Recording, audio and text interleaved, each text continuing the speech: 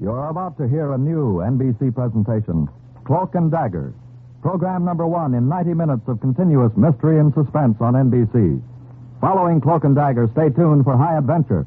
Then listen to The Big Guy, NBC's new unique mystery series. But first, Cloak and Dagger. Are you willing to undertake a dangerous mission for the United States, knowing in advance you may never return alive?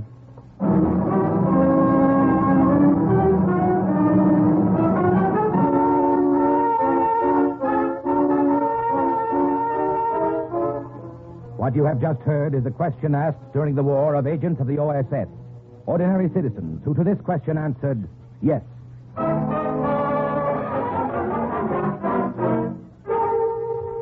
We have the honor at this time to present a former O.S.S. officer, co-author of the book Cloak and Dagger, upon which this series is based, Colonel Corey Ford. Thank you. O.S.S., the Office of Strategic Services, was America's top secret intelligence agency during the war. It was this country's first all-out effort in black warfare, dropping undercover operators behind enemy lines, organizing local partisans to blow bridges and dynamite tunnels, outwitting the best spy systems of Europe and Asia. The success of O.S.S. is known, but the story behind that success, the story of the everyday, average Americans of every race and creed and color who risked their lives knowing all too well that if they were caught, they would face torture and probably death, is what Alistair, McBain, and I have tried to tell in Cloak and Dagger. We feel it is a story in which every American can take deep pride.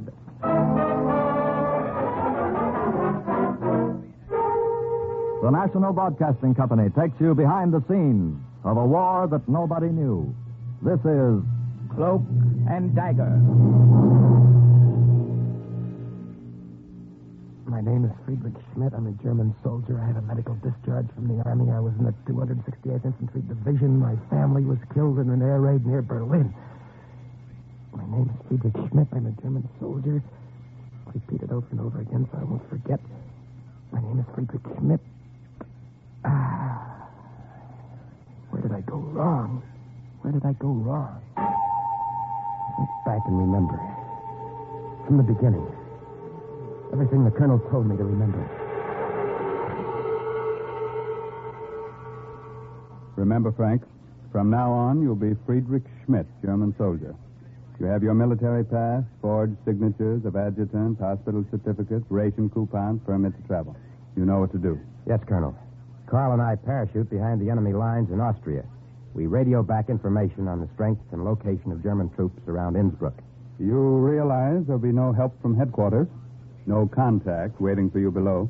Well, sir, Carl knows the country, and his sister is still living there. I needn't tell you the risk you're taking. Of course, you'll land in American uniform, so in case you're picked up immediately, you'll be treated as prisoners of war.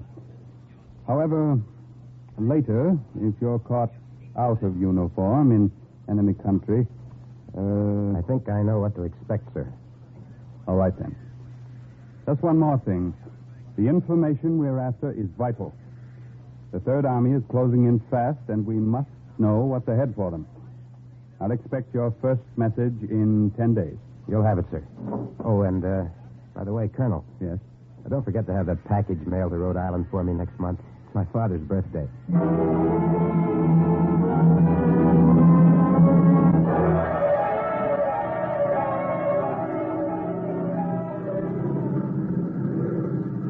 Cigarette, Frank? Thanks, Carl. Carl, Yes, what is it? About Liesel. About your sister. Oh, what about her? You haven't seen her for over 5 years. Over 6 years. Well, 6 years is a long time. Running in. That's us. Get ready to jump. What did you want to ask about Liesel? Oh, nothing. Forget it. Ready, number 1. Ready. Jump. I'll see you downstairs. Ready, number 2. Ready. Good luck, Frank. Go.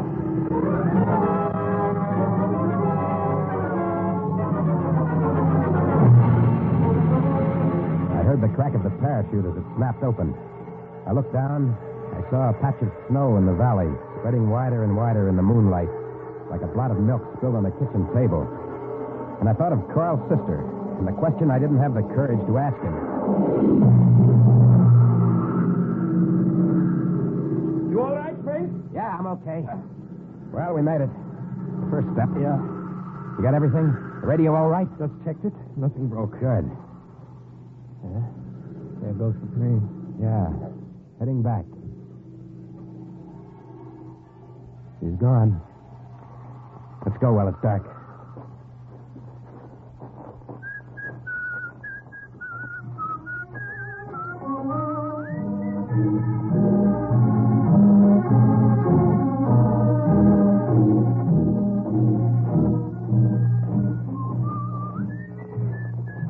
Sun's starting to come up. Keep that cape around you. There'll be people on this road soon. What do you think about that sun? What about it? Astronomers must be nuts. That can't be the same sun I used to see back in Providence. Maybe it isn't. Lass nun die Nacht ist da der Morgen.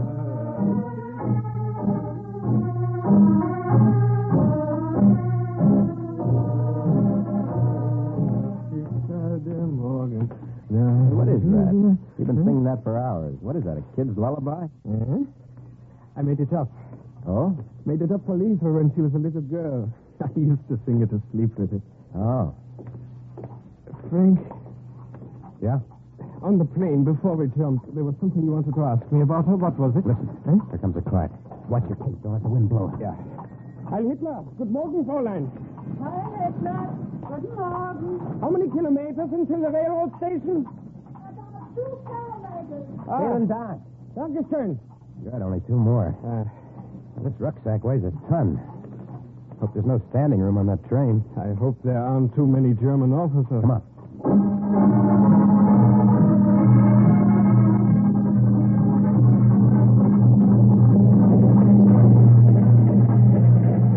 You know, one thing I like about European trains? What? These little compartments. I'd just as soon be closed off in here until we get where we're going. We've got to get rid of these American uniforms, Frank, as soon as possible. Well, we just have to find 2 obliging German soldiers who'll be willing to give up theirs. That's obliging they are not. Well, so far they've been. Let us have a nice compartment all to ourselves. Well, there's no guarantee they'll let us keep it that way, you know. I know one of these things here. Get out your travel permit and identification now. Right. Hope those papers are good for you. They better be. Gentlemen, your identification, travel permit, please. Yeah, Herr Inspector, yeah.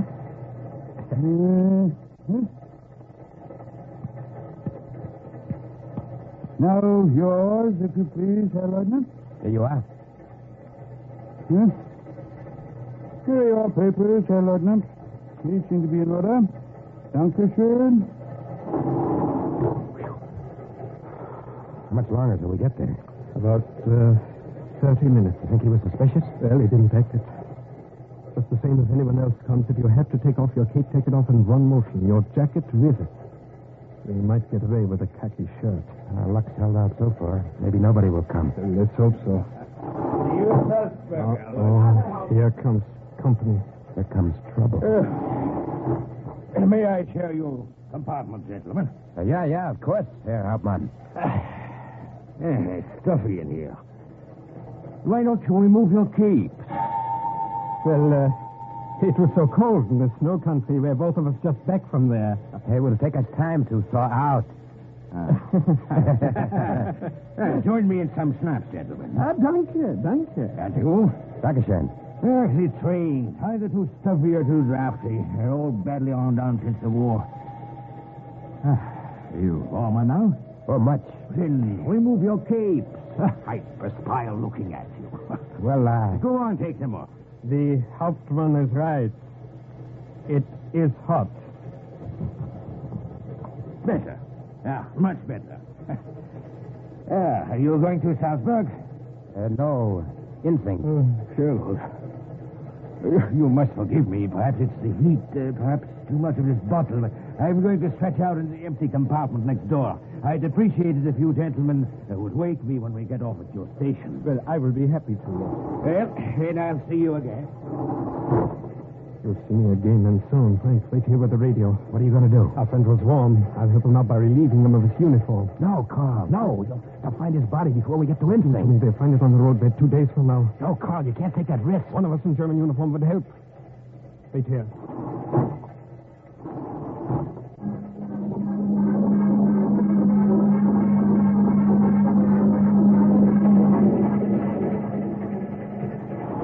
Well, kindly raise your hand.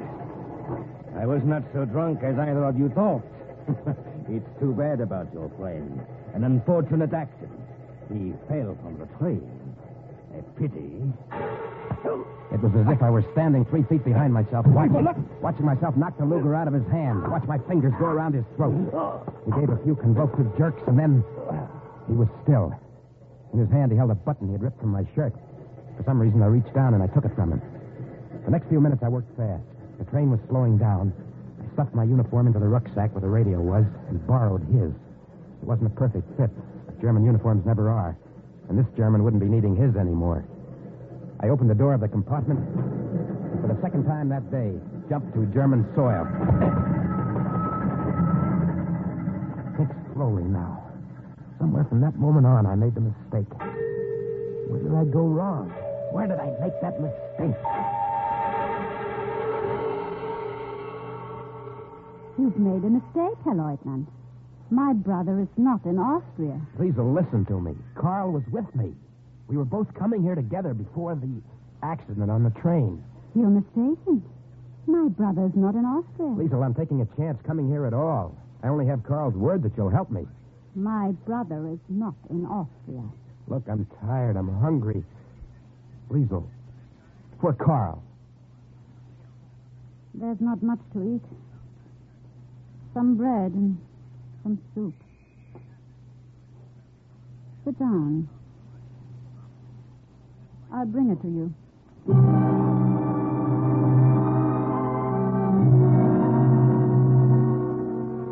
I watched Carl's sister as she went over to the stove. She was small and dark, and her hair was cut short and brushed back. It was fine, like soft baby hair. I felt so tired, I wanted to brush my face against it. Here's your soup. Dankeschön. There's more in the pot if you want it. I'll be back. Where are you going? There's someone you might like to meet. A contact. I'll get him. Stay here and eat. I'll be right back.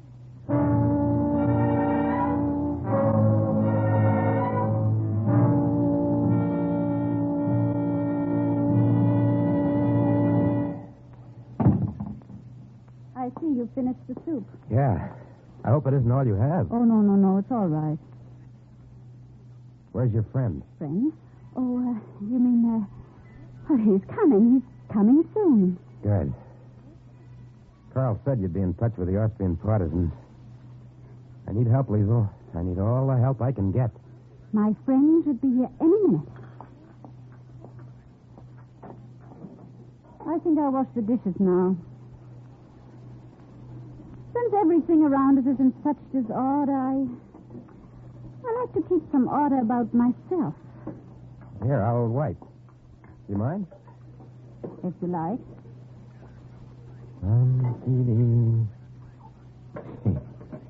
Why does this seem so funny? What? What's happened to the world when you start taking the crazy things for granted and the ordinary things seem out of tune with the rest of living? Like watching a woman doing the dishes, helping her.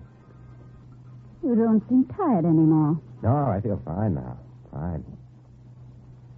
Schloss nun ein, Schloss nun ein, Nacht ist da. Morgen. How did you know that song? Carl. Carl was singing it. Oh, my Lord. Oh, Liesel, what is it? You're pale as a ghost. I didn't know. Oh, Lord, I didn't know. You didn't know what? What are you talking about? The Gestapo is coming. I told them you were here. What did you say? The Commandant, Rubner. He suspected me for a long time, but he's had no proof. I thought he had sent you to trick me. I was afraid. Are you telling me the truth? Yes. Are you telling me the truth now? I swear. I'll shake it out of you. Oh, you've got to trust me. You have no one else to turn to now. You've got to trust me. Oh, you've got to dress me. Kill you. I ought to kill you. Now, listen to me. You can get out of the back door now if you want. Oh, but no, you won't get far there. Oh, you better go down there, to the cellar. And trust me. Open up in there. I have no choice. Quick, that door. It leads to the cellar. Go quickly. Open up. In a minute. Well, where is he? Gone. Gone? What do you mean gone? Well, I tried to keep him here. I couldn't without arousing his suspicion. Yeah. So I, Yeah? Well, you asked me not to do that, remember? Yeah, go on. Well, I was only passing through. He said he had a friend in the mountains. In a hut in the mountains. He told me where it was. You'll take us then. Now. Of course. Sergeant, Just follow me. round up the men. Ja, Herr Kommandant. After you, Liesel. I needn't tell you you're doing a great service for the fatherland. Take your hands off me. I've given enough proof of my loyalty.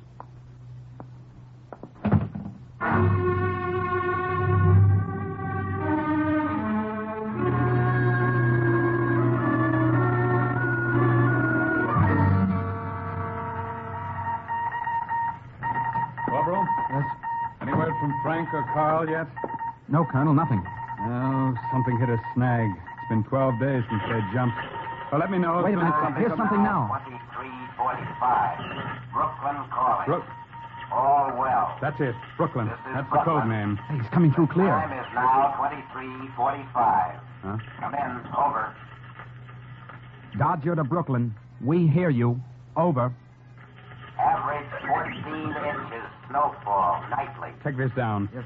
Average 14 trains a night being assembled, Carrying sugar to Dixie. carrying supplies to southern German front. All snow jamming Grand Canyon. All trains routed by Borelberg Tunnel. Juniors gaining weight. Over. Wehrmacht gathering strength. Corporal, let me at that radio. Dodger to Brooklyn. Making this fast. Sending it in clear.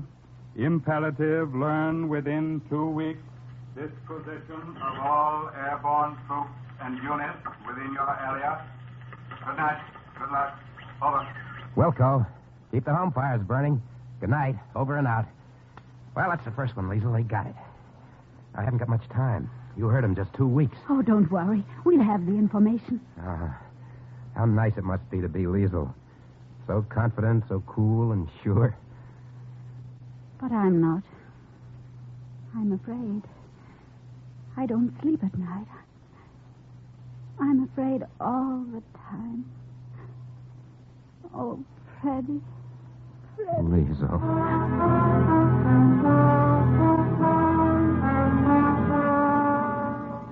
From the night I first came there and crawled into the corner of that damp cellar while she led the Gestapo on a merry chase through the mountains, Liesel and I worked hard. My radio aerial was set up, hidden, lost in a mass of clotheslines. Together we rounded up Austrian partisans. Where did I go wrong? So you are Liesel's cousin, Freddy. Ja, Herr Kommandant. I am Liesel's cousin. Would you like some wine, Commandant? Dankeschön. I didn't know Liesel had a cousin from Berlin. We knew she had a brother, Karl. Liesel and I never mentioned Karl, Herr Kommandant. We're loyal Nazis. Aye. Prost. Prost. I suppose she told you what happened to her a few days before you came. Some more wine, Commandant. I haven't finished this glass yet, Liesel. You seem nervous. It's such an honor having you visit us here. Liesel. You know, Herr Lieutenant, your little cousin has been much nicer to me lately. I tried to convince her for some time that there are advantages to being friendly with the right people. I suppose she told you about the American spy who came here over a week ago? I find that hard to believe. I'm not sure what he was. He was in German uniform, and he may have been a deserter. Possibly. In any case, we had a long search for nothing that night. We found no trace of him. You say you have a medical discharge, Herr Lieutenant? Ja, Herr Kommandant. The rest of my family was bombed out in Berlin. Oh, yes. I had no place to go, no one else to come to. So I came here. Strictly a matter of regulations. May I see your papers? Your papers, Lieutenant. I have them here. Here you are.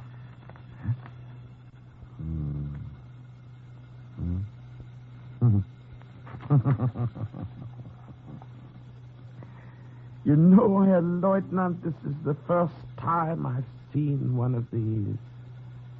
Filled out correctly. Thank you for the wine, Lisa. With your permission, I'll come back again.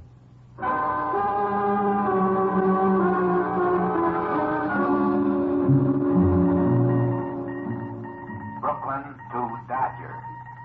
Heavy shipment of pianos to Dixie. Brooklyn to Dodger. Bricklayers Union schedule heavy meetings in Dixie. Brooklyn to Dodger. Maybe slight delay. Home team will travel. Over and out. What's the matter, Colonel? They must be closing in on him. Home team will travel. That means he's got to move the radio.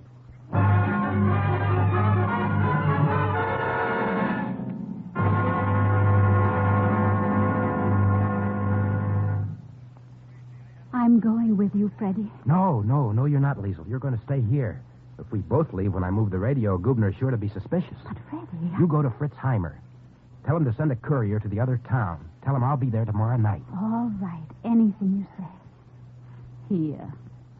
Let me sew on that button for you. No, it's all right. I'll do it. Take my mind off things. You're tired. You've worked too hard. If the Allied Army's eyes close as you think, maybe it'll all be over soon. I'll be back.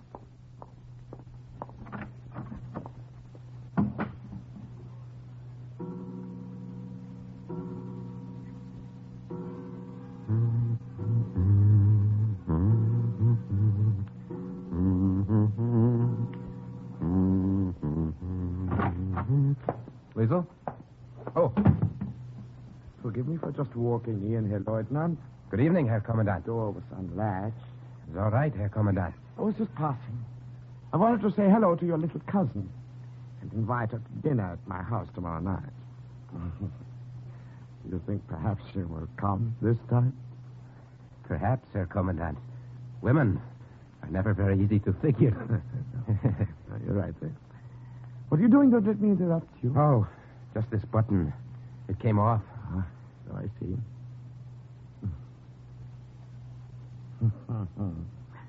Army training is so valuable. It teaches you so many things.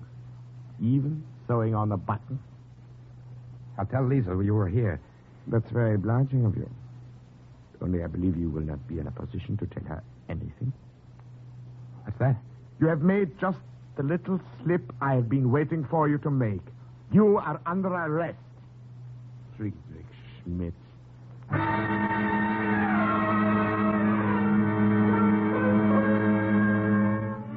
many things to remember. An American cigarette could give me away, an English match, laundry marks, and clothing. Cut them out, patch them up. Yes. Now I know where I made the mistake. The button. Americans sew them on in crisscross. Europeans in parallel. I was nervous and I forgot the button. And Gubner saw me. Get up. Come with me. You are wanted for more questioning. Your name. Your objective. Who sent you? Where are the American armies? My name is Friedrich Schmidt. Your name. The commandant asked your name. Your objective. Your objective. Who sent you? Who sent you? Where are the American armies? My name is Friedrich Schmidt. I'm a German soldier. Oh, God, throw him back in his cell.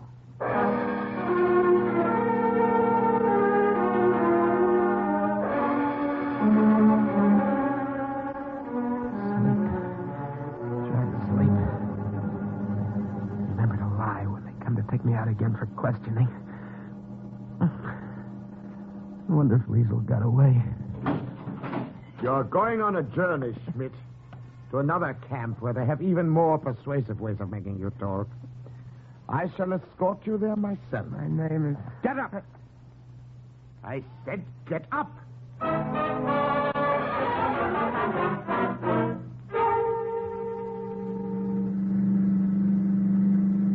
Driver, stop at the tavern on the right. Ja, Herr Kommandant. It's a pity, Schmidt.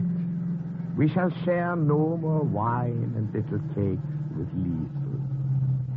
I have something else in store for Liesel when I catch up with her. Her cousin. I'll be only a few minutes, driver. You're not to speak to the prisoner while I'm gone. Do you understand? Ja, Herr Kommandant.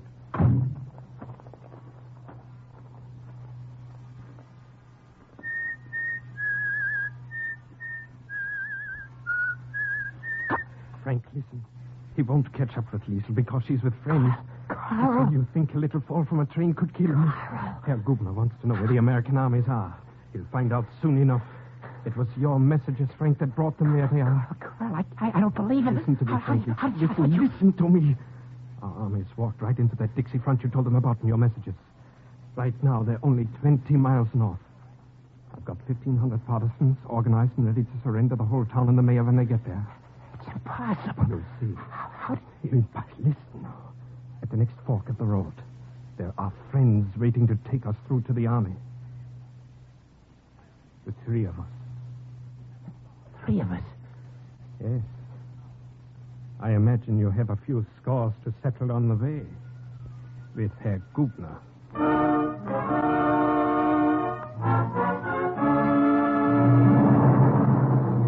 It wasn't coincidence, but a forged transfer that made Carl driver of that car. It wasn't luck, but carefully planned inside information that told the O.S.S. exactly where Frank Baker was. It led to his release, that closed the drawer finally on file number 2218 with the words, "Mission accomplished." And Carl's story, Carl's adventures, also based on actual incidents, is file number 2219 in next week's Cloak and Dagger.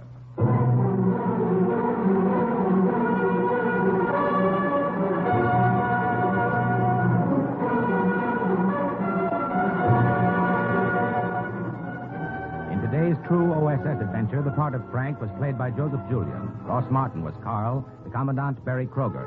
Raymond Edward Johnson played the Colonel, Bernard Pollock the Corporal. Dolly Haas played Liesel. This has been a Louis G. Cowan production under the supervision and direction of Sherman Marks. Material heard on today's program was based on the book Cloak and Dagger by Corey Ford and Alistair McBain. The script was written by Winifred Wolfe, and the music was under the direction of John Gart. This is Carl Weber speaking.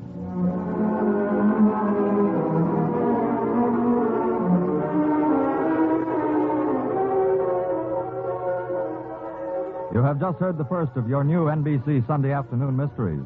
Stay tuned now for high adventure, thrilling stories of action and suspense. Then be sure to hear The Big Guy, an exciting and different kind of detective. Now keep tuned for number 2 in NBC's new Sunday afternoon mystery lineup. You willing to undertake a dangerous mission behind the enemy lines, knowing you may never return alive?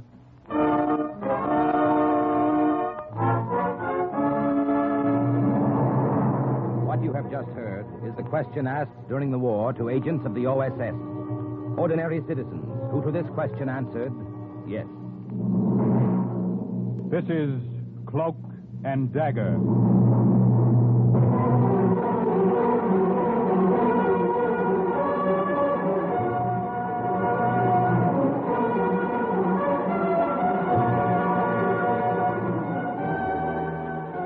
Black warfare, espionage, international intrigue. These are the weapons of the O.S.S. Today's story, The Trojan Horse, is suggested by actual incidents recorded in the Washington files of the Office of Strategic Services. A story that can now be told.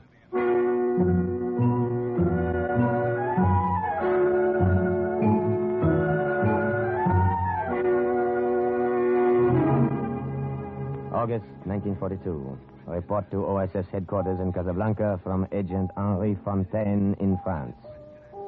Contact with girl Gabrielle Monet was made in the Bluebeard Café in Paris.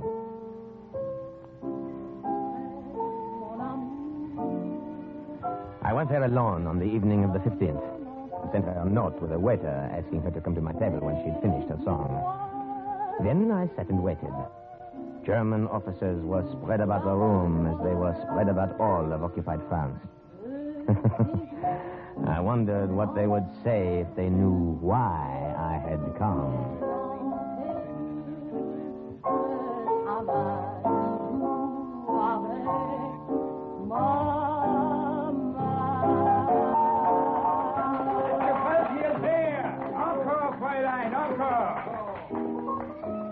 You send me this note, eh? Oui, mademoiselle. Will you join me? Why not? I drink with anyone these days. What will you have, eh? What have you? Let me taste from your glass. It is very bad wine. Huh? You are right. Oh, the only time a girl may get good wine nowadays is when she drinks with the Boche. Never mind, I'm not thirsty. I enjoyed your song. Is that what you wanted to tell me? I think you are wasting your time here in Paris. Paris is wasting our time on Paris these days. I can offer you a better position in Casablanca. What did you say? Who are you? My name is Henri Fontaine. I, too, have a good position with the American O.S.S. in North Africa. What are you saying? Before the Germans came to France, I was a poor poet. They did me a service. Now I'm a rich spy. You sit here in a room full of Germans and tell me this? What makes you think I will believe you? What makes you think I won't turn you over to the Germans if I do, eh? Mademoiselle, I am not such a brave man. Neither am I a fool. We have kept you under observation for months. We know you better than you know yourself. Is there anything you'd like to know about yourself? What do you want of me? On our side, we have only the very best. Forgers, counterfeiters, cutthroats, and spies. Will you join us? Just tell me what you want me to do.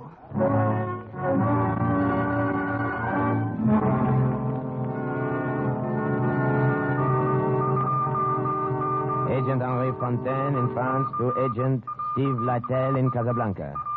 Arrangements have been made to transport the girl Gabrielle Monet to the south of France and then to Casablanca.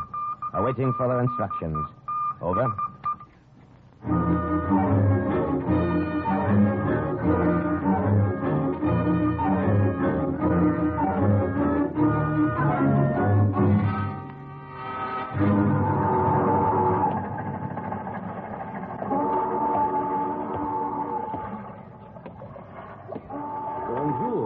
Bonjour. The roses will bloom early this year, I think. Oui, but not too early, I hope.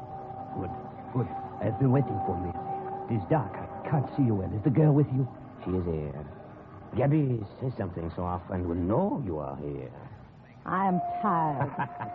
Did you have difficulty reaching my safe in Paris? Not too much.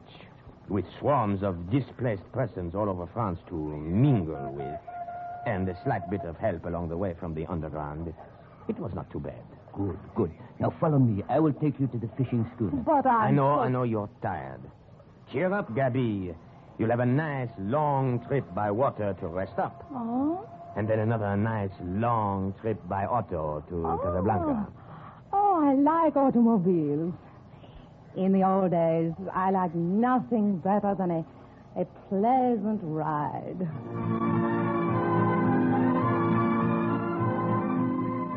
But Gabby did not like the automobile trip to Casablanca. It was probably nothing like the old days. I drove up front alone while she was fitted in the trunk of the car behind gasoline drums. There were gunny sacks and a Moroccan rug thrown over her. Across everything, a heavy canvas cover lashed down with just enough air left for her to breathe. We drove that way over rough roads for several hours. When it got dark, I pulled over to a side lane and let her out. Gabby, come out. Oh, my back. It is broken. I will gladly massage it for you. You are too kind. Not at all. No, thank you. Pity. Why did we stop? To give you a chance to stretch your legs. And a cigarette if you want one. Oh, I would die for one. Give. I have one lit here. Mille merci. You see? I try to be gentle. I try to make up for the inconvenience I am causing you. Ça c'est drôle. I remember what another poet once said. A German, by the way, but not a Nazi. His name was Goethe. What did he say? He said, be gentle with women. Remember, they were made from a broken rib. I am not amused. I'm sorry. You are always smiling. Do you enjoy the war, huh? I am a poet. There is poetic excitement in being behind the lines, working underground. I enjoy being a spy. Well, I am no Mata Hari. You will do. You still have told me nothing. Why did they send for me? You remember a German named Paul Vogel? Paul... What do you know of him? Tell me. Not now. The time is late. But I must know. Throw away your cigarette. Why did you mention I said later. We have a long journey ahead. If we pass the border post, I will tell you. If we do not, the words and minutes would only be wasted.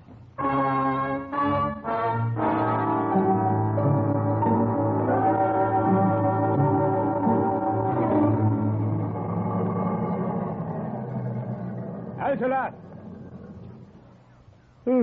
I thought I would never reach the border. It's been a long trip. Where are you headed? Casablanca. Have you anything to declare? No, nothing. Let me see your passport. Here you are.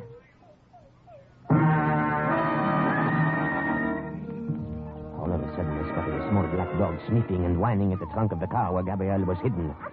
The customs officer had not noticed him, and I knew I had to find some way to keep him from noticing. One becomes stiff after so long a ride. While he looked over my passport, I went to the rear of the car, picked up the dog by the scruff of the neck, and started to pet him.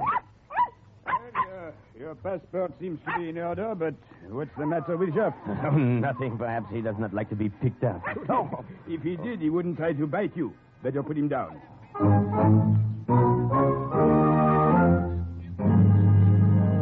I knew if I put Jeff down, he'd go back to sniffing around that trunk. I felt like strangling that cute little black puppy. Well, put him down. I have taken a fancy to him. How do you feel about selling him to me, eh? Huh? Well, you are serious, monsieur? Oui, I like him. Come, how much, eh? Oh, take him. There are two more like him around somewhere. Thank you. He will liven up the journey. Wait. Huh? Before you go. Yes? What is in your trunk? Huh? I said, what is in your trunk? Let me put the dog in the car, and then I will show you. The trunk. I will show you. You see? Gasoline drums. Yes, I see. Very well. Close the trunk. I may go? Of course. Thank you again for Geoff.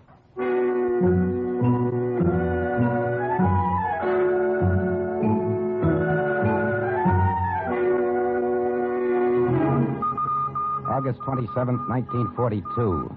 Report to O.S.S. headquarters in Washington from Agent Steve Lytel in Casablanca. Fontaine and the girl arrived. I knew as soon as she walked in that Paul Vogel could not have forgotten her.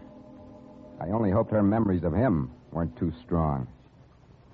Now, as you know, Miss Monet, this is an international zone. We are, in effect, neutrals. In Casablanca, we pass each other in the streets. Germans, Americans, Vichy, and Free French. You can imagine what a hotbed of international intrigue we have here. Oh, I know nothing of that kind of intrigue. Then perhaps we can broaden your horizon. Hold it, Henri. Now, listen to me, Yebby. The head of the German Armistice Commission in Casablanca is a man named Paul Vogel. Does that name mean anything to you? We knew each other. Once. Before the war. Knew each other? He was an attaché to the German consulate in Paris. You almost married him once, isn't that so? That is my business. I'm afraid we've made it our business.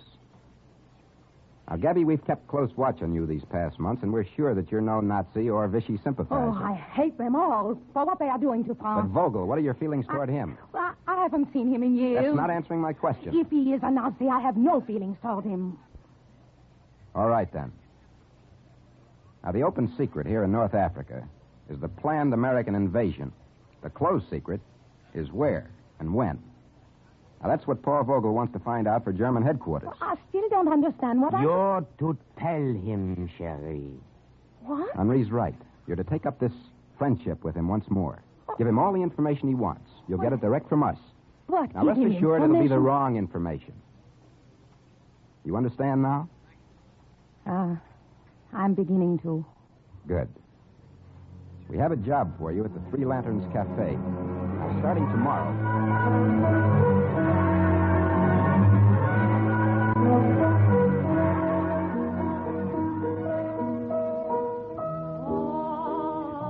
And Henri Fontaine and I were at the Three Lanterns Cafe the next night when Gabrielle opened there. The cafe was packed, but even the crowd around the bar, officers with ribbon chests, waterfront riffraff, and black marketeers, all of them were quiet when she sang.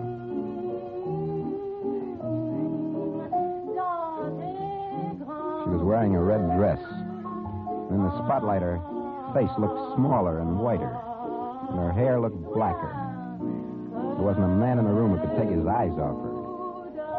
I wondered how soon it would be before Paul Vogel came in and saw her, too. A girl like that could make you forget the war, I Steve.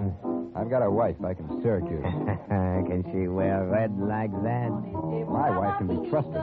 And this girl? She and Vogel were pretty close in the old days. I know my own kind. She can be trusted. Well, I hope you're right. The success of the whole American invasion may hinge on it. A lot depends on how hard Vogel falls for that little bait up there on the bandstand. Steve, Vogel, he's just come in. That's all I wanted to see. Come on, let's get out of here. Excuse us, pardon.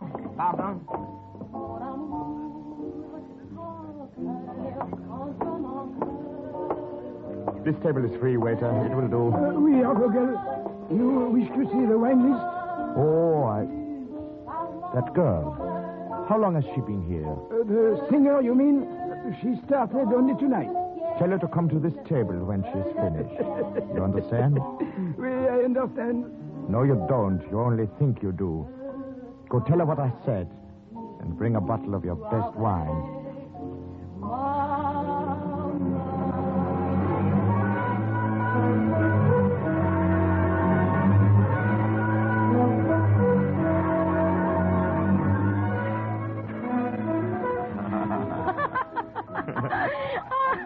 And I had no idea it was you, Paul, when the waiter came to me. How like you to walk back into my life so quietly after making so violent an exit. The world is small after all, Gabby. I'm amazed to find you in Casablanca. I can say the same of you. What are you doing here? I arrived here a few days ago, but I've been in North Africa for months.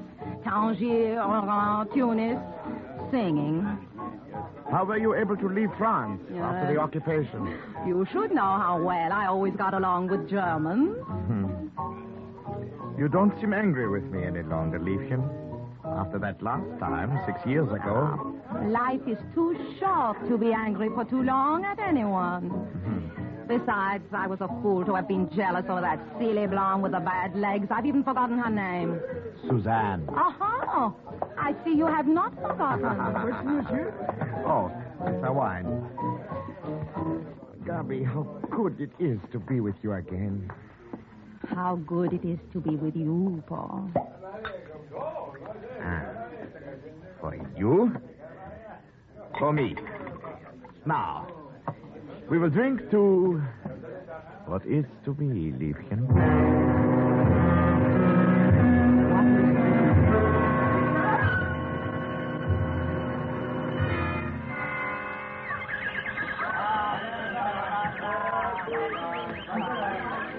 You could have no better guide through Casablanca than I, Gubby.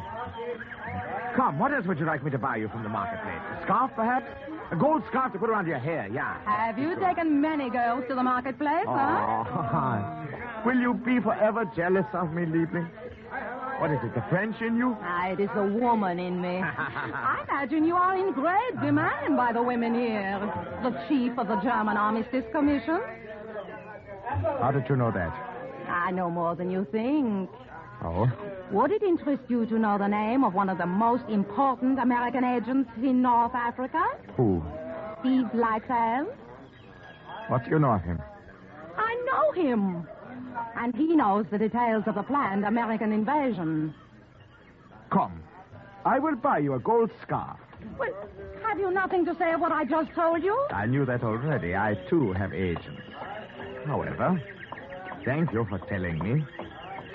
I can promise you more than a gold scarf if you find out additional information for me. Is this possible? It might be. Very possible.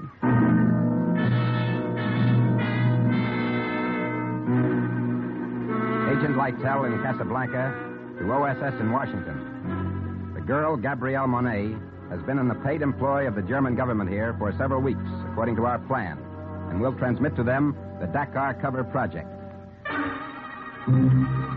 September 1942. Report to O.S.S. headquarters from Agent Monet. I had a feeling that things were going too smoothly. I seemed to be holding my breath, waiting for something to go wrong. And on the night of the 29th, it did. Paul Vogel was in my room above the cafe. We were listening to my record of our favorite song.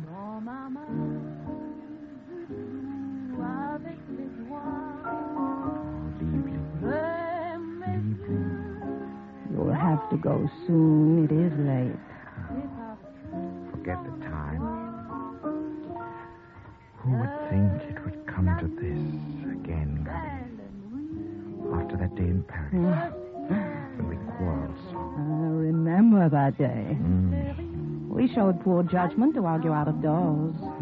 It was raining. I got a terrible cold in the nose. Poor Gubby. Let me kiss that poor nose.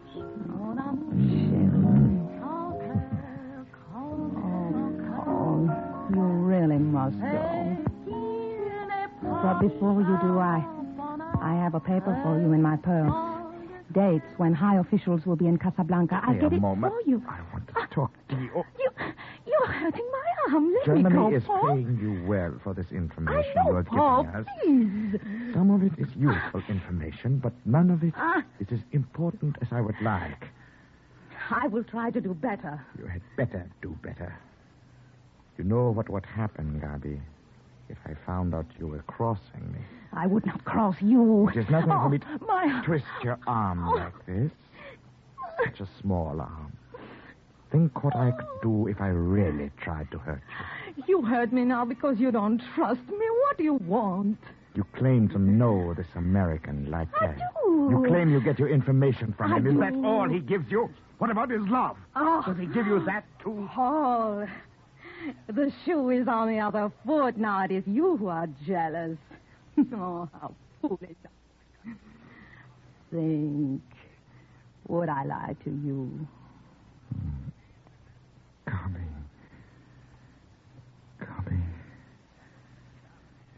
Oh, Gabi. If you ever lie to me,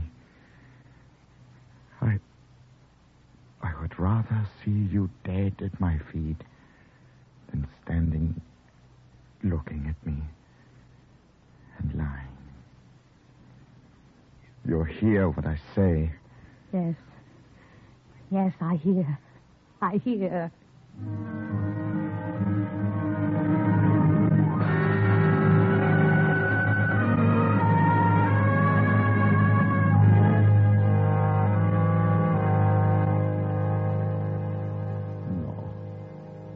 No more wine. I must keep my head clear to think of what you have just told me. Now, are you satisfied that I'm earning my money? Dakar. So the Americans will land in a few weeks at Dakar. Very likely, very likely. Dakar is strategically important. It will be more important if the German fleet is there to stop the invasion. Yeah. That bungled attempt at a landing under de Gaulle's leadership failed, so the Americans probably figure we would not dream that they would try it again in the same place. One American, Steve Lytell, does not dream you know this. Are you going to tell German headquarters?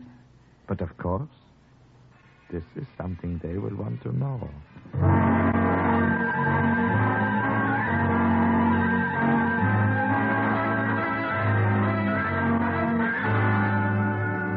He believes it, Steve, every word of it. Good. The German fleet is being sent to stop the invasion at Dakar. Good, Gabby. Good work.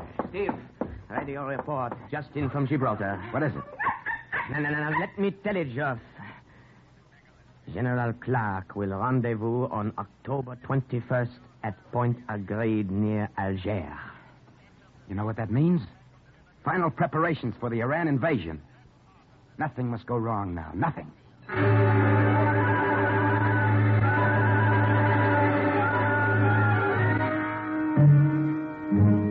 November 4, 1942. Something very wrong happened. Paul came to my room just before I was ready to go downstairs to the cafe. Paul! Gabby, your friend, Lytell, has been playing you for a fool. Do you hear what I say? I don't understand. The invasion is not Dakar. I just learned myself it's to be Oran. Oran! And the German fleet, on my suggestion, is waiting in Dakar for nothing. Paul. And will continue to wait for nothing. Paul, it can't Do you know what be. this will mean to me? Do you realize what the High Command will do to me for this? Please, Paul. I'm ruined. Perhaps your latest information was wrong about Oran. No. It all ties in. They, the Americans, wanted me to believe that... Gabby, what had you to do with this? Now what are you saying? I'm getting tired of your suspicions. One day you trust me, the next day you don't. Your French? What kind of French? Instead of questions, ask yourself this. Would I betray you, Paul? Not Germany, but you. Think. Look at me. Look at your Gabby and Alistair.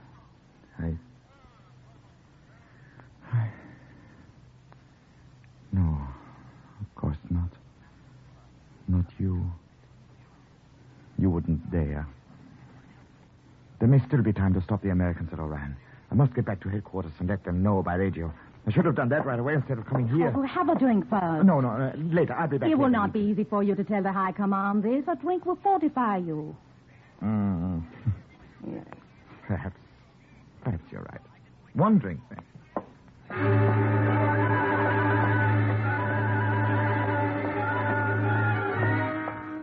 Paul sat on the edge of the couch, his head in his hands.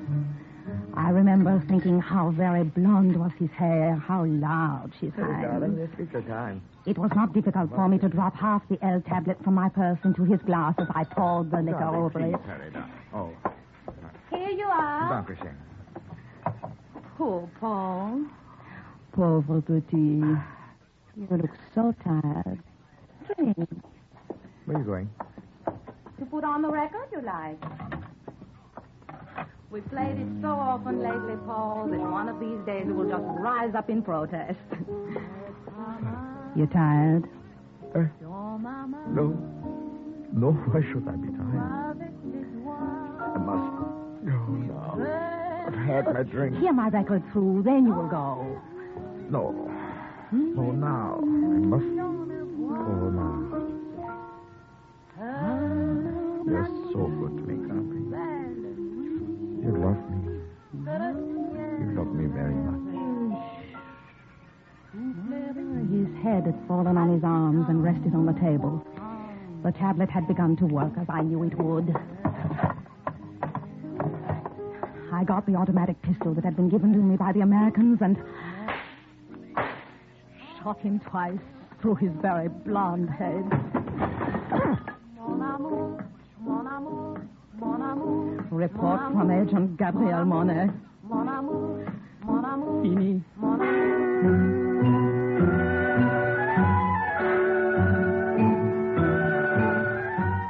Well, it ought to come any minute now, news of the invasion. I've had word that Eisenhower and Clark were in Gibraltar on November the 8th. I'll let you both know as soon as something comes through on the radio. Are you all right, Debbie?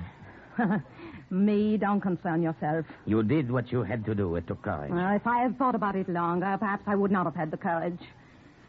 You cannot know. I think I do. He meant a great deal to me. A long time ago. I killed him. Listen to me. I told you something once that the poet Goethe said. He also said this. Give up what perished long ago, and let us love what's living. Do you hear, Gabi? Do you hear?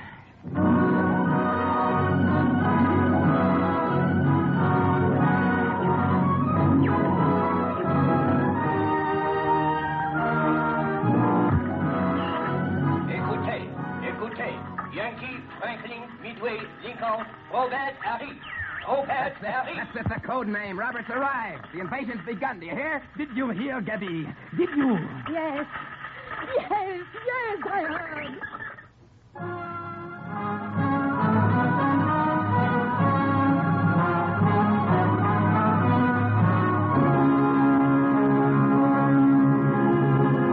And once again, the report of an O.S.S. agent is closed with the words, Mission accomplished. A further adventure in black warfare is next week. Cloak and Dagger.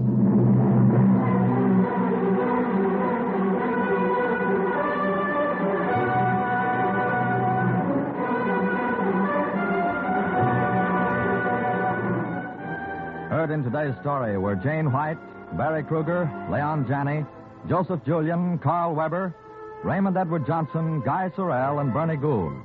Script was by Winifred Wolfe. Music under the direction of John Gart. Today's true O.S.S. adventure was based on the book Cloak and Dagger by Corey Ford and Alistair McBain. This has been a Louis G. Cowan production under the supervision and direction of Sherman Marks. Stay tuned for the second big mystery, High Adventure, on NBC.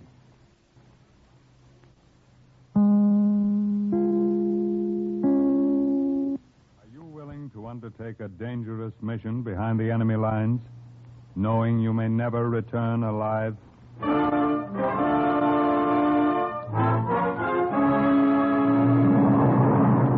What you have just heard is the question asked during the war to agents of the O.S.S. Ordinary citizens who to this question answered, yes. This is Cloak and Dagger.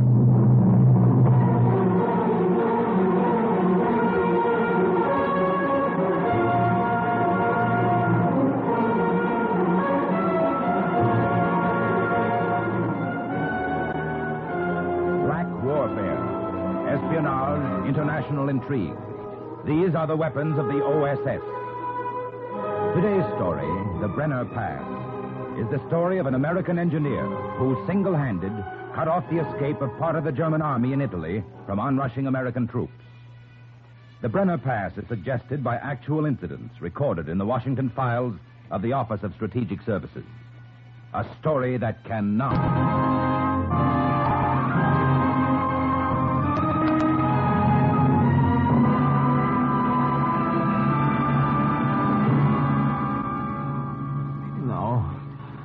No, Padre, I don't want it. Ecco, qualche cosa a bere. Drink it. Drink this, figlio mio. It will warm your inside. I want to talk to you. I want to tell you. Drink this first.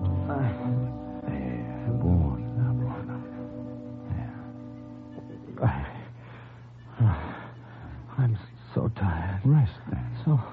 So tired. Rest. You won't give me away, will you? You'll hide me if the Germans come. Won't you, Padre? Won't you? You came to me, my son, because you knew I'd give you sanctuary.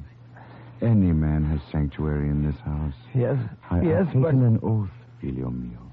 Anything you tell me, only God and I will witness. And if I had not taken this oath, I still would not give you away. Thank you, Father. Now, you are an American. That much you have told me. Do you want to tell me more? Or do you want to sleep first? No. It is better you sleep first. I'll sit beside you. I won't leave you. No, Padre. I want to tell you there may not be much time. I have a feeling that time is running out for me. My name was Donald Harper. I say was because somehow I don't feel as if I have a name anymore. When you're tracked down and hunted, you're not a human being. There's no past or future. There's just the present, and you run. So much has happened in a few weeks that it's hard for me to remember. Remember back from this morning when you found me unconscious on the steps of the chapel. Back to the moment I was sent on my mission. November 12th, 1944.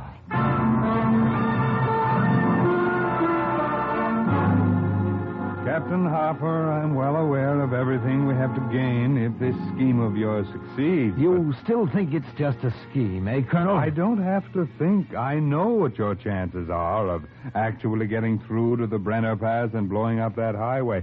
And I know what'll happen to you if the Italian fascists or the German police get you. I know a couple of things, too, Colonel. One of them is the country up there in the mountains. Yes, I nearly broke my neck half a dozen times when I was a kid climbing the rocks around my grandmother's hut. And just before the war, I took a trip from the States to see her again. I skied over every inch of that mountain near the Brenner Pass. Colonel, I know I can do it. We've been through this before, Harper. I'm aware of everything in your favor. Your knowledge of the country, the fact that you were an engineer before the war. Just give me supplies, some TNT, an Italian uniform, and some phony papers in case I tangle with the fascisti. It's all I need, Colonel. I tell you, I can do it. It's true. If that highway to the Brenner Pass could be destroyed, it would take the Germans months to repair it. It would cut off one of their retreats out of Germany. Of course. Now, we'd have them where we want them when the American armies advance. Their backs to the mountains and no way out. That's it.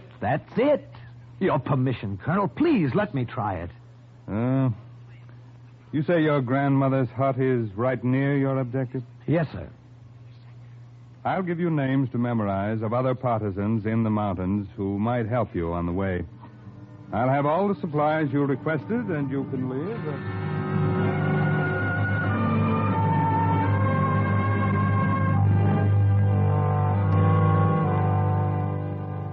From the beginning, Padre, I had bad luck.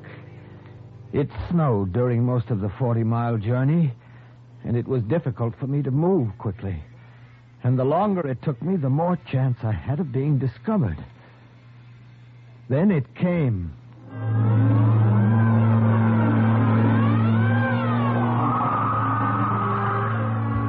You know what a storm is like here in the mountains? How it can blind you and throw you against the rocks? When it was all over, I realized what had happened. I had been thrown off my course. But that wasn't the worst of it. My knapsack was gone, all my supplies, and the packet with papers the O.S.S. had forged for me. I had no identification now, and no food. But I still had the TNT for the highway near Ampezzo.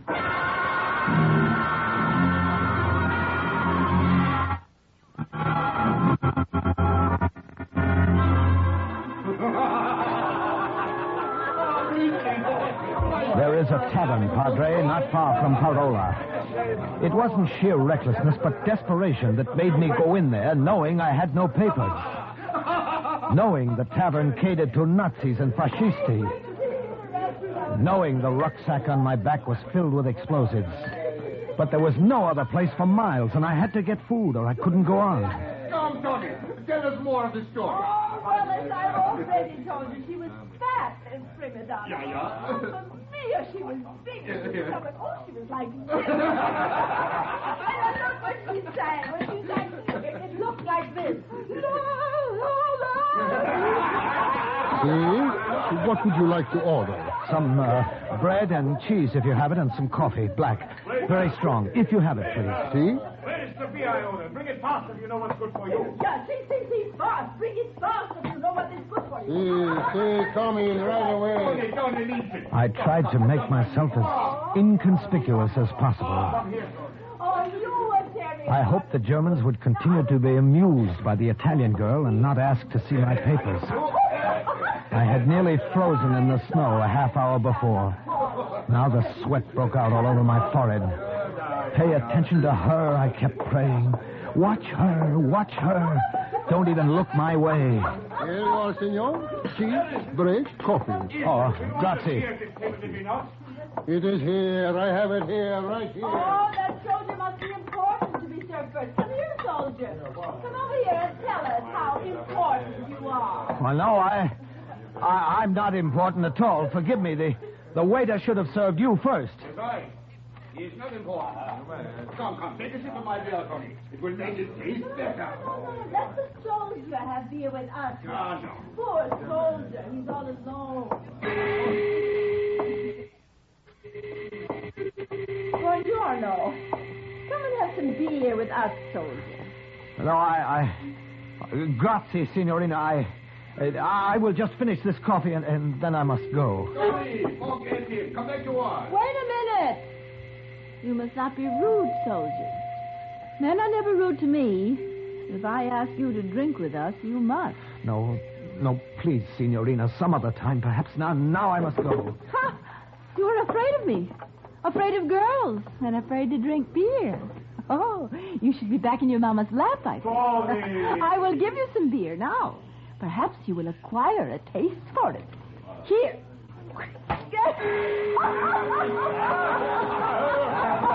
She threw it in my face.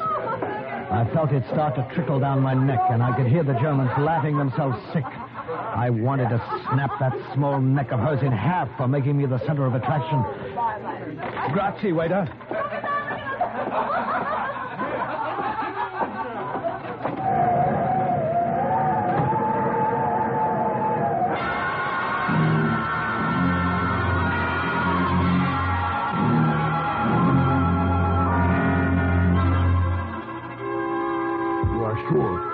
You are very sure you're not followed here to my house? Very sure, amico, and it's snowing again. Even the tracks from my snowshoes are covered. We must be careful, very careful. All of us partisans. The Germans are closing in on us.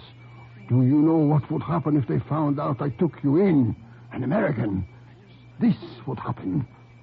But I tell you, there's nothing to worry about, and I'll be gone in the morning. The morning. One. All I want is a night's rest. There is a bed in the back room you may use, Senor Harper. You are sure you are not followed, very sure. Yes, and I'll be gone in the morning before you're awake. You must not think, Senor, that I am being hospitable, but these times, they're very bad times for all of us. Yes, I know. To live is important, too. Yes, in order to fight back later, one must leave now, no? Yes. And the Germans are clever. Very clever. If they knew you were here...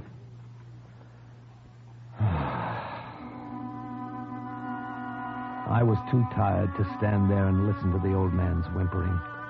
Too tired to watch his narrow eyes like small brown buttons dart about the room, looking first at the windows and then at the door, half expecting the Gestapo to come. All I wanted to do was sleep. I fell across the bed. But a few minutes later, I sat bolt upright, listening to the voices in the next room. Here, an American in the back room, sleeping. Are you sure?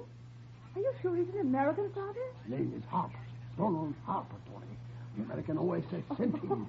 An American, eh? Oh, how the German police... That girl. The girl from the tavern, the friend of the Germans. I didn't stay to hear any more. There was a small door leading out to the back of the hut.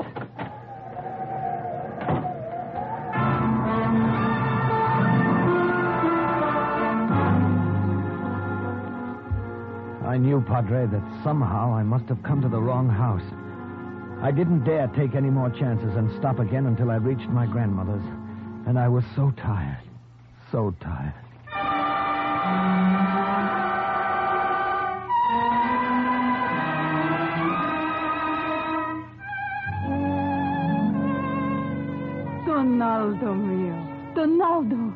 so good it is to see you again. Oh, Nana. Nana. Oh, but how you look, so thin, so tired. Nothing changes here, does it? It could be 6 years ago or 10. Nana sitting here like this, in this house. Ah, and your mama, your papa, how are they? Mail does not come here easily any longer. You have heard from them? Yes, Nana, a few weeks ago. They're fine. They tried so hard to get you to America when the war came. I would not go anywhere, Don Mio. This is my home. No one could make me leave my home. Not the Germans, not the fascisti. Here I stay until the world rights itself again. But what can I get you? So comedy. Make yourself comfortable. You are hungry. Yes, but I'm too tired to eat. I just want to sleep. Do then. I'll make up the room for you later. For now, rest here on this couch. When you wake, I will have food for you. Like the old days, caro mio. My dear one. I will be in the kitchen. Sleep now. Sleep.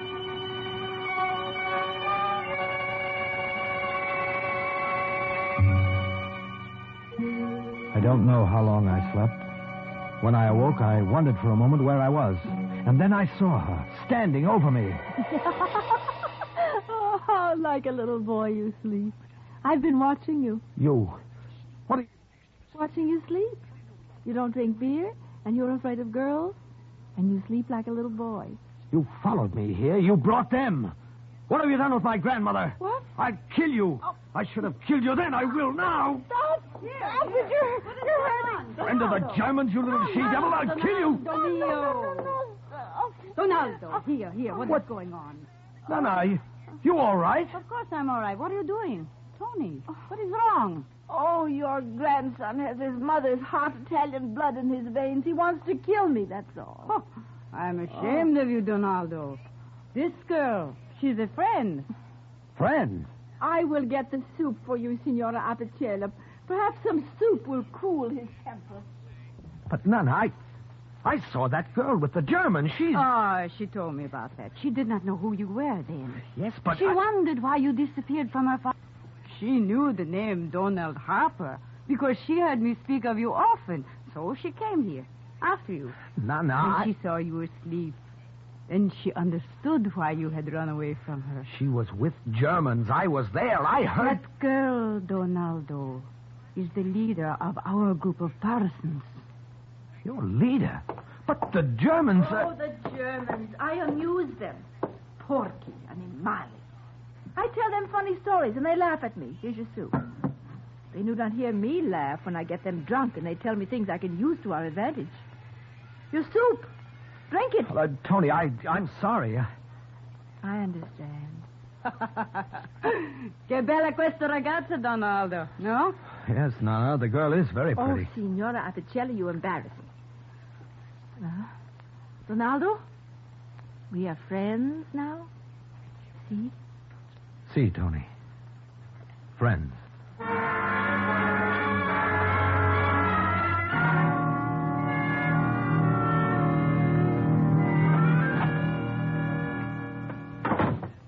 You work too hard, caro mio. What are you doing? Oh, drawing diagrams, Nana. I've got all the plans made to blow up that highway early tomorrow morning, and I want to make sure nothing goes wrong. Here. I brought you something to eat. Oh, you'll spoil me, Nana. But it was good to have you spoil me again these past few days. Ah, how good it is to be able to. Will you leave, then, tomorrow, after you do what you have to do? Yes, I must, but I'll come back to say goodbye first. Yeah. I come. Ciao, Ciao, signorina. Where's Donaldo? Tony, what are you doing here? Are you displeased to see me? Where is that partisan friend you were going to send to help me? Here. What? Me. I am the friend. Oh, no. I can do as good a job as any man. Let me help you, Donaldo. No, it's crazy. Please, let me do it. Girl, it's crazy. It is not crazy. Think what it will mean for me after you are gone from these mountains. Listening to my fat friends, the Germans, talk about the explosion, and to know secretly that it was I who helped to make it. Please, please. Ronaldo. Mio. Well, it's too late to get anyone else. That's why I waited so long. The only man to get on this short notice is my papa, and he is a scared rabbit. I was right the first time. You are a little she-devil. See. Take her with you, Donaldo. All right, then. Pay attention to this diagram. See. Now, there's a railway, as you know, going right over that highway. If we plant enough TNT to blow that right onto the road, it'll be blocked up for months.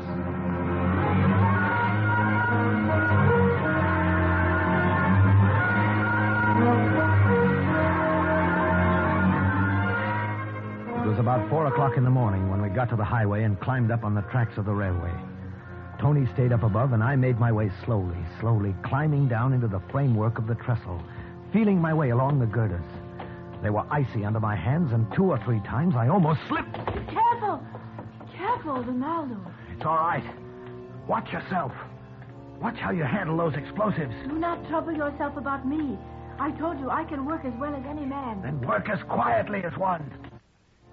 The troop train of Germans would be coming over the railway soon, and I had to finish before it came. I had a coil of wire around one arm and a pair of pliers hanging on a thong from my waist. Tony, you hear me? Yes, I hear you. Well, hand me down those packages of explosives, one at a time. Here you are. All right, thanks. I shoved them in where I wanted them. Packed them close. Tony, the wedges. Quickly, don't be so slow about it. I'm doing it as fast as I can. There. All right. I lashed the grenade on top of the braced explosives, wound it tight with a wire, twisted it with pliers. Finally, I was finished. There was snow on the ground, and yet my shirt was wet with perspiration. All right, last finishing touch. That does it for this side, Tony. Now let's get to the other side. See? Give me your pliers before you drop them. Okay. There. Oh, I have helped you much this far. See? See. You've helped me much.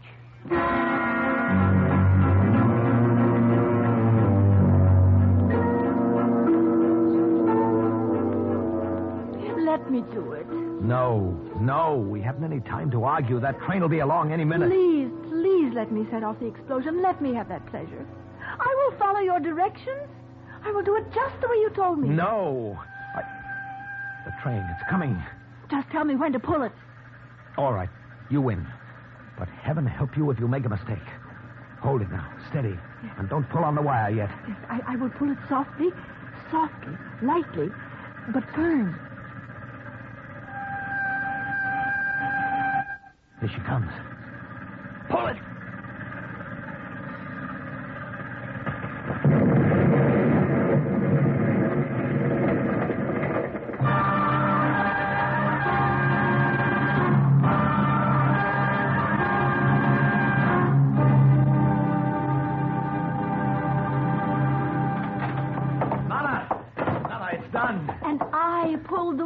Senora Nana, what is it? It is nothing. These attacks. Come on, Alistair. Nana!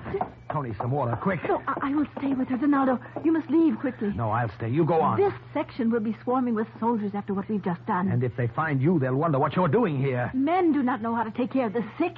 I will stay and help you. All right. Get the water.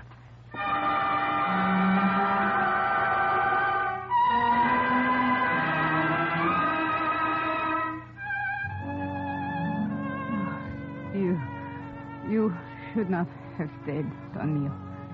I would have been all right. All right, don't talk. Just... Ronaldo! What is it? Germans coming to this house. I can see from the window. Oh, no.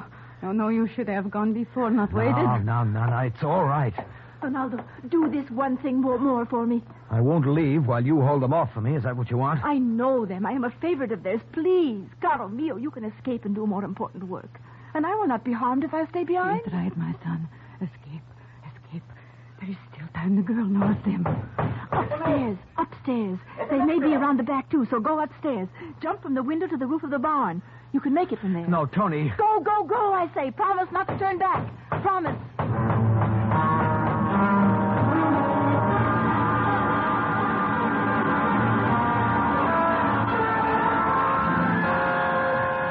I ran up the stairs to the tiny attic. I heard the door close downstairs, so I knew they had come in. I could distinguish their voices, too, although I couldn't hear a word they were saying. I opened the window and saw it was an easy jump to the roof. Then Tony screamed. And I forgot my promise to her and went back, flattened myself against the wall at the head of the staircase. No, I have done nothing, but I came here to take care of this poor old lady. Well, can you not see that she's ill? Give her another taste of the stick. Oh, please, let the girl alone, please. Perhaps another taste of the stick is what she needs. Signorina. Somehow, Tony, you are always around when there's trouble. Trouble and Tony. Yeah. This the truth. Oh, let the girl alone, I beg of you. No, go back. What's this? What? I surprised the first German when I jumped him, brought the butt of my gun down on his head again and again. But the other German was not so simple a matter.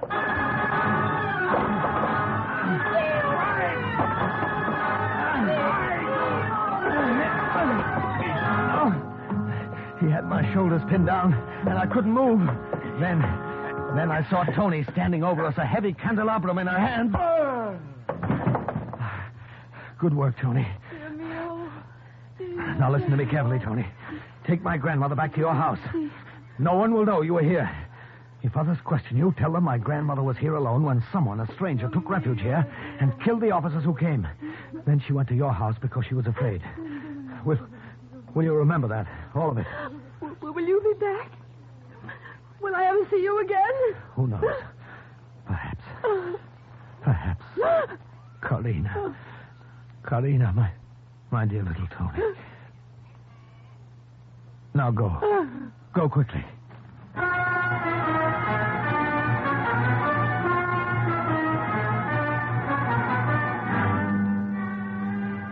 She did. I wanted to tell you, Padre, that's everything that's on my way here. You will hide me. Rest easy. If they come, you... I will do what I can for you. What's right of you coming in like this, breaking down the door? Do not make trouble, Padre, I warn you. No, this is the house of God. It's all right, Padre. It's all right.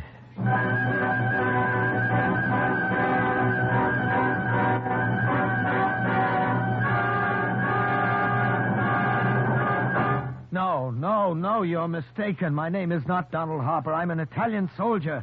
I was lost in the snow. My papers are gone. Come, this is tiresome. Admit it. You are the American who blew up the highway. Answer. You are mistaken, Herr Hauptmann. You are mistaken. We will see. Sergeant, send in the old man. Ja, Herr Hauptmann. In there with you. See, Hauptmann. In there with you. See, I come. Oh, Uh-huh. You recognize him, I see. Excellency, what is this man's name? Hey, Heister. Harper, Donald Harper, the senor is an American. Now I have told you, you will let us alone, see? You have talked enough, go now. You will leave my daughter and me alone, and the old lady, too, now that I have told you. We have nothing to do with it. Yeah. But you will not tell my daughter. You promise, remember. She has a soft heart. It would distress her. Take him away, guard. You will let us alone now, see? See, we are on your side, loyal fascists. You have nothing to say. Everything has been said for me. That highway has been completely destroyed. I'm delighted to hear it. That many loyal soldiers of the Reich have been killed. Well, thank you for telling me. And what is more, you are in Italian uniform. A spy. Bullets are too good to waste on you, American. But a rope can be used again. Sergeant! Ja, Herr Hauptmann. Take this man out and hang him.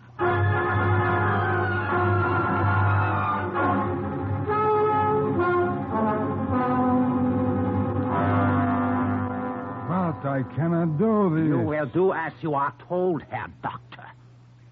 Here is the death certificate of the American who was hanged this morning. Sign it. The cause of death you wanted I should write. As I told you. Just as I told you. Heart failure. A pity.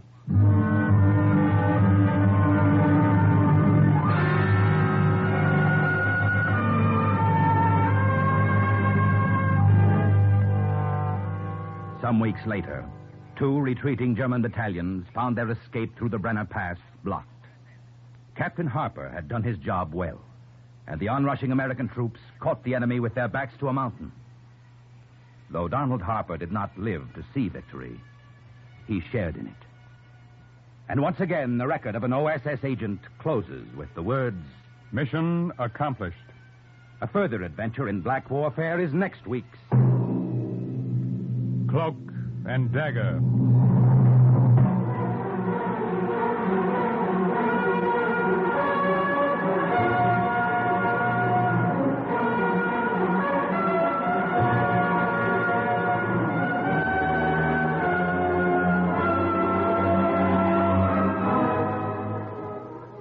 Heard in today's Cloak and Dagger adventure were Everett Sloan, Hester Sundergaard, Barry Kroger, Louis Soren, Virginia Payne, Raymond Edward Johnson, Carl Weber, and Boris Aplin. Script was by Winifred Wolfe. Music was under the direction of John Gart. Today's true O.S.S. adventure was based on the book Cloak and Dagger by Corey Ford and Alistair McBain. This has been a Louis G. Cowan production in association with Alfred Hollander and was under the direction and supervision of Sherman Marks. Stay tuned for the second big mystery, High Adventure. Are you willing to undertake a dangerous mission behind the enemy lines, knowing you may never return alive?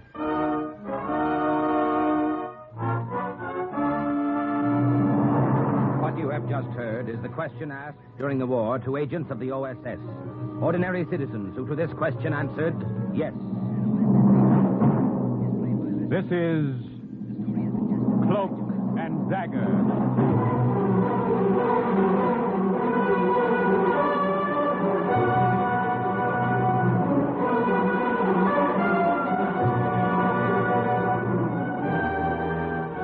Black warfare, espionage, international intrigue. These are the weapons of the O.S.S. Today's story, The People in the Forest, is suggested by actual incidents recorded in the Washington files of the Office of Strategic Services. A story that can now be told.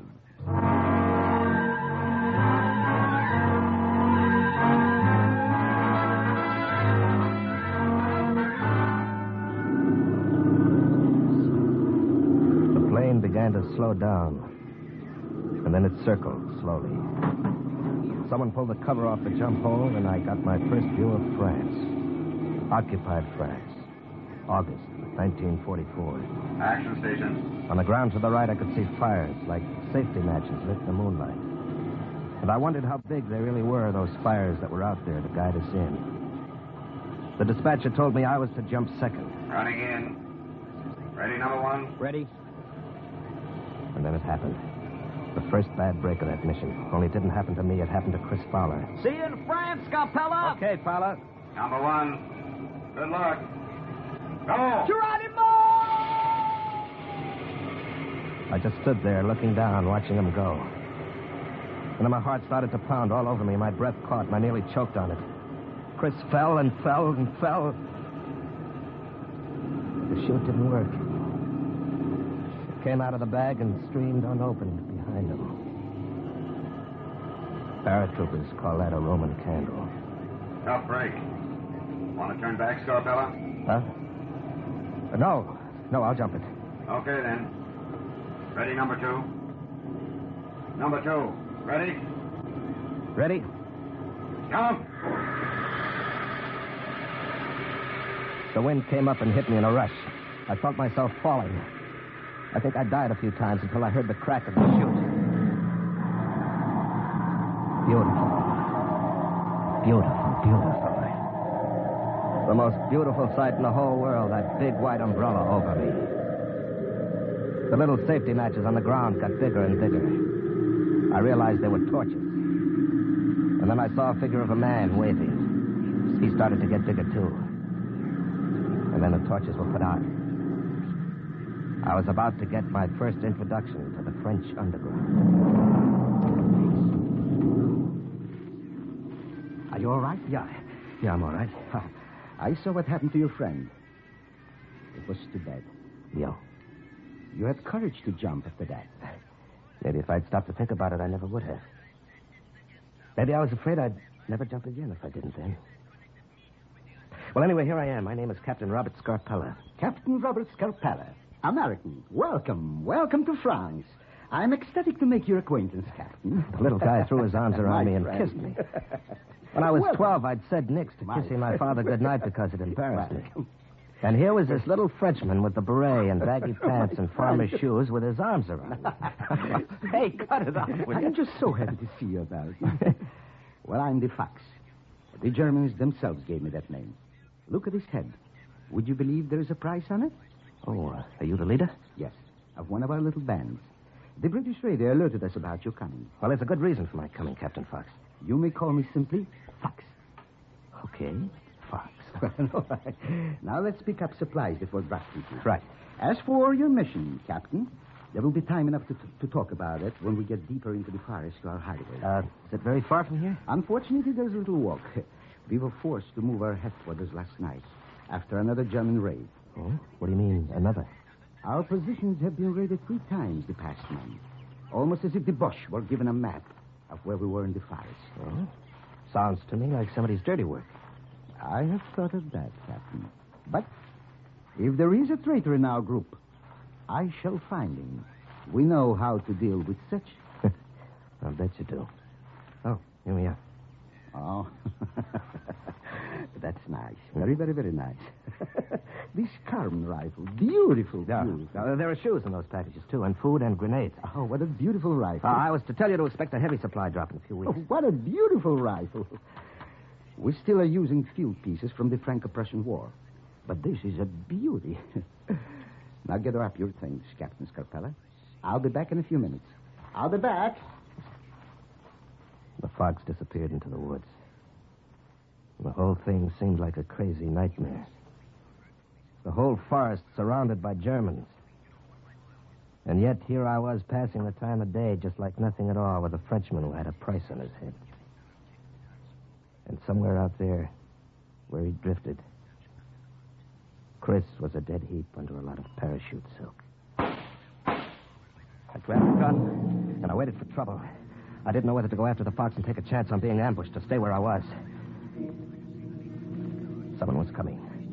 I ducked behind a tree. The only thing I could figure was the Germans had seen the plane, seen me land. I took aim. Carefully. Slowly. American, where are you? Oh, for crying out loud. What happened? What were those shots? I just wanted to get the feel of your gun. So I simply tried it on a couple of Germans over the edge of the hill. It sights very well, though. Oh, for crying out loud.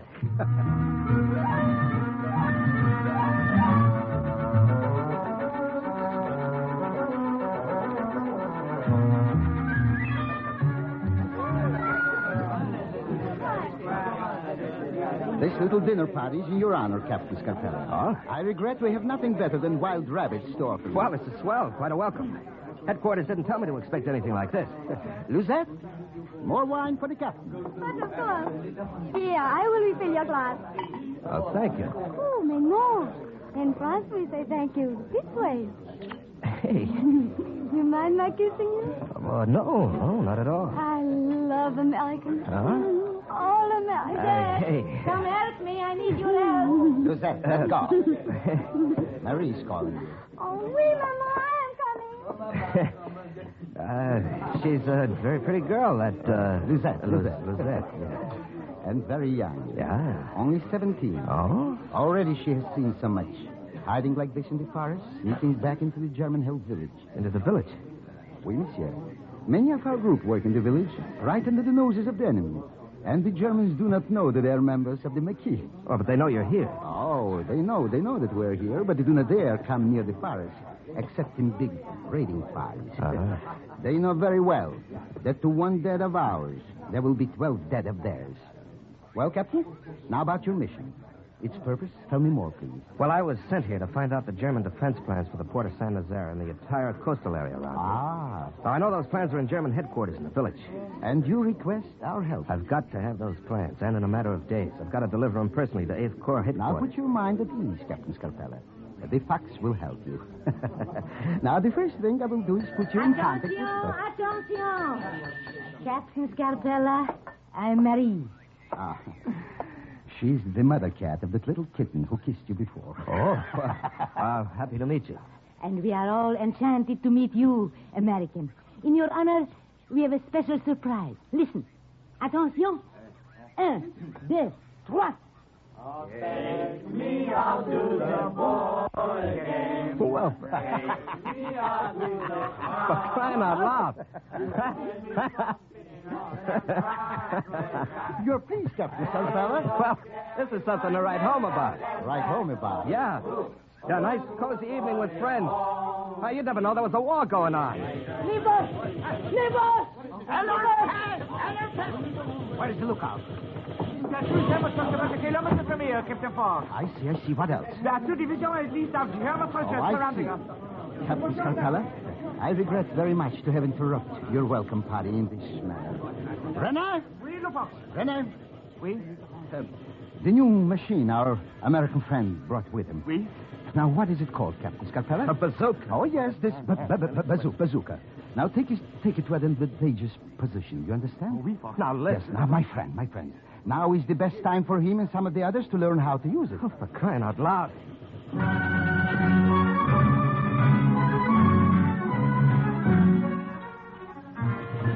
If I thought it seemed like a nightmare before, it was nothing to what happened now. It's so mixed up in my mind, I can't remember it clearly. It wasn't anything like the patrols I'd been trained for in the Army. Now, Captain Scarpella, follow me, please, all right? Ah. These Germans are becoming very annoying. Would you mind pointing that the other way, Fox? Yes, excuse me. This bazooka is a beauty. Just a little beauty. From out of nowhere, a German soldier fell forward on his face. And then the Fox and I moved on. I remember thinking, cripes, this is like kids playing cops and robbers. French boys, still in their teens, ran by with the cross of Lorraine sewn on their coats. I saw Marie take aim behind a tree. And all the time, the Fox kept smiling.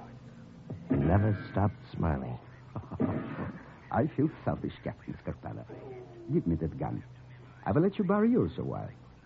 There, about 50 yards ahead, there is a juicy rabbit in German uniform. Oh? Please, get him.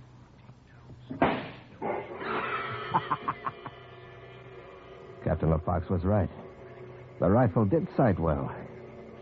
And then all of a sudden there were less Frenchmen around and more Germans all around us. In a case like this, my friend, the best course is to run. Well, let us run.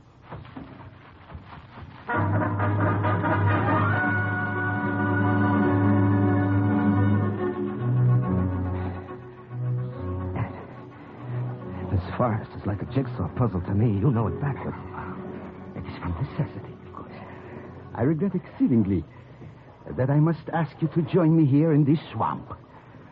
We will stay here till it is safe to leave. Shh. The bush. Under the water. Leave only your nose above it to breathe. They are gold. How can one fight what one cannot see? I think we have in this time a half month. They are scattered and disorganized. Perhaps this is the end of our trouble with them. Relaxed. They have retreated. But those arrogant devils may return again. Well, we'll find out from our informant later how good a job we have done this time. Yeah. I'm going up ahead. Shall I stay here as guard? No. It is not necessary. There's nothing here. Come better with me. Yeah, Herr Hoffmann.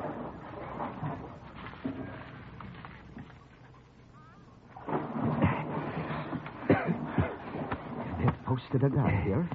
It would have been most inconvenient, Captain Scarpella. Are you very wet? What do you think? Well, there will be clean clothes for you at our hideout. Come. It is time for us to go there. Well, this has been a very annoying evening. Fox, did you hear what they said about... An informant. I heard.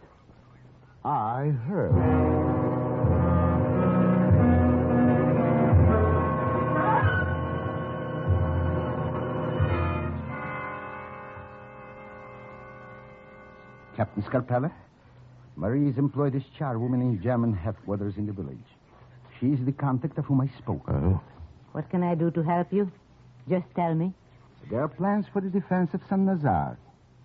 What do you think the chances are that they may be in the files of the office where you work, Marie? Very good, I would say. Marie, tell me, what are my chances of getting into those files? Also very good. Mm-hmm.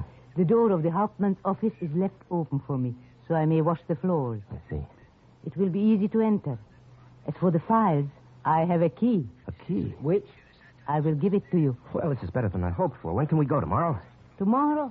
Why not now? The Germans are still out searching the forest, and the coast will be clear. Let us leave now. Well, I'll say it for you, Captain Scarpella. For crying out loud.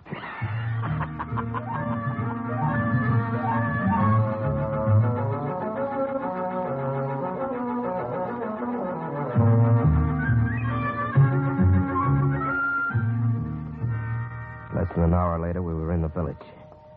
It was 5 o'clock in the morning. There was no one around. The village slept.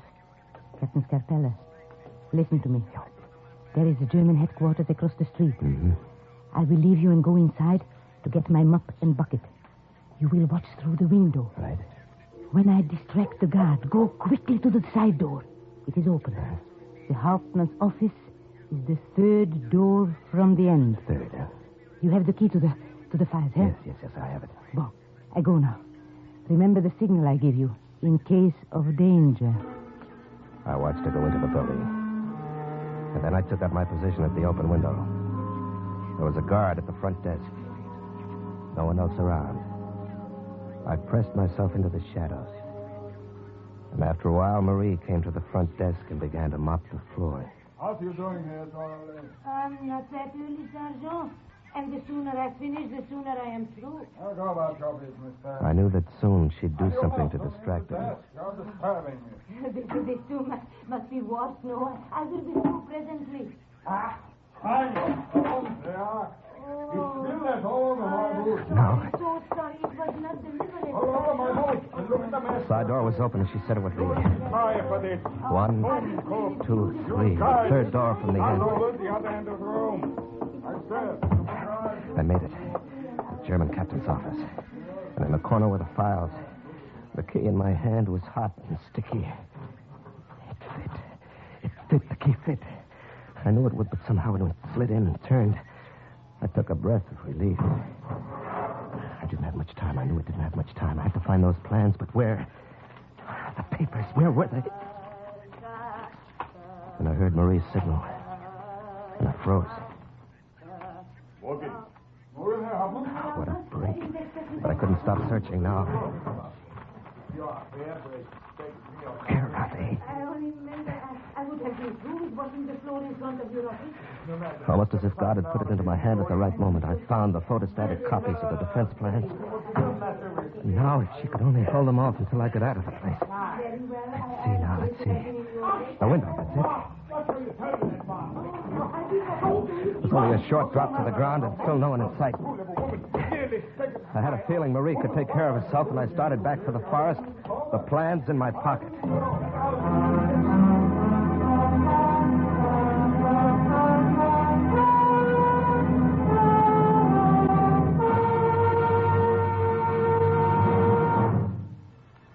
Now, see here, Captain Scarpella. I'm the map. You see? You come out of the forest 3 miles north at this point. Right. Is that a clear road, Fox? You will have no difficulty, Captain. There has never been any reason for the Boche to post guards at this exit. Now pay attention, Captain. I must talk to you. Both of you. Marie, what are you doing back at the farmhouse? Why are you not in the village? Marie, was there trouble after I left through that window? Do they know about the papers? They know. Because they were told. Told by a dirty little spy from our own ranks. What? Now, please, quiet. This is my business, Captain. Speak, Marie. I overheard the spy. One of us. I blush with shame to think of it. The spy was telling the Boche captain about the papers and the Americans' mission. Fortunately for you, Captain Scarpella, the spy was not able to warn him early enough. Go on, Marie. Go on. And the road is blocked, however. You are trapped here, American. You may have the plans, but there is no way for you to leave and deliver them. The road north is swarming with red ants of Germans. The traitor. His name. Give me his name, Marie. I will do better. I will give you the traitor. Renee, bring her in here. No, please. On the floor. I said throw her on the floor. No. Listen to her sob, my own daughter, torn from my own flesh. Cry, daughter, not for what is going to be done to you, but for what you have done. Spy, traitor, this girl, my daughter. I spit on her. I did not know. I waited for her outside. What I was doing. After I heard her with the captain, her German captain. I waited for her and dragged her back here. Fox, do what you want with her. No. Losette. No. Losette, look at me. No. Was it you? You who gave away our positions each time? Answer. Yes, I told them. It has been so hard. I have known war for so long now. All my life, it seems. I have known 2 wars, but I turn on my own. I'm glad your father is dead, so he does not see this. They promised me so much. I did not think it so bad. I only gave them small bits of information. Small bits of information? Except what is lost about the Americans. You call giving away our hideout small, Luzette? We are so much smarter than they. and it always gave us a chance to kill so many of them. Your excuses disgust me. Say the word, Fox. Let me throw her to the wreck. No, Mama. Pity. I am your mother no longer. Do not call me that. Now, wait a minute. Listen to me. Fox, this may be your affair, but I've got a stake in it. Now, what do you wish to say, Captain? There's only one way out of this forest. It's blocked right now. Thanks to her. Now, let's forget that. All that matters to me is that I get through with these plans. Now, Lizette, do you want a chance to prove yourself? Oh, I will do anything. Do not listen to her, Captain. Marie. Don't face it, she has. Now, quiet. Go on, Captain. Now, at German headquarters before, Marie distracted the guard because she knew him. Now, who knows the Germans at the exit to the forest to distract them? I do. I will. Let me, please. They trust me. I will give you a chance to slip by. It is too great a risk, my friend. I have no choice. I can't stay trapped here. The plans are no good in my pocket. Very well. On one condition. I will go alone. And if she does not do as she says, that Fox will shoot her through the heart. You have my permission.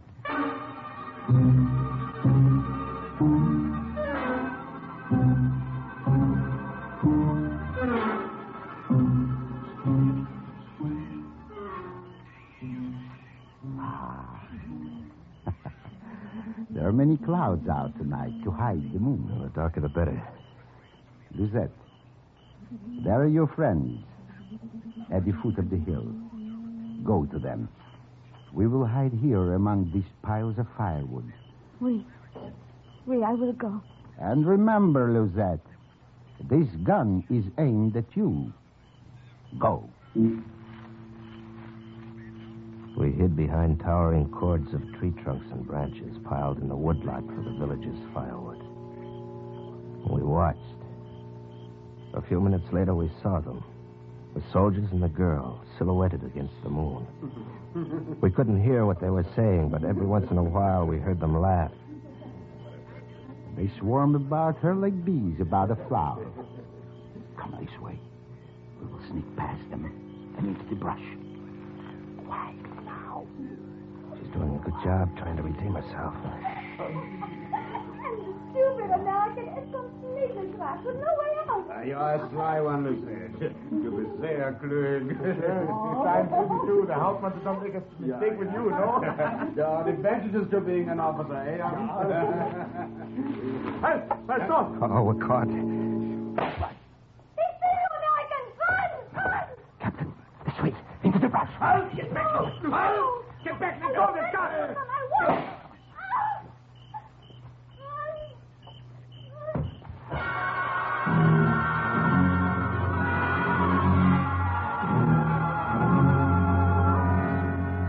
I looked back over my shoulder and saw Lizette crumple into a heap on the road. I knew she was dead. Do not grieve for her, my friend. It is best this way. It is easier than living with herself. How do we get out of this? We're surrounded. You're surrounded, American. Stand up. Surrender. What means that word? We know you're in Deadwood, Ross. We have you cornered. Come out. Perhaps this will help you in too. Hopper, over there. Step out of the box. Jump on. You do the same. Trying to burn us out. If we come out, we'll be shot down by the machine guns. American, I have an idea. Yeah. Stand here. When you hear a loud crash and I call out, you run through the fire. It is not dead yet, my friend. He ran, like the fox of his nickname, to the tallest pile of firewood. In the dark night, I saw him struggle with a log at the base of the pile, and then the huge tower of wood came tumbling down and screamed. I plunged through the fire and found the path. And a few minutes later, the sly fox miraculously joined me.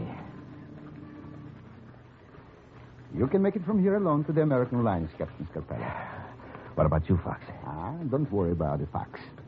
I'll get back all right. Perhaps we shall meet again one day, Captain. Who knows? Well, au revoir, then. Goodbye.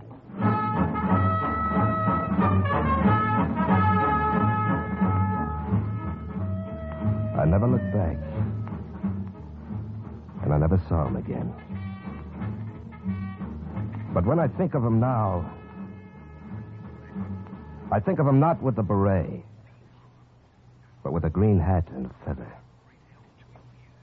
A little like Robin Hood. Captain Scarpella delivered the plans personally to the Assistant G2 at 8th Corps Headquarters, and he was recommended for the Distinguished Service Cross for the American lives he had saved at the port of Saint-Nazaire.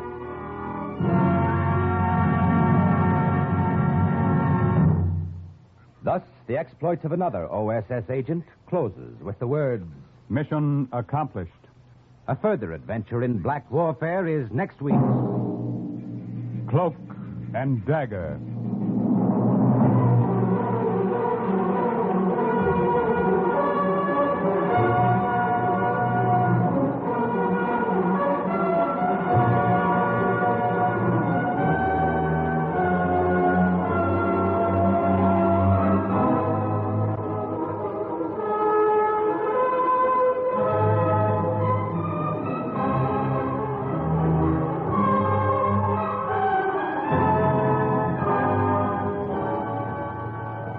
In today's Cloak and Dagger adventure were Joseph Buloff, Lily Darvas, Larry Haynes, Nancy Franklin, Barry Kroger, Raymond Edward Johnson, Carl Weber, Boris Applin, and Jerry Jarrett.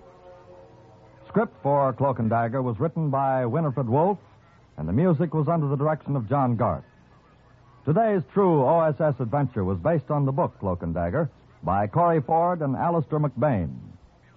This has been a Louis G. Cowan production in association with Alfred Hollander. It was under the direction and supervision of Sherman Marks.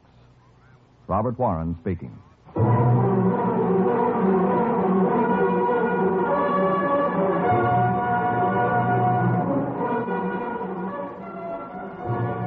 Stay tuned now for the up-to-the-minute news on the Open Golf Are you willing to Championship. undertake a dangerous mission behind the enemy lines, knowing you may never return alive?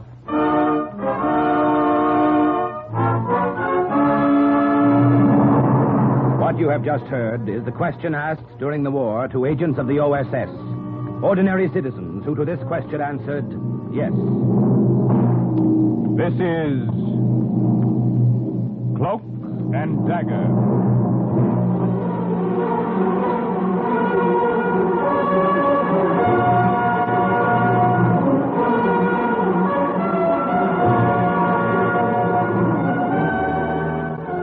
Black warfare, espionage, international intrigue. These are the weapons of the O.S.S. Today's adventure, the Kachlin Story, tells of an agent, an American agent, dropped behind Japanese lines in Burma.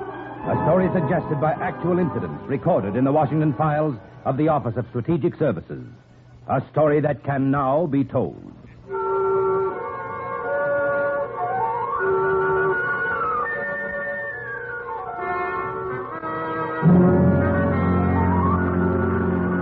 The sky hangs low over Brenner.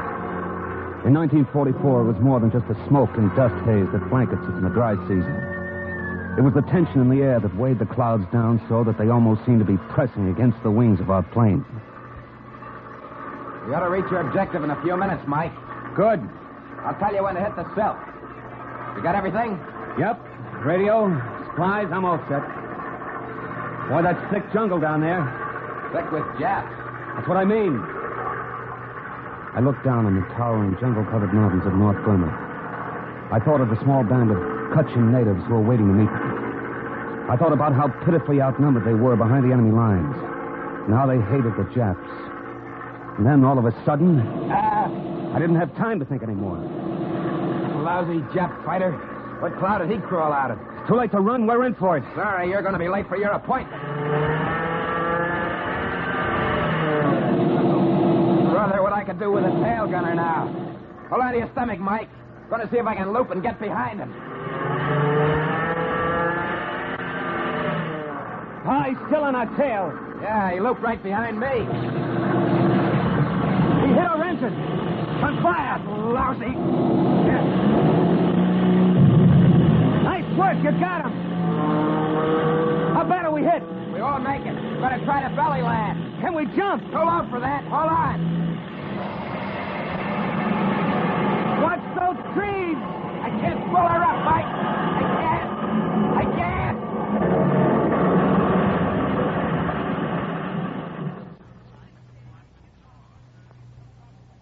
I was thrown from the plane when we crashed. I got off with nothing more than a leg that was bleeding pretty bad. When I crawled back to the wreck, I found the pilot. He wasn't so lucky.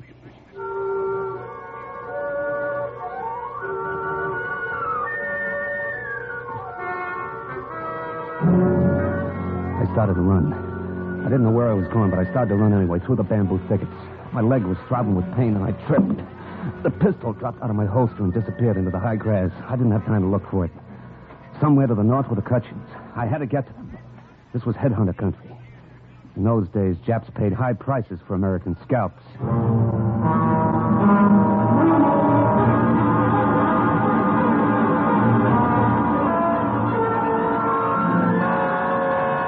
After a while, my breath gave out. I couldn't go any further. My imagination put Japs and headhunters behind every tree. I told myself I had to stop.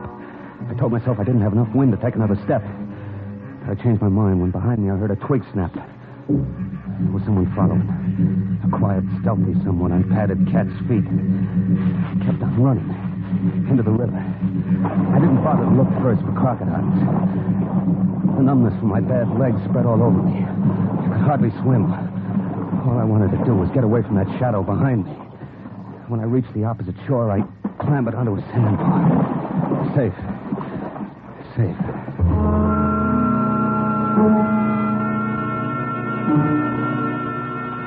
Then I looked back. I saw that tireless shadow emerge from the bushes and flit silently across the river on a fallen tree trunk. My lungs were ready to burst. I pulled myself up again and fell over some roots and waited. Waited for that shadow to catch up with me. I just lay there and waited.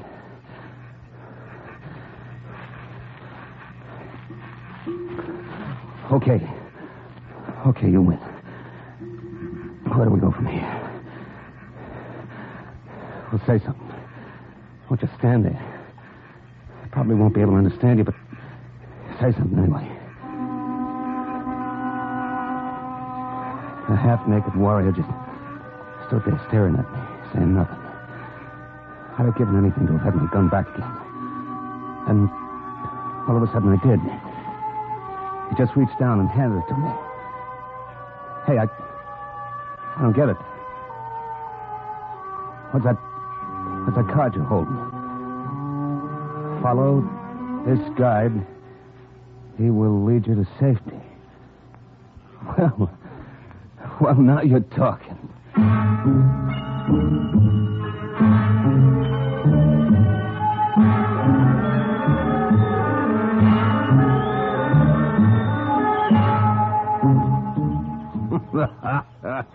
Sure, and you couldn't look more surprised, Captain, than if the tall grass parted and you came on a field of four-leaf clovers. I feel that way, Father. Like you turned over a stone, and there we were. Well, that's about it. I thought that native following me was a headhunter. I know they'd turn any American over to the Japs for a 2-pound bag of salt. Ah, you're right there. Unholy savages that they are. We saw your plane fall, and I sent Ying here after you with that message written on the card. He's the fastest runner in the Kachlin village. I'm sorry he put such a scare into you. Oh, forgive me, Captain Shea. Did I pull the bandage too tightly then? No, it's okay. I don't mind it too much. When I think of what happened to the pilot, I was lucky. Ah, yes. It was a pity about the pilot. Ying, the scissors, if you don't mind. Thank you. There. Oh, almost done now. Then we'll go out and you'll meet the villagers. The women have prepared a special banquet for you. Oh, that's very nice of them. Have you been a missionary here in Burma long, Father? Oh, for almost 12 years now. I hardly remember any other life. These good natives have all become sons and daughters to me. We've taught each other. I speak their language. They all speak English now. They do? As well as I. Almost. Then I have a question, Father. Yes? How come Ying over there took 10 years off my life, chasing me through the jungle? Why didn't he say something? Well, Ying didn't speak to you, Captain Shea, because he wasn't able to. What? He was a prisoner of the Japanese some time ago. They cut out his tongue. That other roll of bandage, please, Ying. Thank you.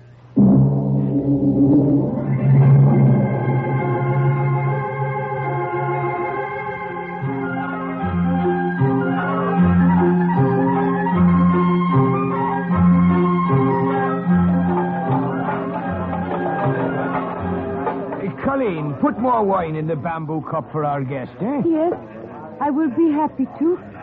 Here you are. What did you call her, Father? Colleen. To make it easier for me, I've renamed many of the villagers. That woman stirring the big kettle is Kachlin, and the other beside her, Bridget. I get the general idea. And your name is Shea. Mike Shea. A good Irish name if I ever heard one. Well, actually, Father, it's Michael Shikalnikov. Would you mind repeating that? Shikalnikov. It's Polish. I shorten it because everybody has trouble pronouncing it. Sometimes I have trouble myself spelling it. I see. Well, no matter. Tell me more about your mission. Well, I was sent by the O.S.S. to establish radio contact, Father, with the Northern Area Combat Command in Burma. Give them any information and help I can. That is, with your help, of course. Ah, yes. Well, you'll find us of great assistance. Immediately after the banquet, you can find a place to set up your radio. So, how are you enjoying your meal? My wife never made anything that tasted like this. Do you like it? Eat well. Let me fill your plate some more. Thanks. It's very good. What is it? We make it special for you today. White peas we boil for hours. I guess I've had enough.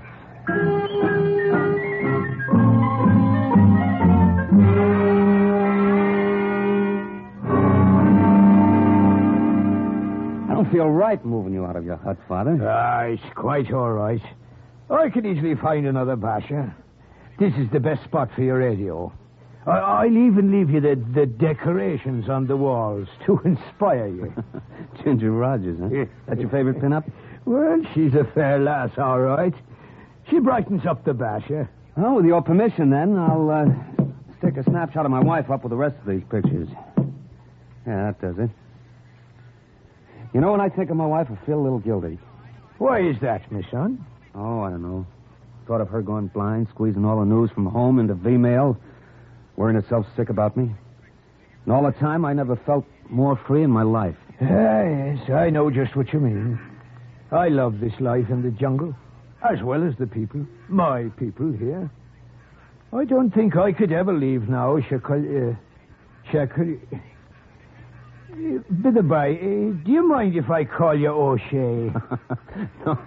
No, not at all, Father O'Toole. Not at all.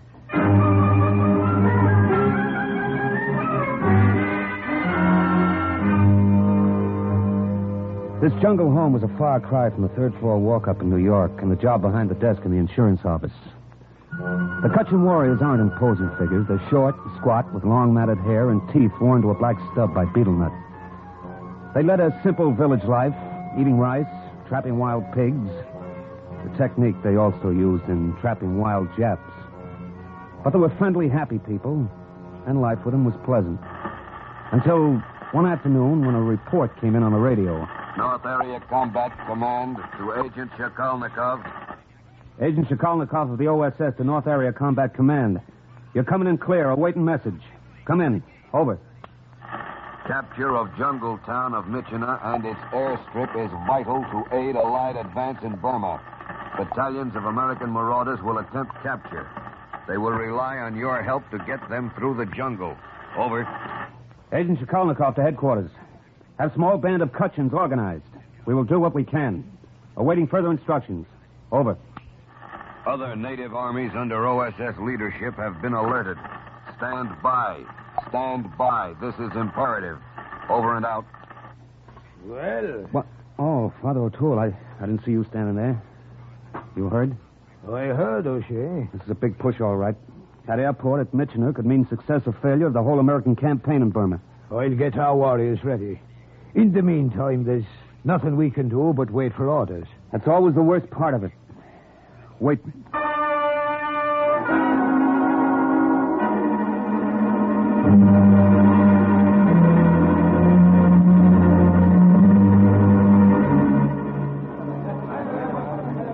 Quiet! Quiet, my children, quiet! Now, it is as I have told you. When the order comes from the Americans, we will advance upon the enemy. We leave now, Father. Catch enemy ourselves. No. That's not the way we must work from now on. The American will be our leader. We will do as he says. We will follow Captain O'Shea.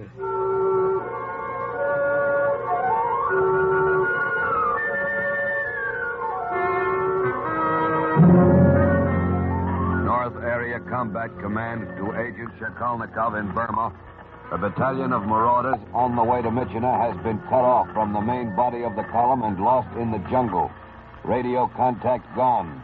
Find them and supply reinforcements. Over.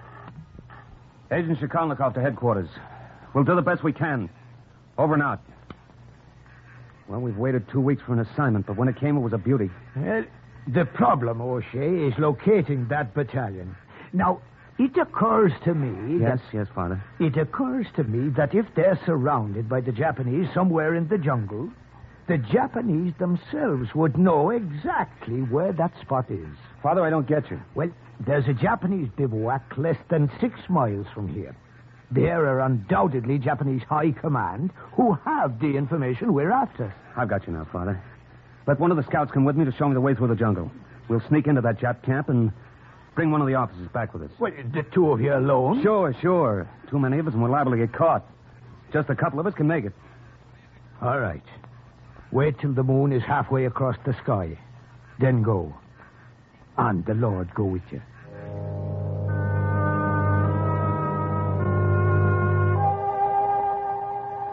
When the moon was halfway across the sky, the scout and I set out. Back through the jungle I'd come from. Only this time I was a shadow, too, slipping behind the bamboo thickets, cutting my way through the dense jungle foliage. We didn't talk much. Only what was necessary. Jap camp close now. Good. Jap camp there ahead. See through bushes. Yeah, I see. All those fires lit. Must be some kind of a powwow going on. Sentry there. where finger points. Yeah, I see him. We will surprise and sneak in camp somewhere. Right behind you. No talk. Quiet. No talk. Noise bring many traps. Okay, through the bushes. Follow me. Watch for snakes. That's all you're worried about. What about the tigers, wild boars, Komodo lizards? Watch for snakes. Snake. You move. To strike. What do we do? Can you get him with a stick? A rock? Gun best. Gun, they'll hear us. Gun best. Rock no good.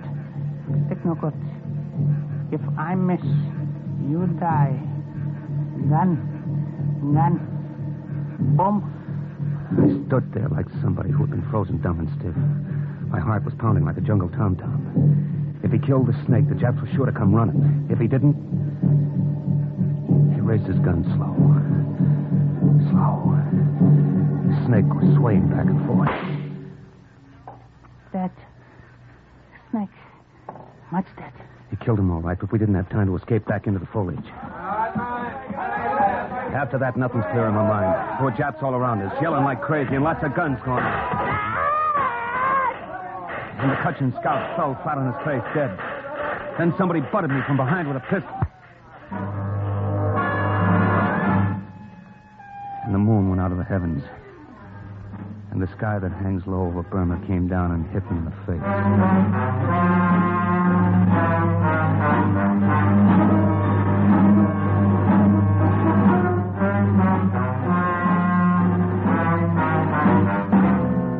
Wake up, American. Wake up. What? Huh? What happened? Oh, my head. I am Colonel Haiichi of Japanese High Command. I regret that we were forced to render you such stormy welcome. Colonel Haiichi, eh? You speak English pretty well. Massachusetts Institute of Technology, class 37. DeWitt Clinton High School, the Bronx, class of 33. We will get along well, I think, if we make a little trade. What kind of a trade? Your life for little information. I see. The American marauders. I want to know their numbers, their positions, their objective. I don't know. If I did, I wouldn't tell you. God. Oh. That whip was sample. We have much more in store for you if you do not agree to be more agreeable to our simple request. I give you 24 hours to think it over, American.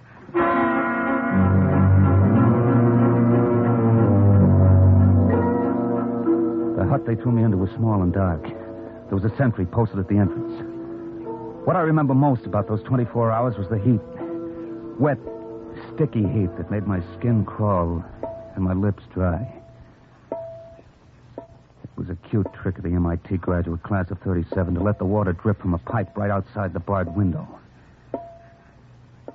After a while, it begins to get you when you're thirsty. You, get up. Get up. Huh? Colonel Haiichi, see you now. Up, American. Up. Okay, get your hands off me. What's that? Stampede. Elephant. Good work, Ying. Good work. That's one less Japanese to worry us. Father O'Toole, where'd you come from? What is this? No time for long explanations now, lad. They outnumbered us 50-1, and we needed heavy ammunition. Elephants were the heaviest we could find. Yeah, but how did you... Well, when you didn't come back, I sent a runner. We found the body of the scout. Come, we must leave now. Yeah, but the information I came to get. Oh, that. We'll take it with us.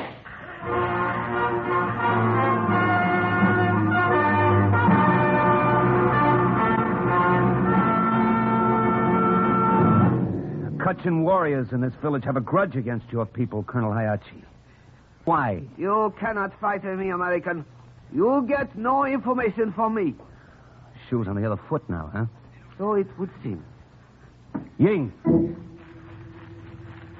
I'd like you to meet Ying, Colonel Haiichi. Some months ago, he was a Japanese prisoner.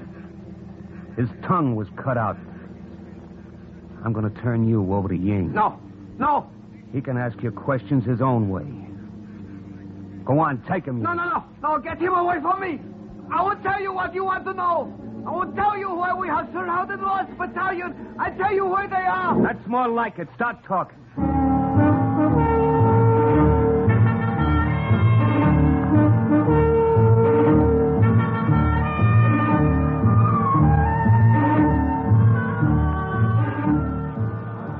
The warriors got ready to attack, and a great holiday spirit took over the village. But we must come. We always come, O'Shea, when our warriors go ambush Japanese. But this is crazy. I can't have a lot of women and kids and old men tagging along. We go. Old men carry flintlock, muzzle loader. Women, we do our job also. Now, wait a minute. When battle finish, women cook big party, samba deer, monkey meat. What, and serve it piping hot in the front lines? Nothing doing. I'm going to see Father O'Toole about this.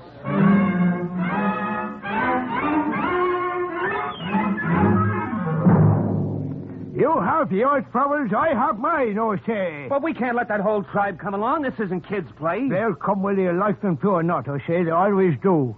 In the meanwhile, look at my predicament. Some son of Satan stole me false teeth. What am I to do without me teeth? Father O'Toole, please. We haven't much time. Haiichi gave us a map. We know where the marauders and the Jap attackers are. But we won't do them any good just sitting here. I'm not just sitting here, O'Shea. I'm trying to find me teeth.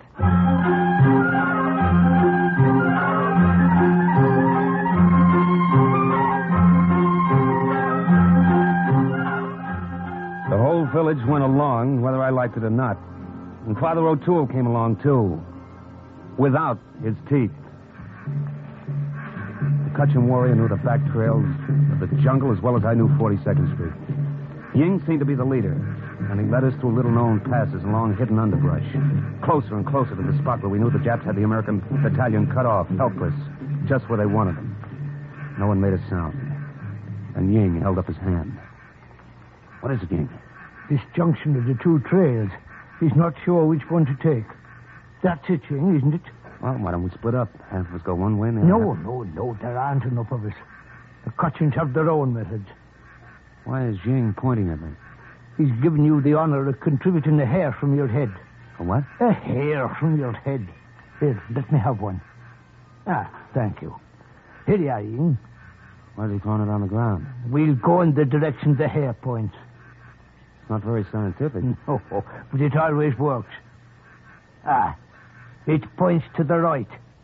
We'll go to the right.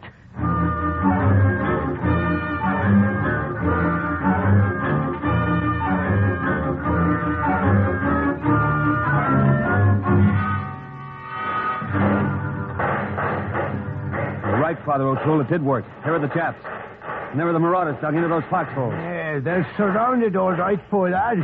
No wonder they held out this long. Our business, then, is to attack the enemy from the rear and give the battalion a chance to hit back. We can't attack them. There's too many of them. We'll have to ambush them. Yes, true. If only I had me teeth, I could think better. Ying, some of you others, come here. Listen, our only chance is to draw them off from the left. There's a clearing there. It'll give the marauders a chance to get out of that encirclement. We chase Jap soldier up here. We set trap for them. That's the idea. Panji. We make Panji. Panji? What's that? Hey, you want a trap set? Watch. You're about to witness the Kachlin secret weapon. What are they doing? They're whittling those bamboo poles to sharp points. Then they'll stick them at the slants beneath the underbrush on either side of the trail. When the enemy passes, our warriors will fire, and the Japanese will dive to the sides. I get it, and cut themselves to ribbons. Very effective. Very pretty. The natives worked quickly, the women helping them whittle the bamboo to razor points. When everything was ready, I took a few of our men to the left flank, and we fired. And they ran right into our trap. Very effective. Not so pretty. They committed mass harikari all along the trail. That's all there was to it.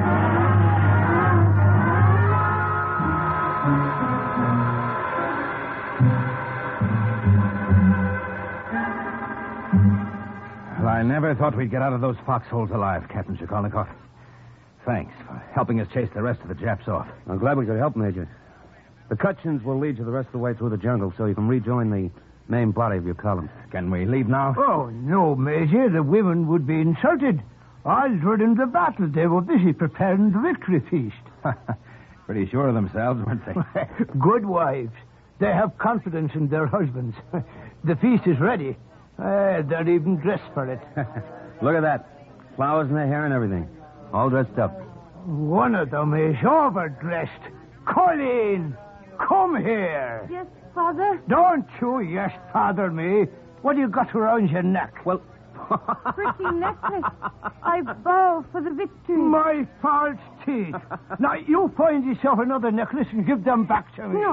No, then I have nothing. This pretty... Oh, I said... Colleen, listen to me. Here's something prettier. My sharpshooter's medal. Sharpshooter? Mm-hmm. Every American soldier has one to give to the prettiest girl he meets. Would you like it? So shiny. Ribbon pretty, too. Father O'Toole, you have back your teeth. Captain Shekolnikov, you're worthy of the name of O'Shea.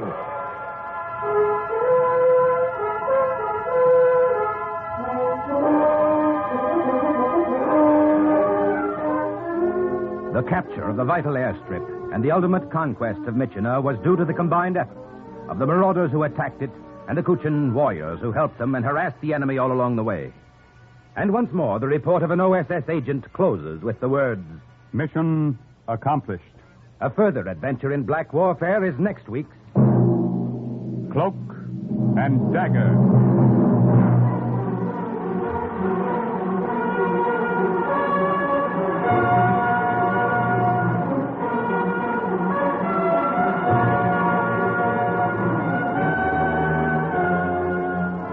Heard in today's Cloak and Dagger adventure were Raymond Edward Johnson, Carl Weber, Bill Quinn, Joe Julian, Everett Sloan, Inga Adams, Jackson Beck, and Jerry Jarrett. The script was written by Winifred Wolfe and Jack Gordon. Music was under the direction of John Gart. Today's true O.S.S. adventure was based on the book Cloak and Dagger by Corey Ford and Alistair McBain.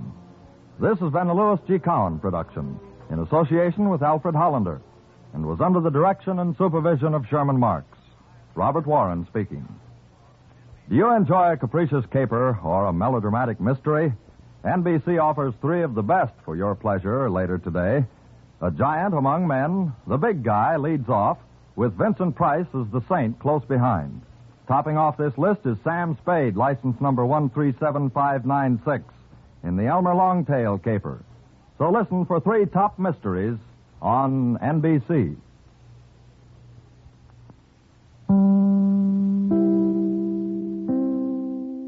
Are you willing to undertake a dangerous mission behind the enemy lines, knowing you may never return alive?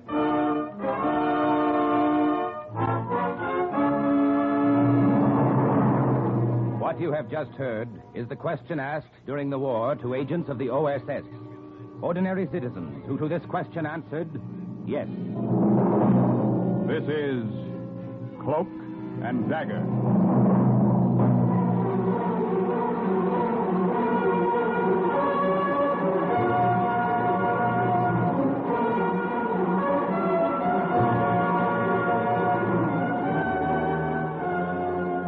Black warfare, espionage, international intrigue. These are the weapons of the O.S.S. Today's adventure, direct line to bombers, the story of an American O.S.S. agent who, during the height of the war, directed from the streets of Berlin an American attack, is suggested by actual incidents recorded in the Washington files of the Office of Strategic Services. A story that can now be told.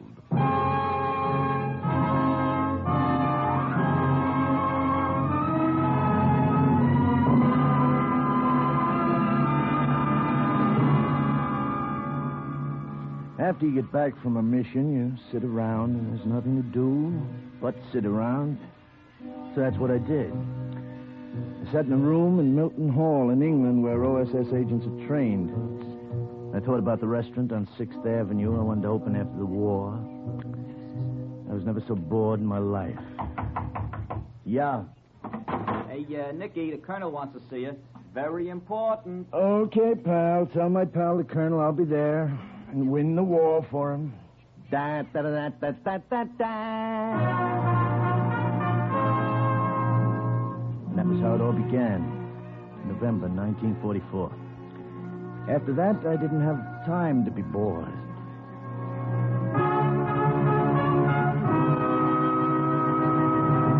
I know you've just come back from a mission in France, Lieutenant, so it's strictly up to you if you want to go out again immediately. Oh, now listen, pal. Colonel. If I have to sit around here and do nothing, I'll blow my top. You speak German, don't you?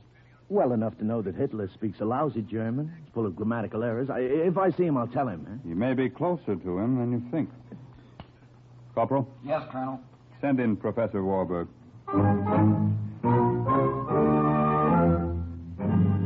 That's how I met the professor. He was a little guy with a beard. He weighed about as much as 10 cents worth of liver. And he reminded me of my chemistry teacher back in Lincoln Junior High School. Professor, tell Lieutenant Olesnikos just what you told me. With the greatest of pleasure, Colonel. Lieutenant, I am an escaped political prisoner of the Nazis, and I am here in England illegally. And you just walked into headquarters and told that to the colonel, huh? Did you know you can be interned? I know that very well. But I can no longer sit by and be idle while I have a plan that I know can help the Allies. What Professor Warburg suggests, Lieutenant, is that he be parachuted into Germany with another agent, make his way to Berlin. I assure you I can move about Berlin blindfolded. I know it well. Berlin? This could be interesting. What then? Then, with a radio transmitter, we could pinpoint military targets to American planes overhead. We could direct bombs from the streets of Berlin itself. Now, wait a minute. Walk around with a walkie-talkie in the middle of a raid carrying on conversation with bombers? When do we leave, pal? I am ready any time. Today, tomorrow, yesterday. Professor may have been ready yesterday, but the O.S.S. wasn't.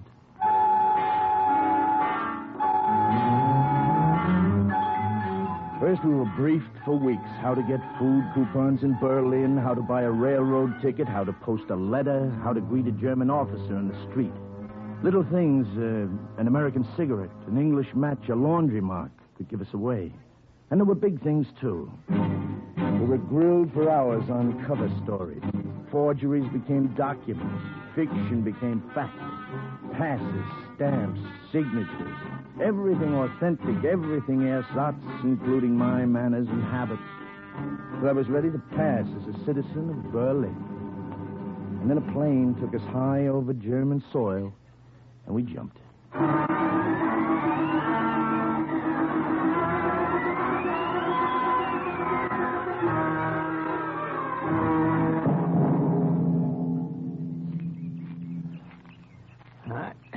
We made it, Nicky. Yeah? It's only a few kilometers to Berlin. We can walk it, make it before daylight. We should find the farmer who owns this field and say Dankeschön for providing us with so ideal a landing place. Yeah, we'll send him a letter sometime. Right now, let's get out of here. You will wait where you are. Kindly keep your hands in the air, unless you want that I blow your heads off, or that my dog tear you to bits. Wait, Ross. You've been a good dog keeping so still. Well, as your farmer, Professor, you still want to say Dankeschön? Sit still. Do not talk. You have made a mistake, my friend. My companion and I got lost trying to find the road. We came by accident on your field. That's right. We both of us only recently discharged from the army. If you would care to see our papers right here in this knapsack. Halt! If you don't keep your hands up, I will let the dog go for your throat. I do not care to see your papers. I saw you parachute from an American plane. Uh-oh. Walk now to the barn. Rolf will see to it that you stay there. Won't you, Rolf?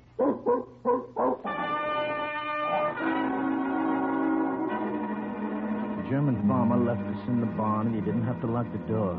That big black Doberman with the impatient fangs watched us as if he wanted us to make a move so we could jump. Oh, if we get out of this, my friend, I shall never again be a dog lover. Professor, don't move, don't turn your head, just listen to me. Yeah, I'm listening. There's some harness straps hanging on a hook right over my head. I noticed them when I came in. If I can pull him down fast enough, I'll throw them over the dog when he leaps, try to entangle him. Yeah, but... There's some horse blankets near you. When I pull down the straps, throw the blanket over him. It's got to be fast. Better work. I'm ready. On 3, then. 1. Nice, boy. Nice. Big, ugly mutt. 2. 3. The harness caught on the nail as I tried to pull it down, and the dog leaped at my neck. And then the nail came off, too, and the straps fell across the dog's snout. Professor flung the blankets over the dog's head. I have him, Nicky, but I can't hold him. The shovel. Where's that shovel I saw? Hurry. I can't hold him. Now, I hit him again and again. And then suddenly the only sound in the barn was the dull thud of the shovel. The dog didn't move or make a sound. He never would again. We had better get out now. Yeah, let's go.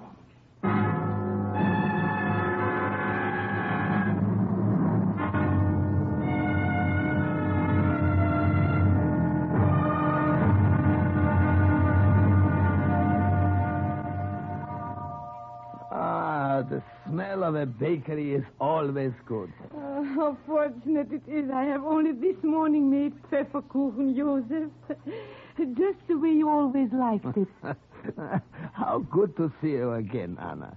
I told my friend Nicky that you would take us in, help us. Natürlich, Nicky. I will do anything I can. We may stay here then, huh, Anna? Oh. If all goes well, we will leave right after the raid tomorrow night. Yeah, 24 hours, all we need. Of course you may stay. I still live above the bakery. There is an extra room. My grandson, Emil, will not be home from the youth camp for a week. Youth camp? What could I do, Nicky? What could anyone do in these days in Berlin but ride with the wind? Until there is a chance to fight against it. Helping you and your mission will give me my chance. Little Emil. 8 years ago seemed like only yesterday. I used to sit with him on my lap here in this bakery and twirl my gold watch on the chain for him. Remember, Anna, how he laughed? Yeah, I remember. He has forgotten you by now.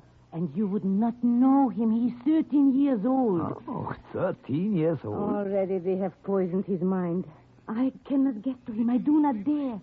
He's a little parrot speaking only what is taught him. Nicky, some more coffee? No, thank you, Frau Leitner. More Pfefferkuchen or Apfelstrudel. A specialty of my shop, Apfelstrudel. No, thanks. 6 years ago, at this very table, I had Emil on my lap when the Gestapo walked in and arrested me. They did not like what I taught in their school. Hey, what's that? Someone's coming? I don't know who it can be.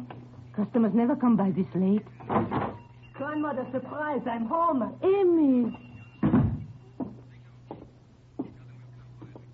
What is, man? Emil, your manners. These are friends, just passing through Berlin. They are just staying the night. This is Herr Neudeck and Herr Josef. Wie geht's? Wie geht's? Heil Hitler. Oh, yes, of course. Heil Hitler. I did not expect you until next week, Emil. How is it you are here so early? I won a great honor, which I want to tell you about. I did not know I'd have to share it with strangers. Shame, Emil. These men were soldiers of the fatherland. Yeah? Yes, Emil, we were both with the elite guard of one of Rommel's Panzer divisions. Rommel. Yes, that is before we received our medical discharges. Oh, Rommel. Sit down, my boy. I will bring you something to eat, yeah? Don't you want to hear about the honor I received? Look, grandmother, on my sleeve. A red swastika. Yeah, red for the youth movement. And a swastika because I learned my lessons faster than the others. The commander-in-chief of the whole youth movement awarded me my swastika. And he told me I could take my vacation a week early. Are you proud of me, grandmother? Yeah, my boy. Yeah. Let me get you something to eat. Oh, no, I'm too tired. Going up to bed. Grandmother said you were staying here. Will I see you in the morning, gentlemen? Well, I'm not sure. Oh, they will be here. Now that you are home, Emil, I will sleep on the couch and give them my room. No, please. Oh, it is all right. It is settled. Good. Perhaps then, Herr Joseph, you'll tell me about Rommel. A great leader. Yes, perhaps. We will see you in the morning, Emil. Why do you stare at me? Do I stare, boy? I thought so. Have I met you before, Herr Joseph? No. I am sure not. Your face. Ever since I came in. Grandmother, have I met him here before? No, Emil. Herr Josef was here before you were born, even. You have never seen him. It has been years, 15 maybe, before you were born. I suppose so. Well... Good night. Professor, he wouldn't remember, would he? Oh, how could he, Nicky? He was a baby that last day Joseph saw him, barely 5 years old. And the professor was 30 pounds heavier at least, and clean-shaven. Yeah. Anna is right, Nicky. Do not worry. He could not remember. Do not worry.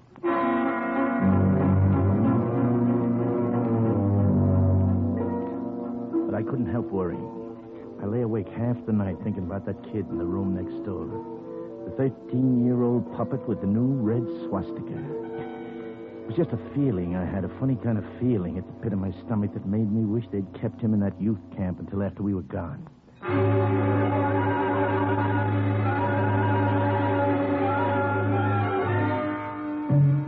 When I got up, the sun had been up for hours, and so had the professor.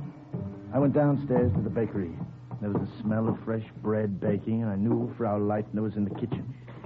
But the professor was sitting at the table, swinging his watch on the gold chain and talking to that German quiz kid. What else have you learned, Emil?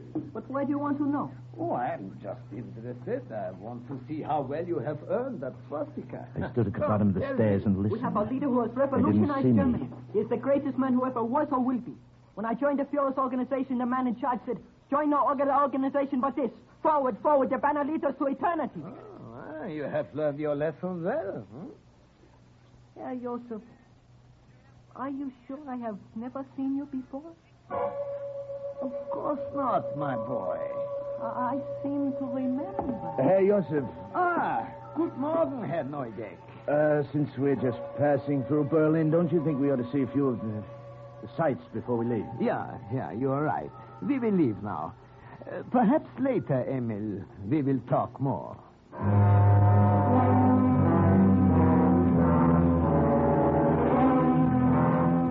The raid was scheduled for that night. The professor and I had a lot of work to do.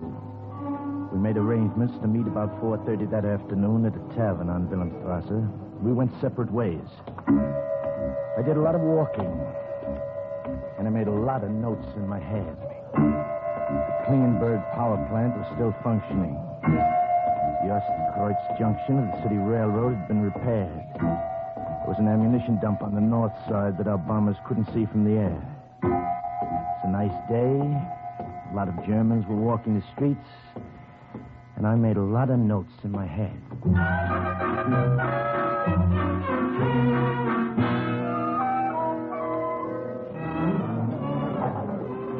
You wish to order now, mein Herr? Nine later. I am waiting for a friend. The professor was 15 minutes late, and I started to get nervous. Maybe somebody had recognized him. I sat there and sweated it out. 15 minutes, 20 minutes, half hour. And then he finally came. But he wasn't alone. Herr Neudeck, this is Hauptmann Müller. Hi. We met only this afternoon, and I invited him to come and have dinner with us. It was not quite that way, Herr Neudeck. It was I who insisted upon coming along. Gewiss, sit down. You were with one of Rommel's Panther divisions, I understand. Yes, we were only recently discharged from the army. Myself, I am just back. We will have much to talk about. Where is that stupid waiter? They're never around when you need them. He will be here presently. Presently is not soon enough. I will go to see him myself. I'll be right back. Where did you pick him up? He found me, my friend. There is a reservoir near the rail line. I was looking around. I think he was a little suspicious at first, but when I told him I was with Rommel, he became more friendly. I am beginning to believe I was in Africa myself. Just the same, I wish you could have shaken him. What did you find out? It was a profitable afternoon. And you? A profitable afternoon. Good. Shh, he comes back.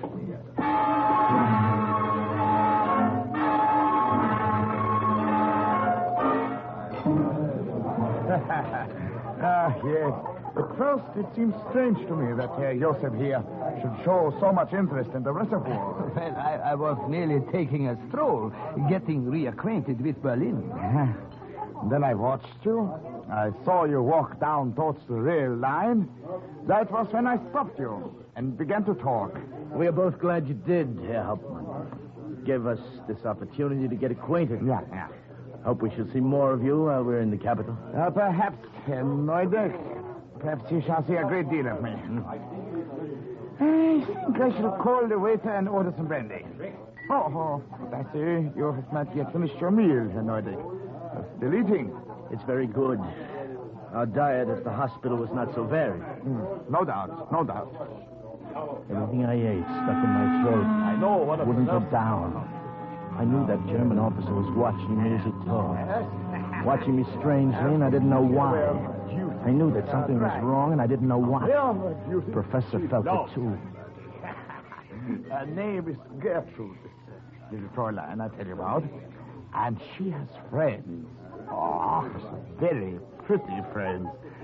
You would like to meet them, perhaps? Yes, we would like to very much, Herr Hauptmann.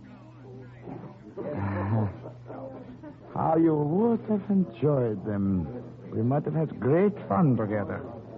All of us. Unfortunately, you may be otherwise engaged with the Gestapo. What did you say, Herr Hauptmann? I have been watching you all through dinner, Herr Neudeck. You are an American. Do not move, either of you. I have my hand on my gun. Well, surely you're joking. No European eats the way you do. To change the fork from the left hand to the right after the knife is used. At first, it escaped me. I just knew something bothered me. Then I realized what it was. There it was. The little thing that could put a rope around my neck. Americans hold the fork sideways in the right hand. In my nervousness, I'd forgotten a little thing like that European manner of The eating. Gestapo will be very pleased. The sharp knife I'd been eating with was still in my hand. Almost as if it moved by itself, it disappeared under the table and halfway into the German office. Good work, Mickey. Good. I was stupid to get myself into that jam in the first place. We're not out of this yet. Waiter. Ja, mein Herr. Check, please. Our friend has had a little too much to drink. We will take him home. Ja, right away.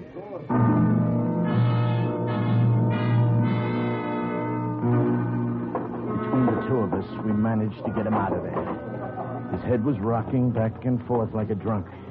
The knife was still in him, so the blood didn't flow very much. He kept his cape around him. All right. There is no one around here, Nicky. We can dump him behind this shed. All right.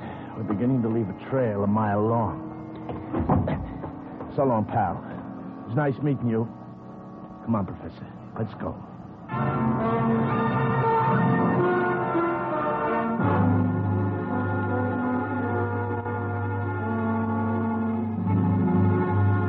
When we got back to the bakery, there was more trouble waiting for us. Trouble 61 inches high, weighing about 110 pounds, wearing a new red swastika on his arm. They are in the kitchen. Something is wrong.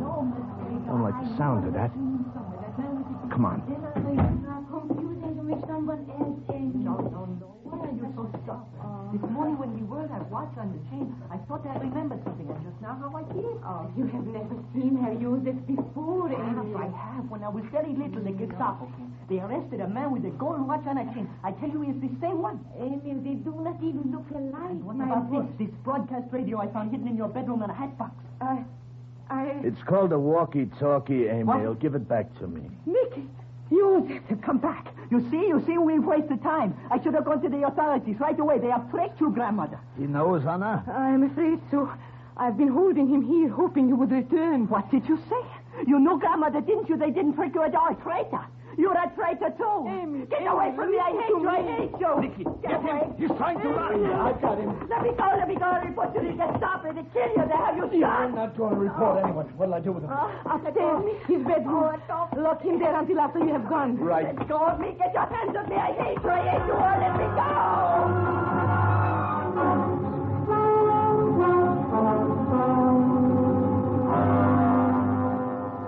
You will have to come with us when we leave here tonight, Anna. You cannot stay now. Professor is right, Frau Leitner. That kid upstairs will turn you over to the Nazis so fast you won't know what happened to you. My little Emil, turn me in. Joseph, would he? Yeah, I'm afraid he would, Anna. It is best that you come with us. We are going to try to get through the lines into France. Once there are underground workers who will help us. Yeah. Nicky, is it all right if I bring this tray of food up to him? He has not eaten. He's still such a little boy. Yeah, sure. You take it up, but don't untie his hands, remember? Yes, I will remember. Well, the raid ought to start soon. Let's go over this map. Make sure we have everything right, huh? Yeah. No, the rail line is here. Mm-hmm. Sector 2, grid B3. If our bombers knock that out, Berlin's transportation is completely crippled. And here, on the map, power plant is in Sector 6, grid G5. Nicky, he's gone. What? Yeah, his hands. He got them loose. He lowered himself from the window with the bed sheets. What are we to do?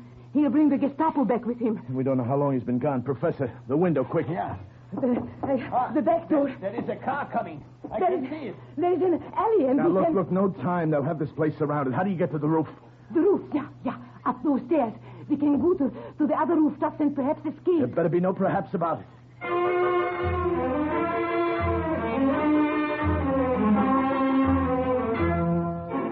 We went up to the attic stairs and onto the roof. You could see the Germans from there. 4 of them in black shirts spilled out of an armored car. 2 of them broke in through the front door. 2 of them started around to the rear. And then we heard Amy. There they are up there. Emil, my boy, don't fail. Anna. Nicky, she's dead. Well, it won't do her any good if we stay here. Come on, across the parapet. Harry. Oh, that's music to my ears. At least it'll keep them from getting more help right now. Stay where you are! Surrender now and it will go easier with you! Come and get us, pal. One of them did try to come and get us. He got it first. Right between the eyes. He swayed for a few seconds back and forth, and then he fell off the roof onto the street. That's one of them, Nicky. There are only 2 left. 2? Well, what happened to the third? Nicky, behind you. 4th Nazi had come up the other way, through somebody else's attic and onto the roof behind. Get your hands up! And now there are just 2 left, Professor. Hey, Professor, what is it? My leg. I can't move it. I can't go any further, Nicky.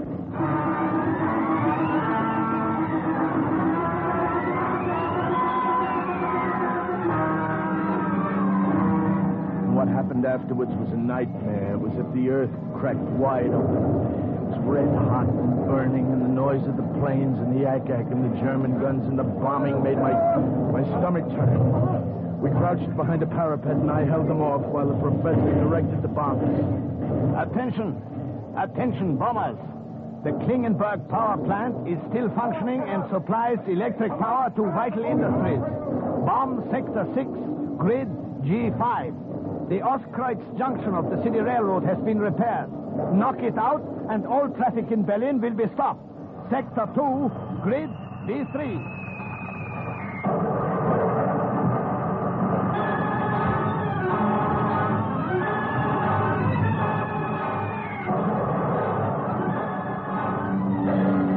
All right. Go now, Nicky, while there is a chance. I can hold them off long enough for you to get away. I can't leave you here. No, they won't take me. Don't worry. Now, look, I'll carry you. We'll make it. Come on. Listen to me, Nicky. Go across the next 2 rooftops and then down through the skylight. There is a tailor shop. Yeah, but Professor... Go out the back door there. It leads to an alley. Once over the fence, under cover of the raid, you can make it. Now, look, I won't go without you. All right, I will change your mind. Attention, bombers. Hey, what are you doing? Attention, bombers. Imperative. Wait 2 minutes and bomb crossroads at Sector 7, grid D3. Hey, Professor, what are you doing? You're crazy. That's here, this sector. Go on, run. Run, Nicky. I'll cover you.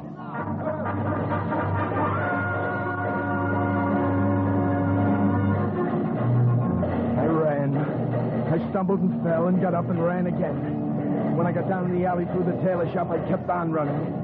And then the bomb fell and the concussion rocked the ground, and I went flat on my face.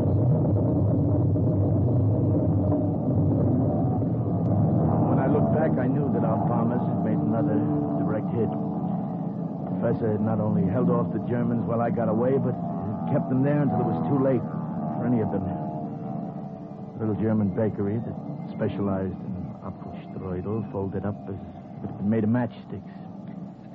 Somewhere in the wreckage, the professor with his gold watch on a chain, buried under it. And overhead, the planes headed back. There was nothing left for me there. I headed back, too. Lieutenant Gus Olesnikas made his way to France and after months from there to England.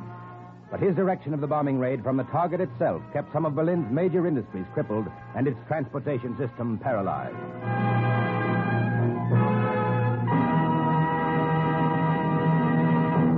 And once again, the report of an O.S.S. agent closes with the words, "Mission accomplished." Listen next week when we again present Cloak and Dagger.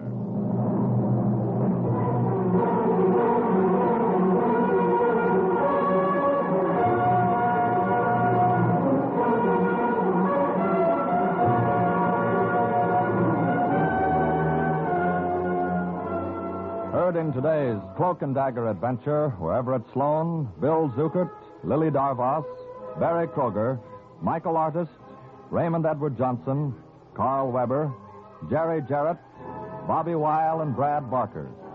Script was written by Winifred Wolfe and Jack Gordon. Music was under the direction of John Garth. Today's true O.S.S. adventure was based on the book Cloak and Dagger by Corey Ford and Alistair McBain. This has been a Louis G. Cowan production in association with Alfred Hollander, and was under the direction and supervision of Sherman Marks. NBC offers 3 of radio's top mystery adventure shows, The Big Guy, Sam Spade, and The Saint. So if mysteries are your meat, listen in tonight. Next, hear High Adventure, then The Big Guy. We delay the start of this program to bring you a special bulletin. From the NBC newsroom in New York, here's the latest on Korea. Seoul has been raided by American and Australian warplanes. They shot down 2 enemy planes, one of which was marked with a Russian red star. A spokesman says that we have made 142 raids against enemy targets in both South and North Korea in the past 24 hours. American officials say there is a serious threat from Red ground forces south of Seoul. Keep tuned to your NBC station for the later news.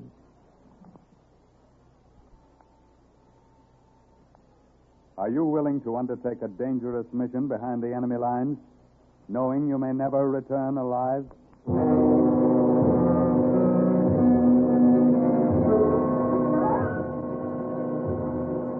What you have just heard is the question asked during the war to agents of the O.S.S.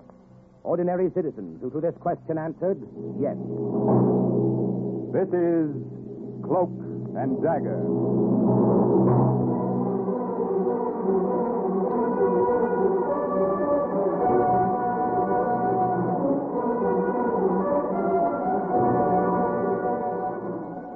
Black warfare, espionage, international intrigue. These are the weapons of the O.S.S.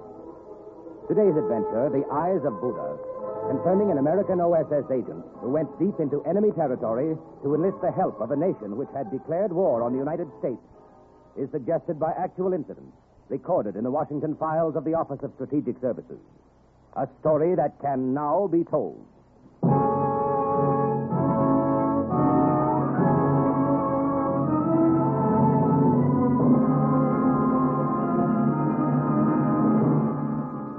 In 1944, the tiny kingdom of Siam was officially at war with the United States. So there I was in March of that year, in an official Siamese plane on my way to ask Siamese help in rescuing an American flyer from the Japanese. Sound crazy? You ain't heard nothing yet. The Siamese character beside me had received his master's degree at Yale and his Ph.D. at Harvard. Major Laudol Prayadipak. I decided to call him Louis. Look down, Lieutenant Brenner, out of your window. Yeah? What about it? In those green forests, as you may know, still roam the ancient peacocks and the sacred elephants of Siam. Louis, I may as well tell you right now, there are 4 things I know definitely about your country. What are these, my friend? The Siamese twins were named Eng and Chang. Siamese cats have blue eyes. Somebody wrote a book called Anna and the King of Siam. And what is the 4th? Tan Yak Dai Fu Ying Mai. The one line I know of your language, which translated means, Do you want to meet a girl? Yes. Well, rest easy. There will be no need for you to speak more of the language. Must a ghost have need of words? Once we arrive at Bangkok, you will be spirited from one place to another, my friend, as a ghost. Fasten your seatbelt.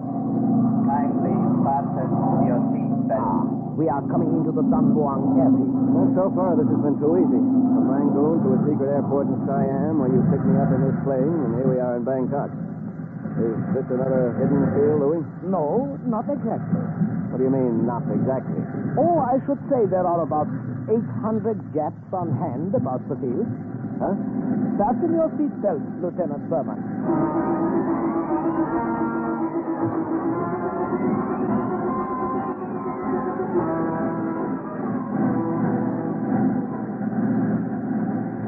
The official Siamese plane with the sacred white elephant painted on the side slid right across the field and taxied past hundreds of Jap soldiers guarding the runway. The hangar door at the west side of the field opened. The ground crew rolled the plane in. Then the door slid closed again, as if we had been swallowed up. Louis and I climbed out of the plane. Lieutenant Berman, this is Lum. He will drive us to the O.S.S. hideout in Bangkok, where you will meet the Regent of Siam, the leader of the underground here. How do you do, Lum? I do very well. Lum suggests we wait a few minutes before leaving.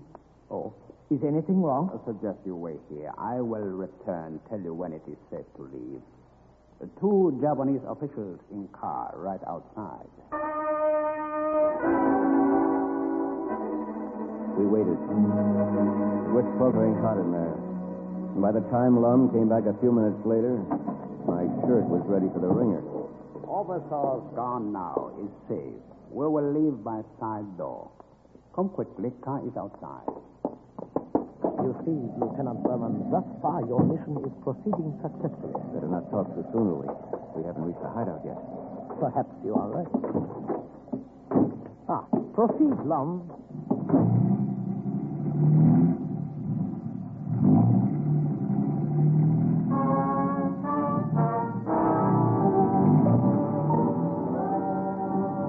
Lum drove us right through the downtown district of Bangkok for the palace, which was being used as underground headquarters. As we drove through the streets, I could see Jap pillboxes in the internment camp, and everywhere around us, walking the streets, guns in their holsters, were Japanese. Then we turned at a busy intersection, and it happened. Lum, what is it? What is wrong with that horn? I do not know, Major. I do not know. It's stuck. Well, not stuck. Oh, great. Everybody's turning around to look at it. Can't you do anything about that? A little horn. Quiet. Talking to it isn't going to help, Lum. Stop and yank out the wires. A little horn. Do not blow. Do not blow. This is very unfortunate. My friend, you've a gift for understatement. Lum, we are causing too much attention. Do as the American says. A horn, please. I beg of you, quiet. Nice little horn, a pretty little horn. Lum, stop the car and pull out the wires. Oh, there's no need, Major. It has stopped by itself. All I had to do was stick nicely to it. Oh, my aching back.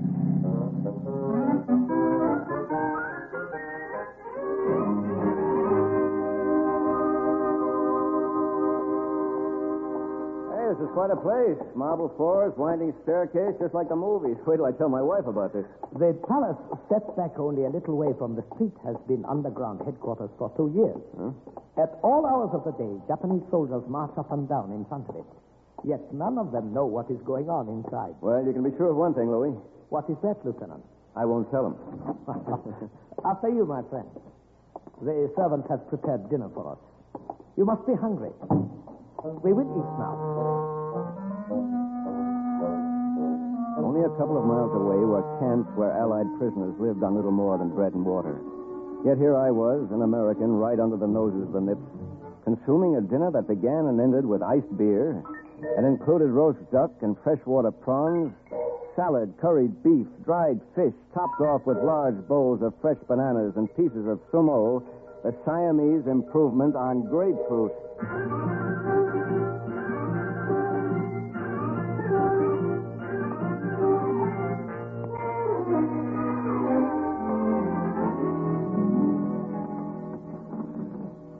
Have you had enough to eat, Lieutenant? Would you care for something else? Oh, no, thanks, Louis. I've had more than enough. Bye. Coffee. Coffee. Hey, what's his name, Bai? He isn't very talkative, is he? A good choice, we feel, for a servant in underground headquarters.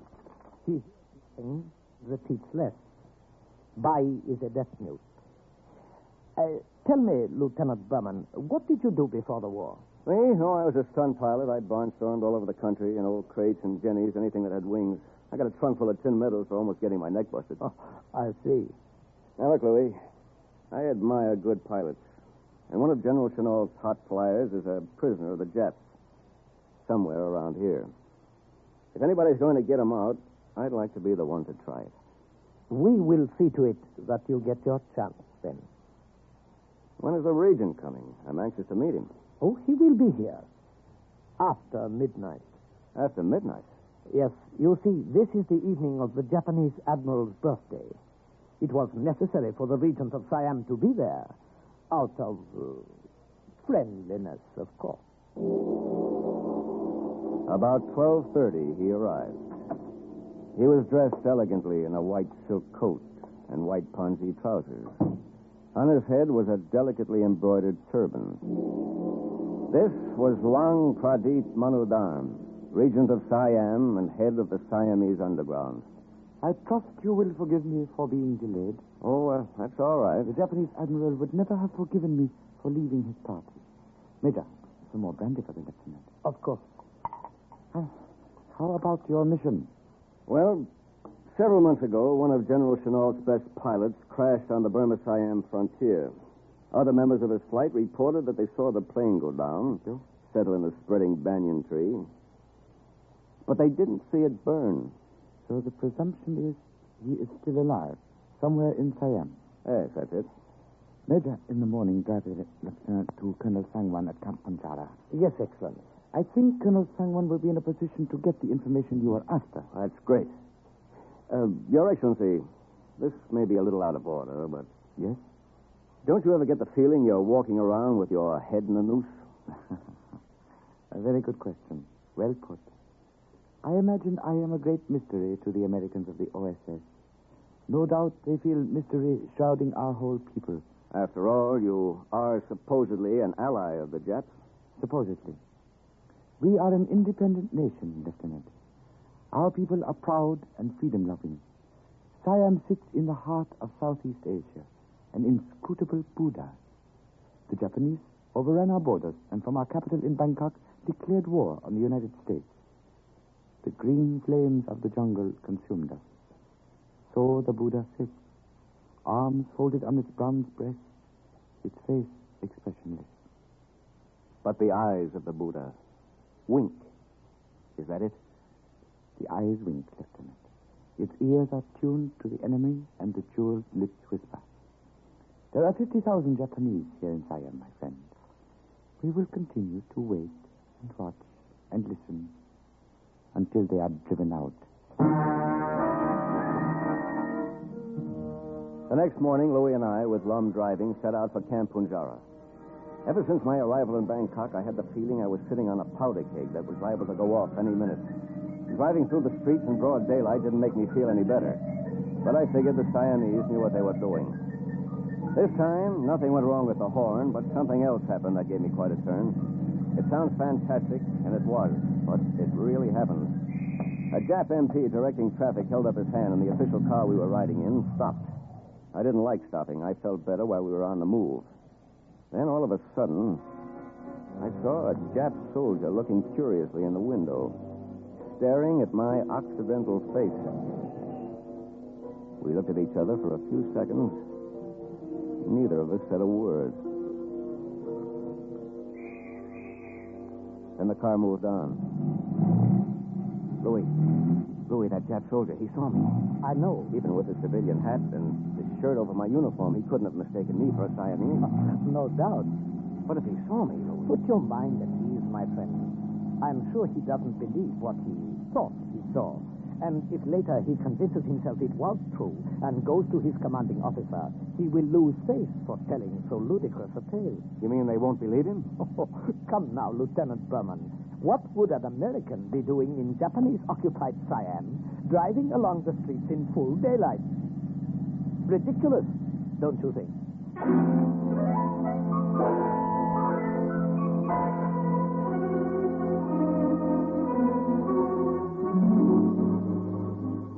You have come to the right place, Lieutenant Berman. Well, I'm glad to hear that, Colonel Sangwan. I have heard of the flyer you seek. I know the prison camp in which he is now being held. Hey, that's great. When do we start? Not so fast, Lieutenant. We must make plans first. This is not a matter to be undertaken lightly. Come, we will have dinner first, and then we will discuss the problem. Dinner, Colonel Sangwan. I've been wined and dined ever since I got to Bangkok, but I haven't done a thing. My wife Sarah. We will dine, then we will talk further. Does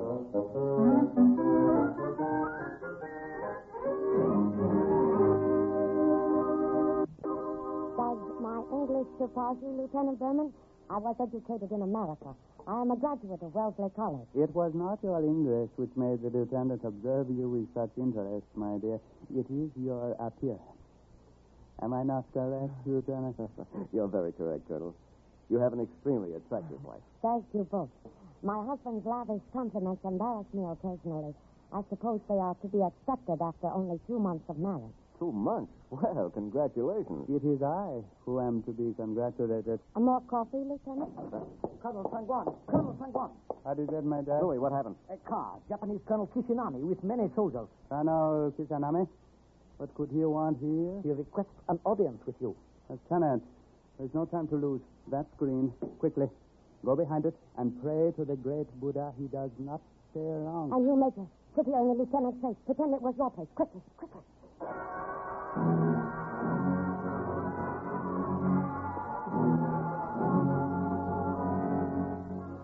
Nobody had to tell me to be quick. I got behind the bamboo screen, and Louis slid into my chair at the table. Then he stood up immediately with Sangwan as Kishinami came in, a great ornate sword swinging from his side. He stood so close to me, I could have reached out and touched that sword. Would you care for some coffee, Colonel Kishinami? No, thank you. Colonel Sangwan, I am here on official business. Yes, Colonel Kisanami.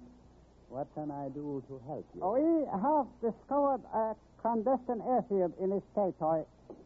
Surely it is not so close to this camp without your knowledge? Airfield? Oh, certainly. It was constructed as a temporary emergency landing field some years ago. It has been infrequently used. Our observation shows it to be in excellent condition and indicates constant activity. I cannot believe this. Let me accompany you and see this airfield. Chaba, my dear, you will forgive me? Of course. I will be here. It happens to say that was white. That treacherous Jap sword was whipped out, and Sangwan was very neatly decapitated. Beheading Sangwan must have been the signal for the Jap soldiers in the room to take out their guns. But before they could do anything with them, Tabar sprung at Kishinami and with a meat knife from the table stabbed him through the heart. The nipped soldier tried to get at her, but Louis got him first. Then that powder keg I'd been sitting on really went off.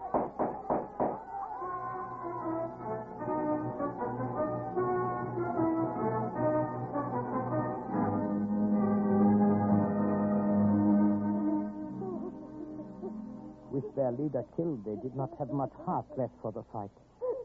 They are gone now. But, Louis, I don't understand it. Nor I. What brought on the assassination of the colonel? That phony errand he came on was just an excuse to get in. It is possible that the order has come for the total subjugation of our people by the Japanese. If true, it is open war from now on.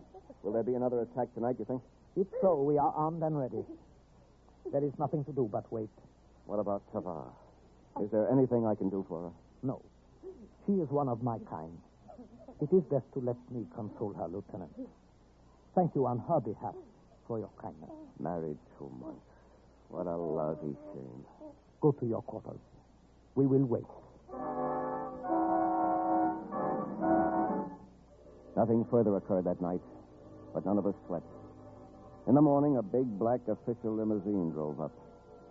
It was the Regent of Siam. I have received an apology from the Japanese government for the incident last night.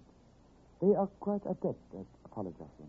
My husband has been killed, and you call it an incident, Excellency? Yeah, how about that? It is my belief that the order for the subjugation of Siam had been issued by the Japanese High Command and rescinded because they did not believe the time appropriate. But what about last night, Excellency? Evidently, through some oversight or the difficulties of communication, Colonel Kishinami had not been warned that the plan was off.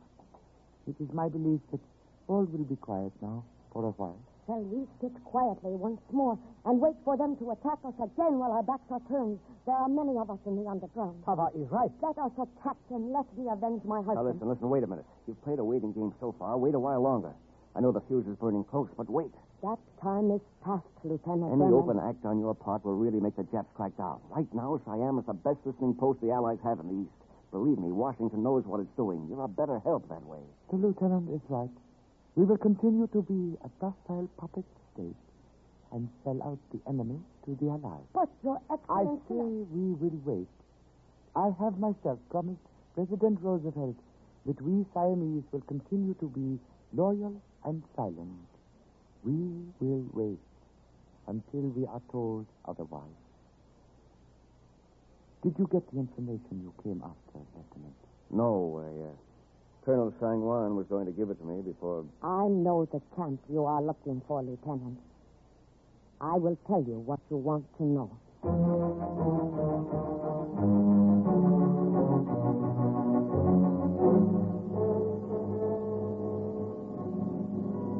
The Japanese prison camp at Korat is only about 5 minutes' drive now, Lieutenant. The object of your mission ends there. We're taking a long chance, Louis. You are the one who is taking the long chance. You think it'll work, though, don't you? I can only say I hope. When I turn you over to the Japanese commander as a prisoner, there is a strong possibility you will be thrown into the same stockade as the American flyer for whom you are looking. And if I'm not, just being inside those gates will give me an opportunity to find out exactly where he is in that camp. You find him. We will attend to the rest. I hope I can count on that. Trust us. Oh, look out there! Major Prayadipak from the region. I have a prisoner for Colonel Inotu.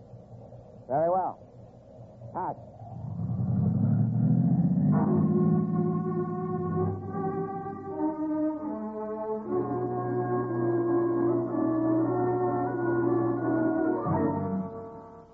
I am indeed indebted to you for bringing this prisoner to me, Major. I have brought him, Colonel Inotu, with the compliments of the regent of Siam.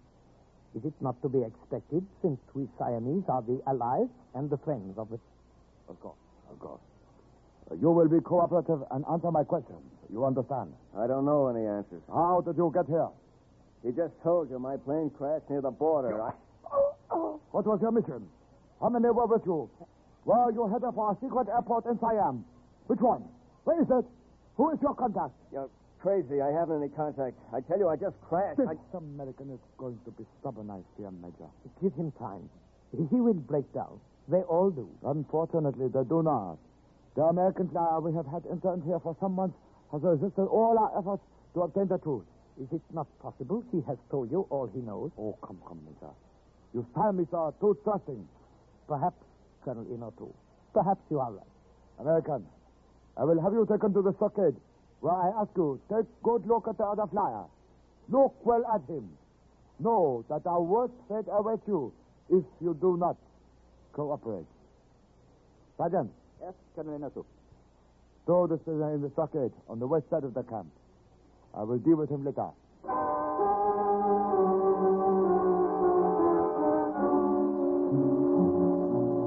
I tried to hide the way I felt about being thrown together with the very man I had come all the way to Siam to find. I walked past Louis without looking at him. But out of the corner of my eye, I saw that his face was coolly impassive. You out with you, America! Took me a couple of minutes to get used to the darkness. And then the darkness took form, and I saw a figure huddled in a corner. An emaciated, bearded figure, wearing an American uniform. Lieutenant Davis. Who are you? Friend. American. Are you all right? Can you hear me? Can you understand me? come to get you out of here. Come here, closer. Let me see you. You are an American. I don't believe it. Colonel Innertool told me to take a good look at you. I am. Now I'd like to go back and take a good swing at him. You heard that? What are you doing here? Who are you? Lieutenant Berman of the O.S.S. General Chenov asked me to find you. Find me? Get me out of here. Listen, don't talk. Don't talk. Just listen to me.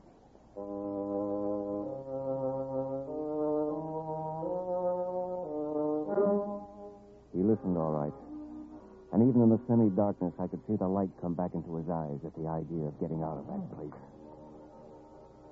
At about 7 o'clock in the evening, the Jap guard outside the stockade was changed. A new sentry brought us in some food. Here, eat this. It is the best I could do. Lum, is it really you? Oh, this is better than I hoped. The Japanese guard whose place I took was willing to pay attention to a little bribe. Japanese soldiers are so underpaid, you know.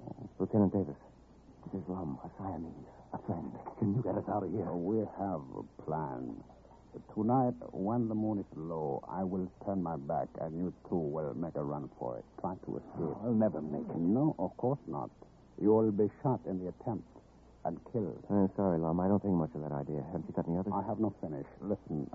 I will only pretend to shoot you. You will only pretend to die. Huh? The Japanese soldier who was bribed and one other who has accepted our money will get to you quickly, stand over you. A Siamese doctor in the camp will pronounce you dead.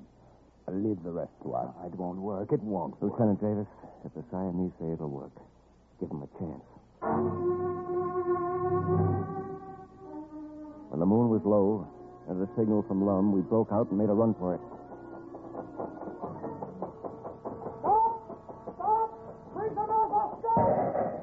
When we heard the shots, we threw ourselves face down on the ground and held our breath. Stretched out like that, without moving, our eyes closed, everything that happened around us after that seemed to be a crazy dream. I will regret this, both of them. I fear, Colonel Innertool. They are already sorry. What's that, Doctor? What did you say? These Americans, Colonel Innertool. They are both very dead. Dead? What shall we do with them, Colonel? I await your orders. Do with them. If they are dead, bury them, of course. Take them to the cemetery and bury them.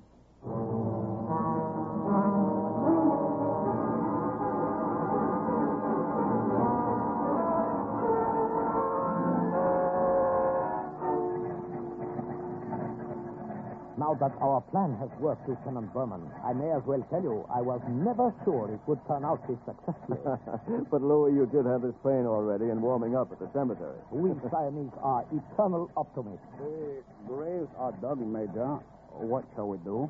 We will say goodbye to our friends, the Americans, first, Lum. Then we will go back and throw the dirt over the empty graves in case Colonel Innertool comes to inspect them. A plane. They get on a plane again. Out of this place. A plane going home. I pray, Lieutenant Davis, that you will both return to our land one day in happier times. I assure you of a greater welcome and far greater hospitality. And now, goodbye, and a pleasant journey. Just before we took off, Major Laudol Prayadeepak presented each of us with a green velvet box. In them were cufflinks of pure gold and pounded ruby dust, with the initials AM for the boy king Ananda Mayidol, and a golden crown for the mark of the dynasty. A royal present from the king of Siam.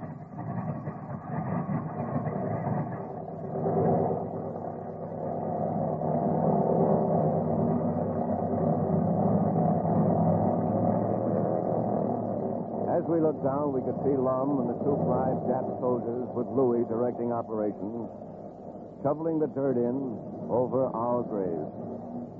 Thus, on April 18th, 1944, Lieutenant Davis, the missing pilot of the Flying Tigers, was rescued from the Japanese prison camp and rejoined his unit. And once again, the report of another O.S.S. agent closed with the words, Mission accomplished. Listen again next week for another true adventure from the files of the O.S.S. on Cloak and Dagger. Heard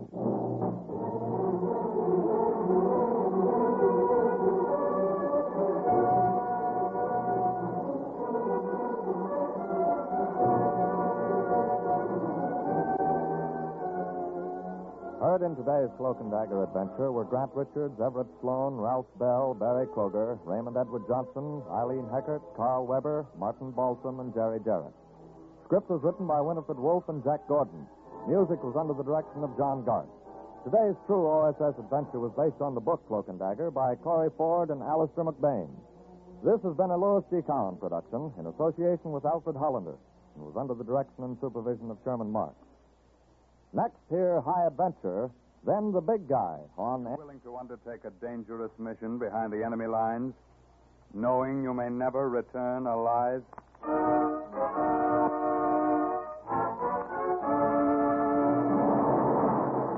What you have just heard is the question asked during the war to agents of the O.S.S. Ordinary citizens who to this question answered, yes. This is Cloak and Dagger.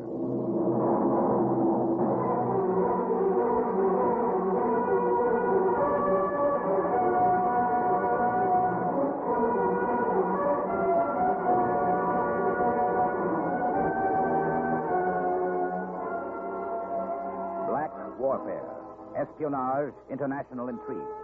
These are the weapons of the O.S.S.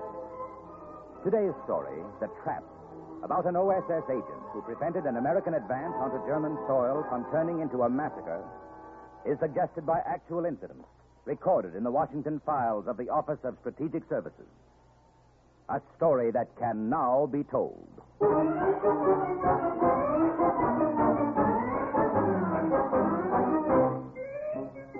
Did you ever notice the name Irwin signed in a fancy flourish on the covers of those kid comic books?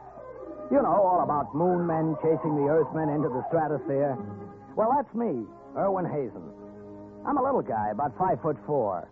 Before the war, I loved flashy ties and babies. Girl babies, about 21. So, what was Irwin doing, being an O.S.S. spy in a German-held town in France after D-Day? Listen, my children, and you shall hear. Sergeant Irwin Hazen reporting, sir. Here are those overlay maps you requested, Colonel. Good. Fast work, Sergeant. Thank you, sir. I'll look them over now. In the meantime, I want you to do something for me. Yes, sir. I've just had word that one of our agents, Lieutenant Miller, who was sent ahead into Broyer for advanced reconnaissance, has returned. Lieutenant Miller? Yes, sir, I know him.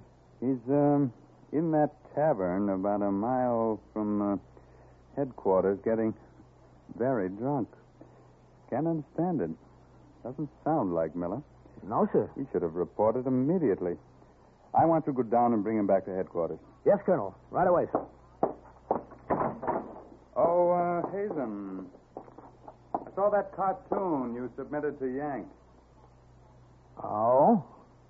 Very good. Not very flattering of me, though.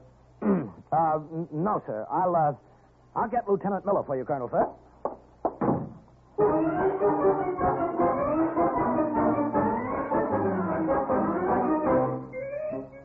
Not all of the 12,000 people working with the O.S.S. parachuted blind into enemy territory. Some of them stayed in Washington making up secret codes. Some of them, like me, sat behind a desk in France and drew maps. But I was through sitting behind a desk the minute I walked into that tavern. Lieutenant Miller was slumped over the bar, swaying back and forth, and he looked very drunk. Hey, Lieutenant, what's with you?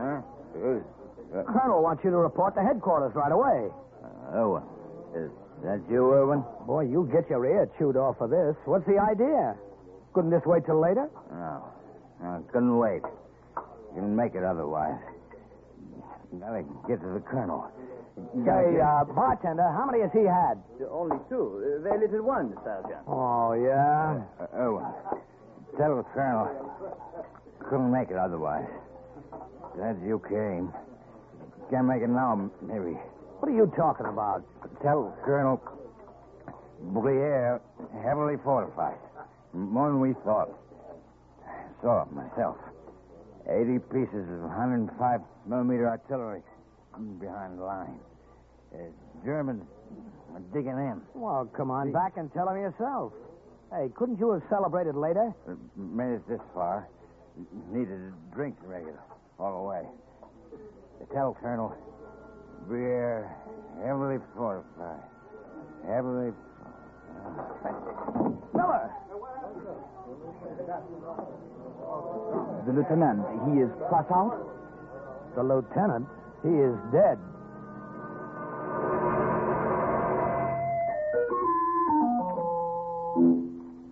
You see, Miller had been slumped over the bar, Colonel, so I couldn't see those bullet wounds in his chest until he fell over. Germans must have caught on to him and given him a chase. No wonder he got as far as he did. Sergeant, you're sure about everything he told you? Yes, sir. But we were positive the Germans didn't have that much artillery on the 7th Army front. If this is true and we had walked in not knowing what was ahead, our men could have been massacred. Thank you, Sergeant. You may go now. Colonel, if you're going to send another agent into that territory to get a more complete picture of what's going on, I'd like to volunteer. Sergeant, a mission like this calls for an agent who's had experience along these lines. Yeah, I know, but you see, Lieutenant Miller was a friend of mine. Besides, I'm sick of spending the war behind a drawing board. Sergeant. Look, I can do it, Colonel. I can speak French fluently. And I'll do more than just look around and come back. I'll come back with sketches and maps and diagrams, everything you want to know. Look, Colonel, the next time I send a cartoon to Yank, I'll make a very flattering one of you. Please, Colonel, what do you say? The O.S.S. placed me in the custody of a French priest who had sneaked through the lines from Bruyere to tell the Americans about underground activity there.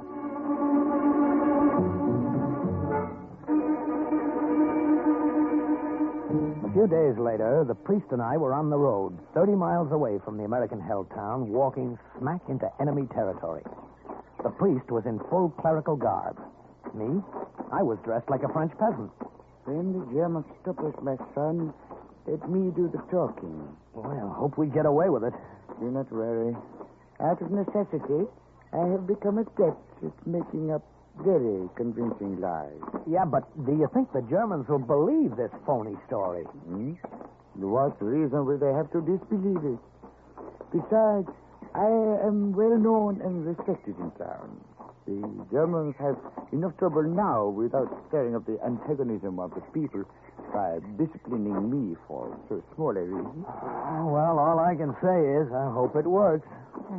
We'll have a chance to find out now. There's the time. And there is a welcoming committee. Halt! Hello, sir. Remember, let me do the talking. Say, halt! Who are you? Bonjour. I am Father Robert, priest of the church in this town. Commander, this man. A friend? If you are from this town, what are you doing behind the border? Did you have permission? Let me see your papers, your passes. Most unfortunately, I did not wait to request a pass. Was sagen Sie, Sie haben nicht? Come with me to the commandant's office. With pleasure. Come, my friend. Might as well. There's no way back now, Father.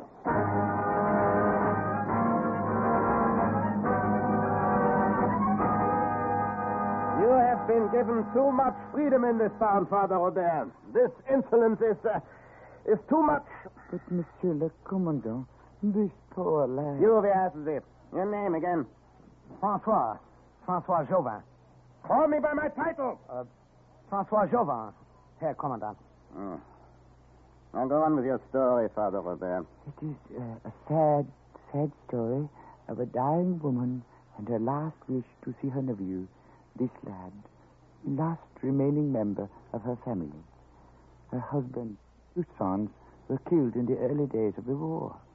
You see, I have the holy oils with me to give this poor woman the last sacrament. And why did you not ask permission to get this boy?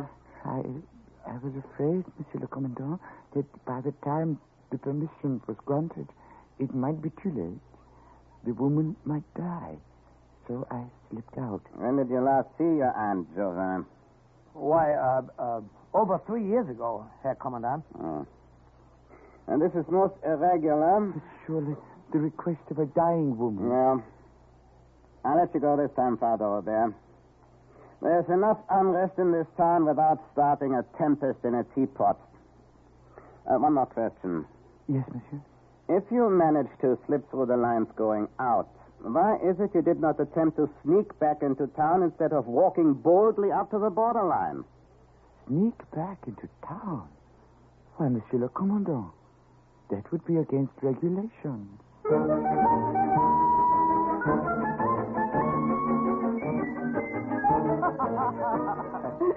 But I do not understand either, Father Robert. How is it that you did not try to sneak back into Briere?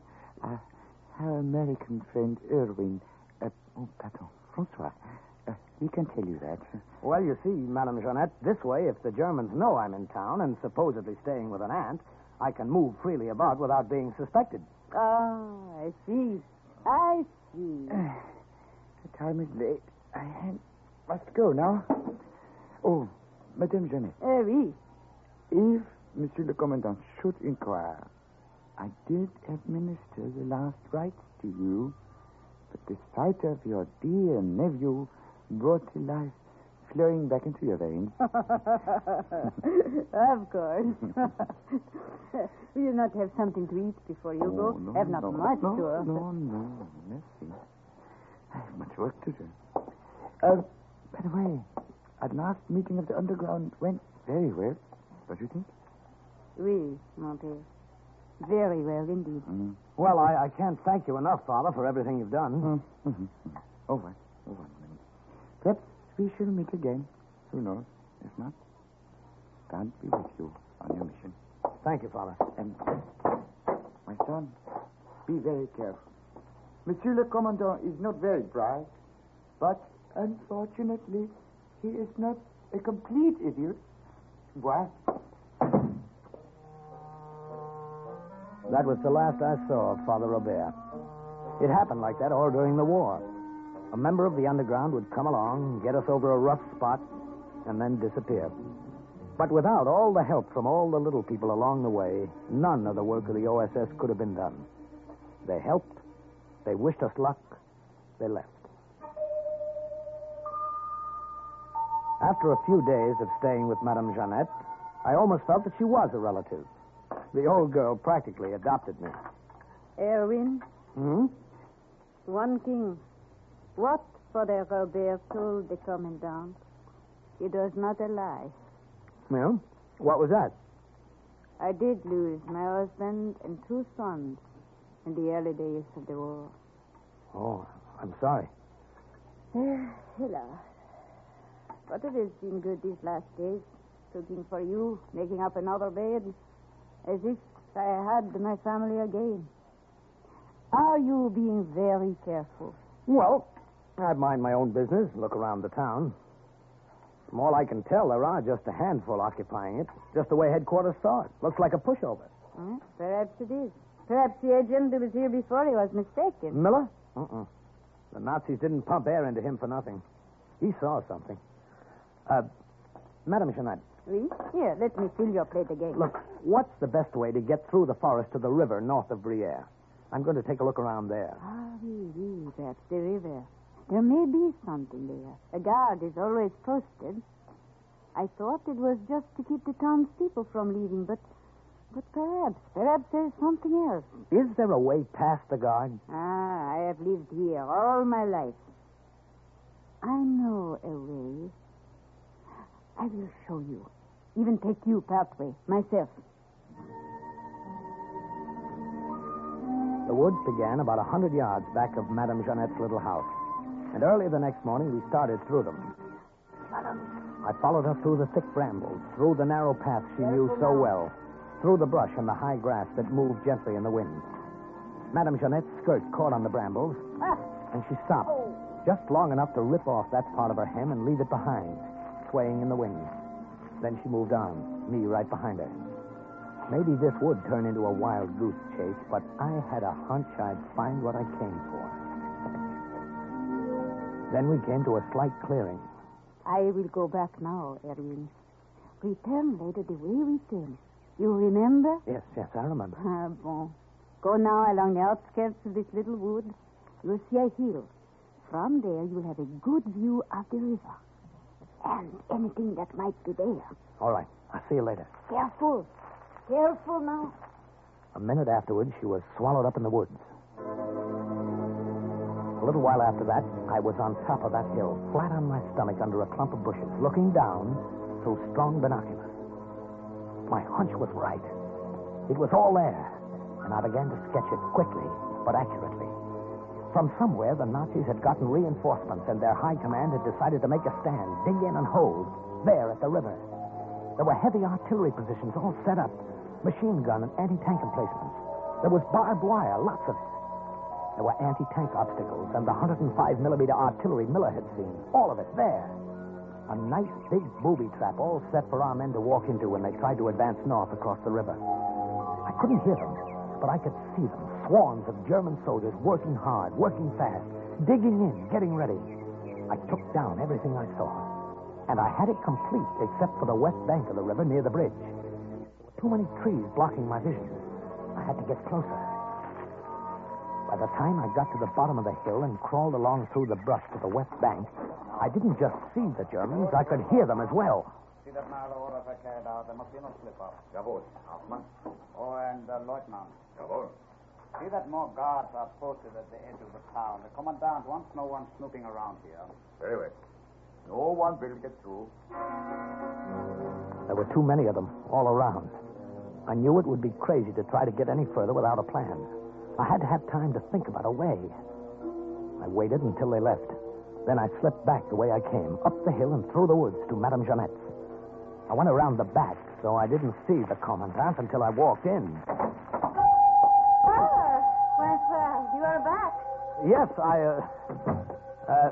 bonjour, Herr Commandant. I have been waiting for you. Well, is something wrong? No, of course not, François. I am here to talk with him. François Jourdain. I believe Father Robert told me that is your name. That is correct. It was through the kindness and understanding of the German High Command here that you were allowed to see your sick aunt. You understand that, do you not? Oh, yes, I appreciate that. It was irregular, but we let you in. However, I am here to tell you that you had better have no illusions about leaving Bruyere now. Going back through the American lines to your village there. Oh, no, I have no wish to leave. Why, you've anticipated me, Herr Commandant. I was going to request permission to stay here with my aunt from now on. I was in the square today looking for work. Oh. Very good, as long as you understand. Madame, if you will allow me to say so, you look very well indeed.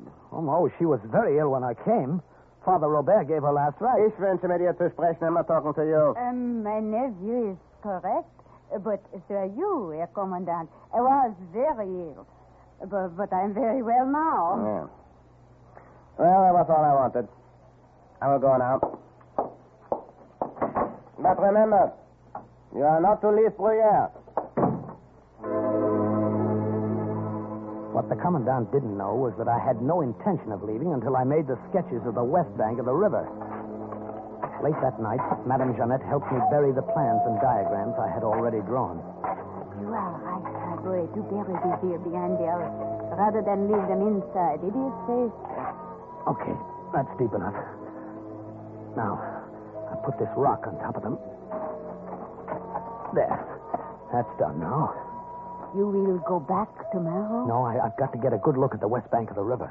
It is wise you did not try to press further ahead today. It would have been too dangerous. I know another way through the forest. Well, tell me. It is a roundabout way, but it will bring you closer to the west bank. Or close enough at least so that you will have a better view than before. But if there are so many troops, as you say, do not get too close. When you have finished, come back to the woods the same way. I will be waiting. I did exactly as she said. Took the long way round, across little streams. Watched for landmarks. Dropped from high rocks and landed on rough little paths that were hidden by the brush. I did everything she said, except one thing. I got too close. Sergeant, We're laying those mines too far apart. What was you doing?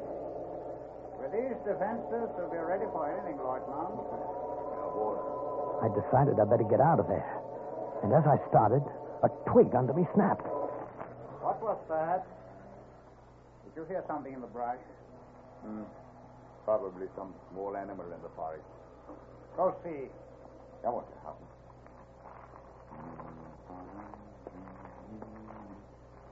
There's nothing here, Herr Hauptmann. Make sure. Remember the fragment of a woman's dress we found in the woods this morning? I was crouched down behind a rock, and the German lieutenant came so close I could have reached out and touched his mud-caked boot. He stopped for a minute, and then he walked right past me. There was nothing there. We can't be too careful. Come with me. There's something I want to show you. I had everything indicated on my sketches. Minefields, tank positions. I knew everything about the west bank of the river I wanted to know. When the coast seemed clear, I started back. But I didn't get very far. Halt! Keep your hands up! In the air! I took a couple of steps and then slammed myself into a shallow ditch. I remember German burp guns and rifles cracking around me. A bullet went through the heel of my boot and sent a shock up my leg that made me wonder if it had been blown off. Then there was quiet. And I waited for them to come and get me. It was all over. Perhaps that will convince you we mean what we say. Look, I tell you, my name is Francois Jauvin. You know my aunt. She's... What were you doing near the river? I'm new in Bruyere. I don't know the forest or the woods. I was lost. Lieutenant, perhaps another taste of your fist? With great... Oh! Get him up. Put him back on the chair. Now listen to me, Jauvin, whatever your name is. We found this sketch of the bridge and the west bank of the river in your pocket. Look, I don't know. I don't know anything. That part of the sketch is quite complete, every detail. The rest is diagrammed in lightly. Where are the rest of these plans? I don't know. Have you hidden them? Where? Have you given them to somebody? Whom? Where are the rest of them? Keine Antwort, eh? Lieutenant, try twisting his arm again. Oh! You fainted. Have him thrown in a cell. I will question him more tomorrow.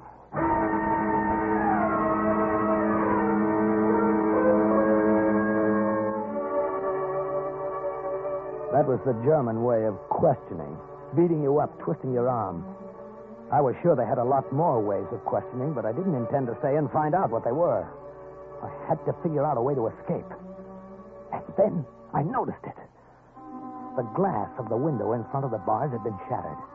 I broke off a piece, and then I cut myself severely about the face. I guess it doesn't sound pretty, and it didn't look very pretty. But that was the effect I wanted. I heard the guard coming back. Quickly, I threw myself on the floor in front of the door so that when the heavy door was opened, it would crash into my head. Commandant wants to see you. Oh! What is that? Help! I must get help. My hair was matted with blood, and my cut-up face looked pretty horrible. Not that the guard was worried about the state of my health. He was afraid of what the commandant would do to him if I wasn't able to be questioned. He left the cell door open and ran. And so did I, in the other direction. I ran up the stairs to the second floor of the small town jail the Germans had taken over. Down below, I could hear voices. I didn't wait to hear any more. I slid down the sloping roof and landed right next to a German soldier. It was a good thing it was my left arm they had twisted. I was better with my right anyway. I took his gun and ammunition belt and shot the front tires of the German cars. Then I borrowed a parked motorcycle. Just as the Germans were spilling out the front door, I drove off, headed back to where I'd buried the papers.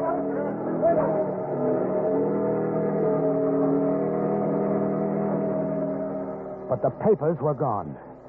Everything I had worked on so painstakingly. The maps, the diagrams, the sketches, the plans. They were gone. Madame Jeanette. Maybe she had them. Madame Jeanette! Madame Jeanette! Open up! Yes? What do you want? Madame Jeanette, where is she? I've got to see her. You cannot. But I've got to. It's important. Look, who are you? Where's Madame Jeanette? She died. What did you say? She died yesterday. Died? But I don't... The Germans. If they're after you, go. I want no trouble. Go!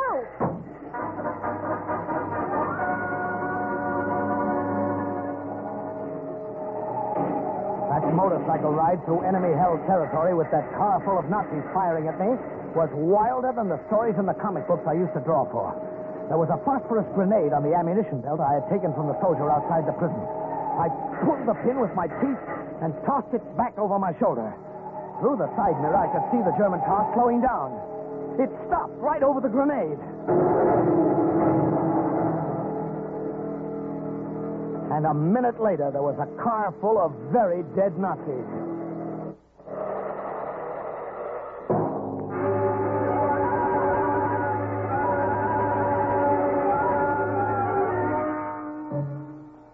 Well, that's all that happened, Colonel.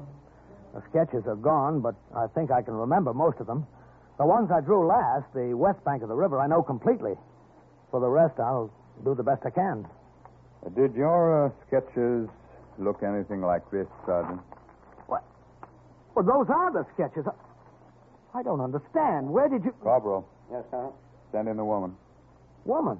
What woman? I don't get this. This way, ma'am. Hello, Erwin. Madame Jeanette, I heard you were dead. Your face.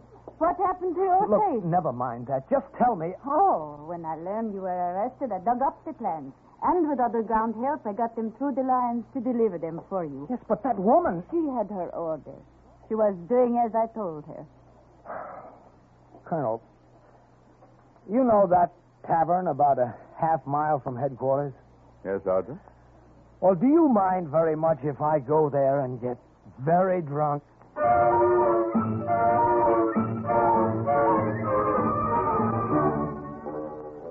The maps, diagrams, and information which Sergeant Irwin Hazen provided allowed the American Army to prepare a counteroffensive. 3 days later, they were on German soil. And the report of another O.S.S. agent closes with the words, Mission accomplished. Listen again next week to another adventure based on actual incidents from the files of the O.S.S. on Cloak and Dagger. Willing to undertake a dangerous mission behind the enemy lines, knowing you may never return alive?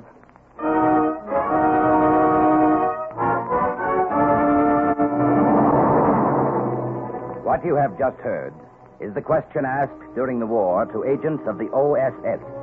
Ordinary citizens who to this question answered, yes.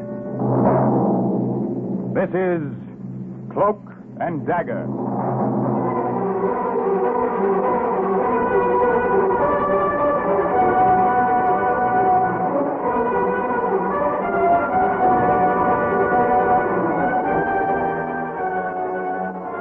Black warfare, espionage, international intrigue. These are the weapons of the O.S.S. In today's adventure, The Secret Box, concerning an American agent who was sent into a Japanese-infested jungle to take back a prisoner. The role of John Marco, the O.S.S. agent, is played by comedy star Jerry Lester. The story is suggested by actual incidents recorded in the Washington files of the Office of Strategic Services. A story that can now be told.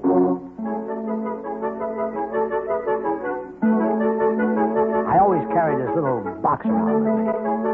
I never knew when it might come in handy. It was about as big as a small lunchbox, well, to begin at the beginning, I happened to be in the radio room at O.S.S. headquarters in Bamo that night when the message came through. Have important Japanese captive for you. Can you come get him? Come soon. Jap patrol only few miles away. Again, for O.S.S. headquarters in Bamo, from Agent Terry.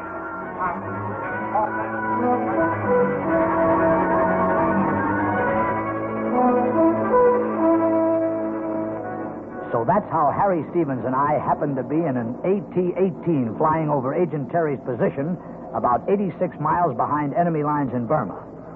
And like I say, I had this little box in my knapsack. Oh, in case I forgot to mention it, my name is Johnny Marco. Snappy songs and witty sayings. Just mention my name in Sheboygan. Oh, they loved me in Sheboygan. Yeah, I know, Marco. Hey, Harry, did I ever tell you about my last date in Frisco before I went overseas? I can hardly wait. Her name was Rose. She had a name like a flower and a face like a weed. I called her Cream of Wheat because she was so mushy. Marco, I have but one thing to say to you. Well, talk to me. I hope you live to be as old as you joked. You know the trouble with you, Harry? You don't realize you're carting around $1 million worth of talent. I tell you, they love me. In Sheboygan, I know. The city, yeah. Now, hang on. Gonna take a dive, see if I can find the landing strip.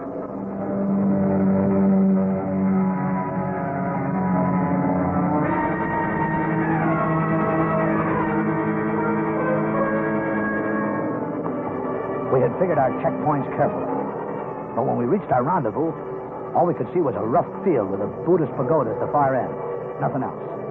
No landing strip, no markers, no one waiting downstairs. Just a rough field covered with brush. We knew something must have gone wrong. I don't get it, Marco. Well, the Japs probably closed in and they're afraid to come out of hiding. Oh, great. Live Jap prisoners aren't dropped in our laps every day. Hey, Harry. Huh? Who is this Agent Terry, anyway? Oh, missionary. Been working with the tribe of Anglo-Burmese for years. Colonel says he's already radioed back a lot of information on enemy position. This is the first prisoner he's ever taken. What a rotten break. Well, look, circle around again. Maybe we'll see something.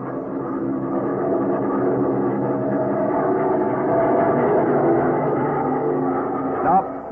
Better head back before we run into trouble ourselves. Hey, Harry, Harry, look. Look, the brush. It's being yanked away. Yeah, I see it. Look, those natives. They're putting up the white marker stripes. The safe to land panel's out. It's like seeing something pop before your eyes. Let's go. That landing strip came out of nowhere. Just all of a sudden, there it was. The plane bumped the ground and rolled in. But we kept the motor still running in case of a Jap trick. And we sat there and waited for whatever was going to happen next. Harry, look. Something or somebody's coming out of that clump of bamboo at the end of the field. Yeah. Keep your hand on your gun. I'll make a quick getaway if I have to. Check. Harry, natives. Yeah, but are they friendly? Spears. Hey, they're armed. Let's get out of here. Yeah. Hey, wait a minute. What's the matter? There's a white woman with them.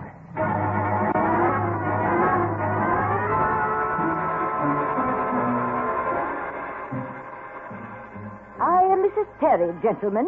One would never suspect I was an agent who had run. Well, what's the angle? I beg your pardon. Oh, it's very simple, really. My husband, the late Reverend Oscar Terry, a God-fearing man, went to his rest a few months ago. Well, you mean, ma'am, that you're the agent who's been sending all that information to O.S.S. headquarters in Bommel? Naturally. This is Lin Tao. I suppose you'd call him the right-hand man. Say, how'd you do, Lin? How you do? Hi. Lin, incidentally, sent the radio message. He does so enjoy tinkering with mechanical devices. I showed him how to use it. Unfortunately, however, my husband, the late Reverend Oscar Terry, a God-fearing man, was the only one of us who knew how to take it apart and put it together again. Lin. Yes, Miss Terry? That radio, you have it? I have it here. Excellent. Captain, would you either have this replaced in Bommel with new parts or have a new radio dropped over to us? Why, sure, Mrs. Terry. I'll see what can be done for you. Oh, thank you so much. Oh, fancy. I almost forgot. We have a Japanese prisoner for you. There were about a half a dozen natives a short distance away standing around the cart. In it, they had a Jap officer with his hands and feet tied. They dragged him over. Get down. Get out of cart. Down. Get down. He was a surly character. Maybe I would be under the same circumstances. Anyway, he didn't say a word, just glared at us from under the bloody bandage around his head. Here is your guest, gentlemen. Colonel Sawaka, the Japanese High Command. He resisted arrest rather strenuously, so it was impossible to avoid banging him around a bit. Well, goodbye now. Good luck, and do give my regards to your colonel. We loaded Colonel Swastika into the small plane.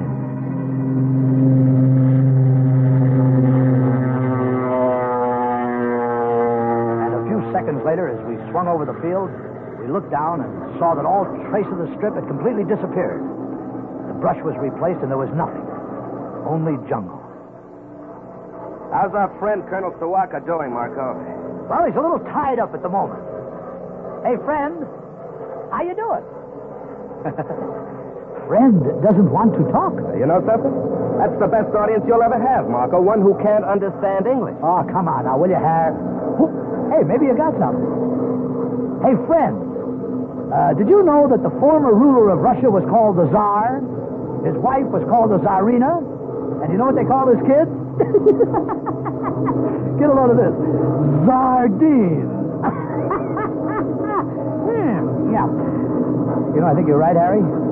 Friend obviously doesn't understand a word of comedy English. Hey, what's that? Jap back act. They've spotted us. Can we get away from them? Well, we can try.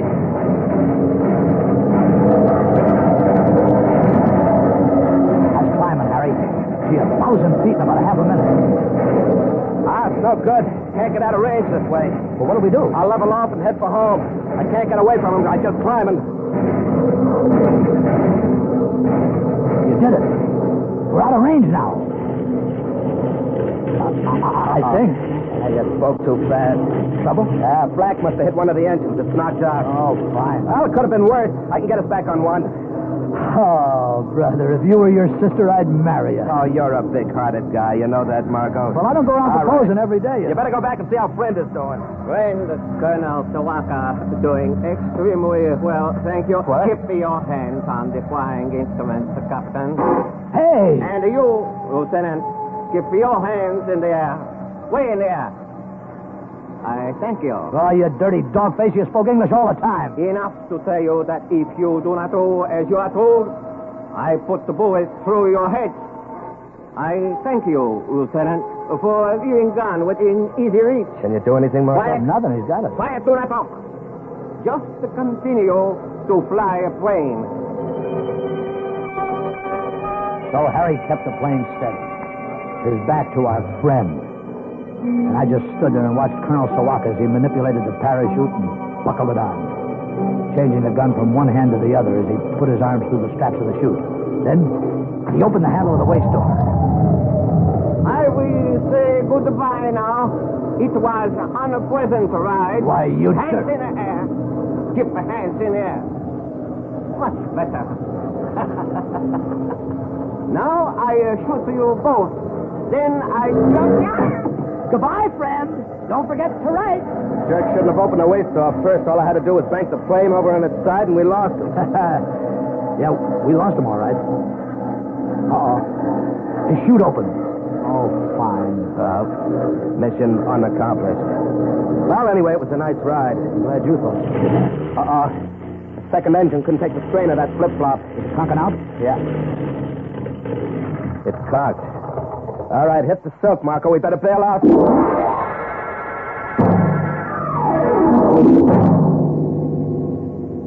I made it okay. Rolled over a couple of times when I landed and pulled the chute down. But it was another story with Harry. As he bailed out, his slipstream caught him, flung him back against the horizontal stabilizer, and cut a gash in his head. Miraculously, his chute opened, and he drifted into the green jungle and landed upside down in the top of a tall mahogany tree. Harry, are you all right? Can you talk? Marco, shroud line of the chute. It's tangled. Can't get out. My head, I cut it. Yeah, I see. Marco, get me down. Yeah, easy, boy, now. I'll do something. Something? But what? I tried to climb the tree to reach him, but it was no use. The trunk was bare, smooth. I kept slipping back. It was as if the two of us were in the middle of a nightmare. Harry, can you hear me? Yeah. I can't climb that lousy tree. It's too slippery. There's nothing for me to hold on. Marco, it's no use. Well, what do you mean it's no use? You waste time standing there, you'll be caught. The Japs all around. You know that as well as I do. Harry, will you listen to me? Now you listen to me. Get away now, will you? They may have seen the plane. Oh, shut up. Now, will you shut up? Get out or we're both dead ducks. I know I am, anyway. Just do one thing. Marco? Yeah? Don't leave me here to starve or fall in the Jap hands. Maybe you can make it back alone. You're nuts. Now, I couldn't do that. Just don't leave me to starve, Marco, please. Please, huh? Shoot me first. Through the head, Marco. Please. I knew he was right. I couldn't leave him. Please, Marco. Not that way. And I couldn't stay. Marco! Well, I took the 45 from the holster at my belt. When I heard the dry click of the hammer being drawn back, I broke out in a sweat. My hands started to get wet, too. Marco. I counted 1, 2. Well, listen. Huh? From the looks of it, we're right in time.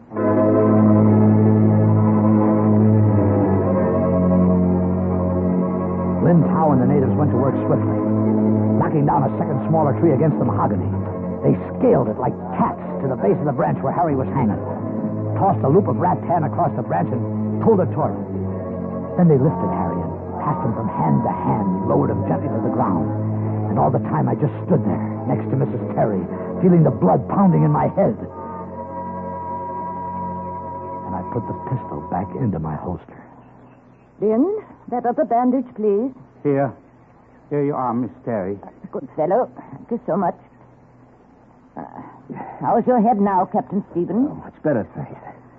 I still don't understand. How did you we happen... saw the Japanese attack hit your plane almost immediately after you left us. We came along to the jungle in case there should be need of us. Lady, no one ever needed you more. You say Colonel Sawaka escaped? Dear, what a pity. There now. I think that bandage will do till you get back. Miss Terry. Yes, Lynn? Lynn say, leave now. Do not stay. Back to village. Oh, yes, great. But that poses a problem. As I told you earlier, our radio is out of use, So there's no way of contacting headquarters and telling them to send a plane for us? Exactly, Lieutenant Marco. Well, do you think we can make it back through enemy lines on foot? Possibly. It'd take 5 or 6 days anyway. Yeah, but it could be done, couldn't it? I mean, we could sneak through, couldn't we? Bypass the Japs, so I don't know. Can do. Lin Tao help. Take you. Capital idea, Lin Tao. My husband, the late Reverend Oscar Terry. A God-fearing man. Thank you. Yeah. He would approve heartily.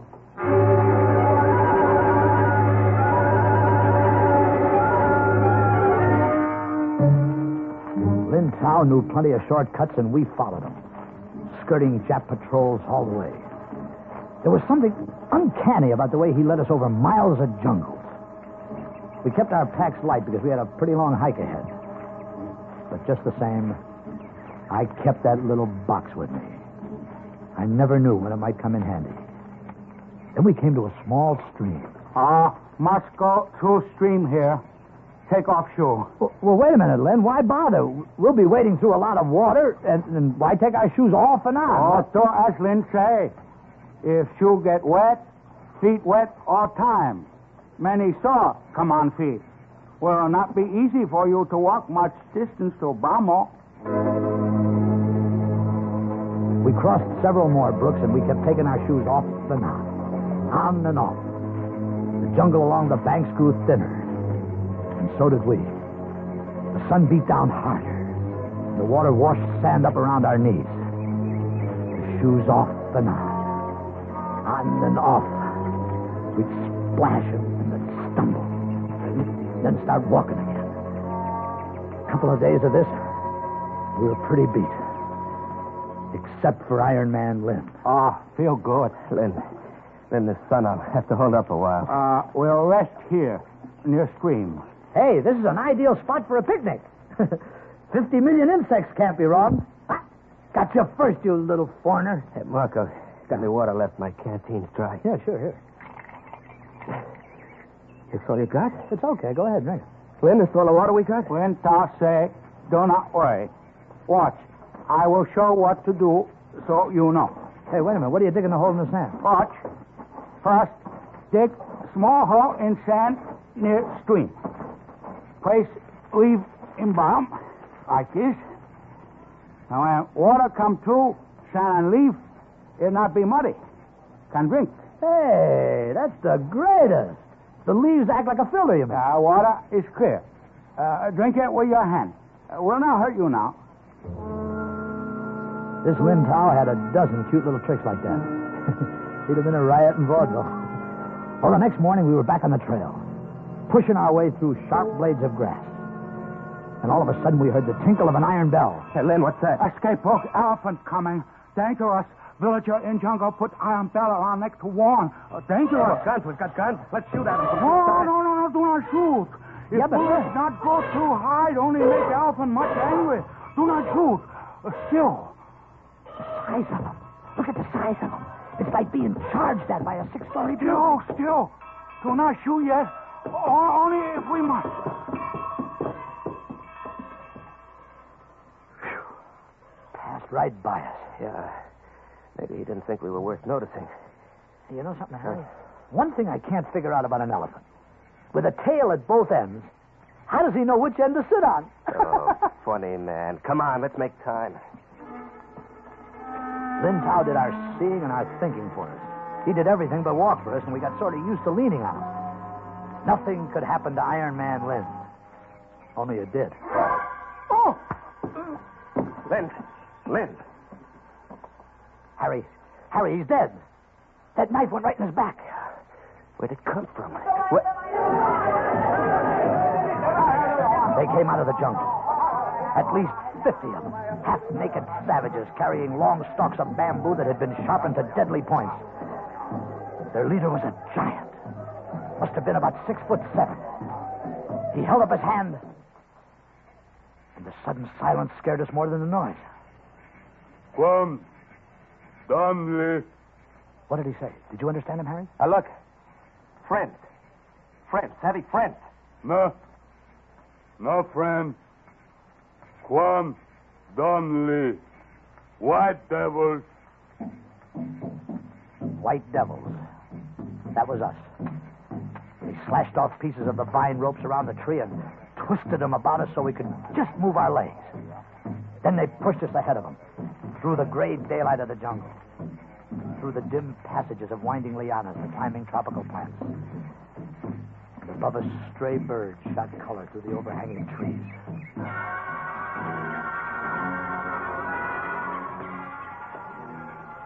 After about a mile, the path became a trail. The lianas were cut away. We tripped over some coconut husks by the side of a charred fire. We were coming into the village. Then Harry saw them first. Marco, look. Up there on the poles. Human heads. A row of skulls. Headhunters. Marco, these are headhunters. Move. Come, Donnelly. Move. Hey, look, Chief, you got it all wrong. Now, we're not devils. We're friends. Friends. No. No use, Marco. American, you are right. It's no use. Colonel Swastika. I am a great friend of these headhunters, for I warned them of your coming. Told them you are Quan Donnelly, white devils who come to bring a plague and a pestilence to them. It's no use. Chief, put the devils away. Ten. Quan Donnelly. Tal. Basha. They untied us and threw us in a straw thatched hut they called a basha. Through the makeshift door, we could see the skulls on the poles. An endless row of them under the hot sun. And up the poles streamed columns of jungle ants, giving them an ancient burial. Looks like the end of the line, Marco. Yeah. Hey, wait a minute, Harry. That chief speaks a little pidgin English. He understands a little. Do you think we could reason with him? He doesn't look like the reasonable type. Besides, our friend, Colonel Swastika, got to him first. The tribe's convinced we're dangerous. Yeah. About as dangerous as a glass of buttermilk. A funny bucket. That's Swastika outside talking to the guard. We got company. I trust you are comfortable, Captain, Lieutenant. Why don't you climb a tree, you little monkey? Ow! Watch your tongue. Was most fortunate for me. I found a way here to a friendly camp. Sorry, I don't like your friend. My friends do not like you either. Think you are devil Americans who bring evil to their people. Sleep well. Tomorrow you will join heads on poles.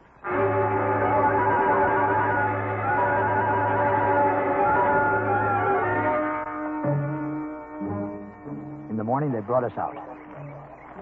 I guess we were pretty important because the big chief himself came over to tie us to the poles. Then I got an idea. I sneaked my hand in my pocket and grabbed a coin, just held it tight. Come, Donley. Tie you now. Hey, Chief, look at this. What are you doing carrying dimes around in your ear? Well, what do you know? Another in your other ear. And here's one in your nose. Hey, you're a pretty sly character, aren't you? Regular walking Bank of England. Hey, Marco, what are you up to? Just a couple of magic tricks if I can get away with them. I tell you, they love me in Sheboygan. Toba. Magic. That's right. Toba magic. Toba. Now, if you get me that knapsack you grabbed from me, I'll do more. See? Toba. Knapsack. Bag from back. Savvy? Remember, we'll do Toba. Do not listen to Guandali. Cut off a head. Now. Hey, Chief, look at this. Look at this. Now you see it, now you don't. Presto, coins disappear. Get knapsack or you'll disappear. Savvy? Gunshot plume by Kula.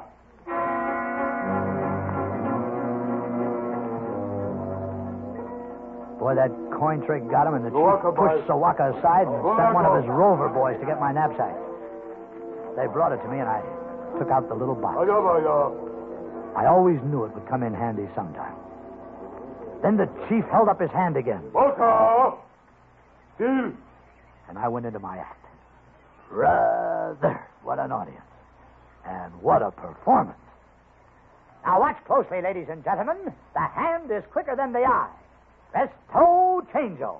I take this little glass of water, just an ordinary glass of water, if you will observe closely, and presto, it turns color. You're doing great, kid. One of my best shows. I tell you, cut off the head. Still. Be still. You tell him, Chief. The devil. Go away, little man. You bother me. Now, for the next bit of magic, ladies and gentlemen. I pulled every trick in the book out of that little box. Drew cigarettes from the chief's ear. Pulled flowers out of empty pots. Yanked a dozen colored scarves out of a single white handkerchief. And then I broke a stick in half and put it together again. Boy, did they love it.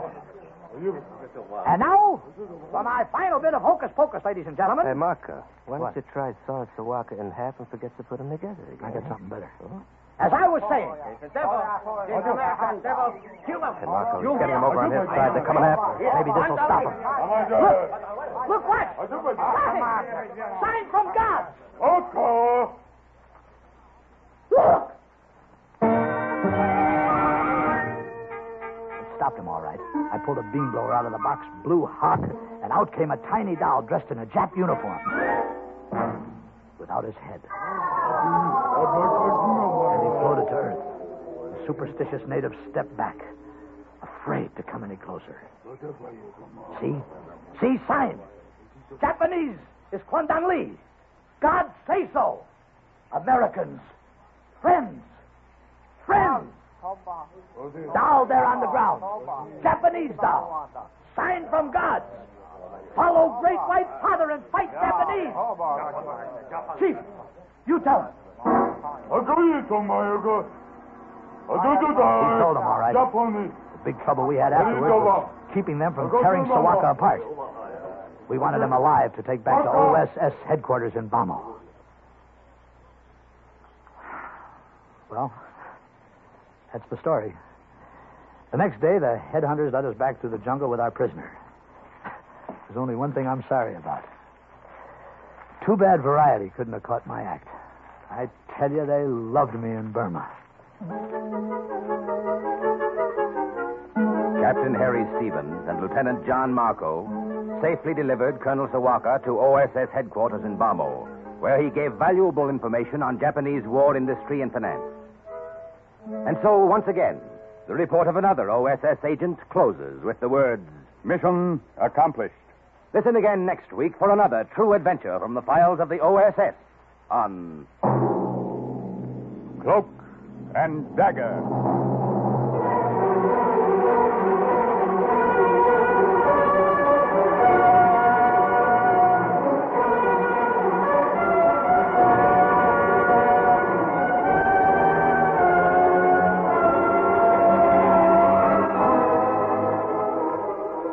Starred in today's Cloak and Dagger adventure as Marco was Jerry Lester, with Larry Haynes as Harry, Colonel Sawaka, Daniel Acco, Mrs. Terry, Irene Hubbard, the Colonel Raymond Edward Johnson. Others were Carl Weber, Arnold Robertson, and Jerry Jarrett. The script was written by Winifred Wolfe and Jack Gordon. The music was under the direction of Murray Ross. Today's true O.S.S. adventure was based on the book Cloak and Dagger by Corey Ford and Alistair McBain. This has been a Louis G. Collin production in association with Alfred Hollander and was under the direction and supervision of Sherman Marks. Programs. Get your programs here. Mystery fans, there's an exciting evening waiting for you tonight on NBC. First, some listener will have a chance to win $1,000 for solving the case on $1,000 behind the enemy lines, knowing you may never return alive.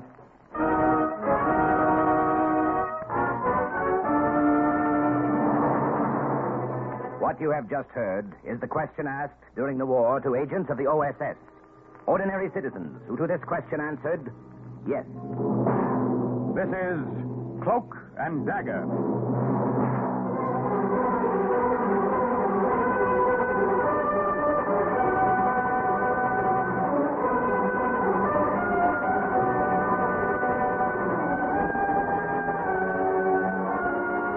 Black warfare. Espionage, international intrigue. These are the weapons of the O.S.S. In today's adventure, the Swastika on the Windmill, the role of Paul Halfond, an O.S.S. agent in Holland, is played by Les Tremaine. The story is suggested by actual incidents, recorded in the Washington files of the Office of Strategic Services. A story that can now be told. My mouth was as dry as ashes. The palms of my hands were wringing wet. My revolver was drawn. I moved slowly, slowly along the dark hall.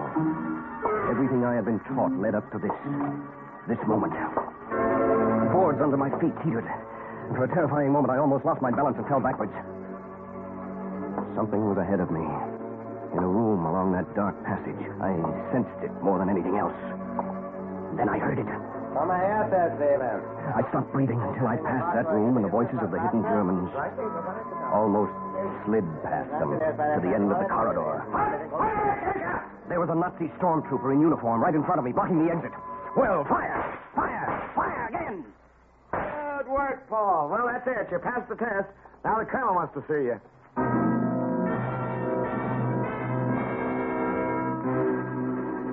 What I had just come through was a cleverly designed scare house that rivaled any Coney Island chamber of horrors for one-a-minute thrills. This was part of the training of an O.S.S. agent, and it took place less than an hour's ride from Washington, D.C. Lieutenant Halfond, at the present time, we have no information, and no way of getting information, on the disposition and plans of German troops in the Netherlands. We think they're up to New England, and from there, a submarine will take you to the coast of Holland. The coast of Holland? To me, Holland was a little country where my Uncle Brom lived, where I visited when I was 12, where the windmills were now under the shadow of the swastika. I guess we can surface about here. There's Mac on Holland. I want to take a look, Lieutenant Halfond. Oh, thanks, Commander Swanning. Through the periscope of the submarine tuner, I could see a windmill in the flat lowland of the Netherlands. I couldn't see the swastika, but I knew it was there. The pressure gauge showed 20 feet of salt water above us. Take her up. Take her up.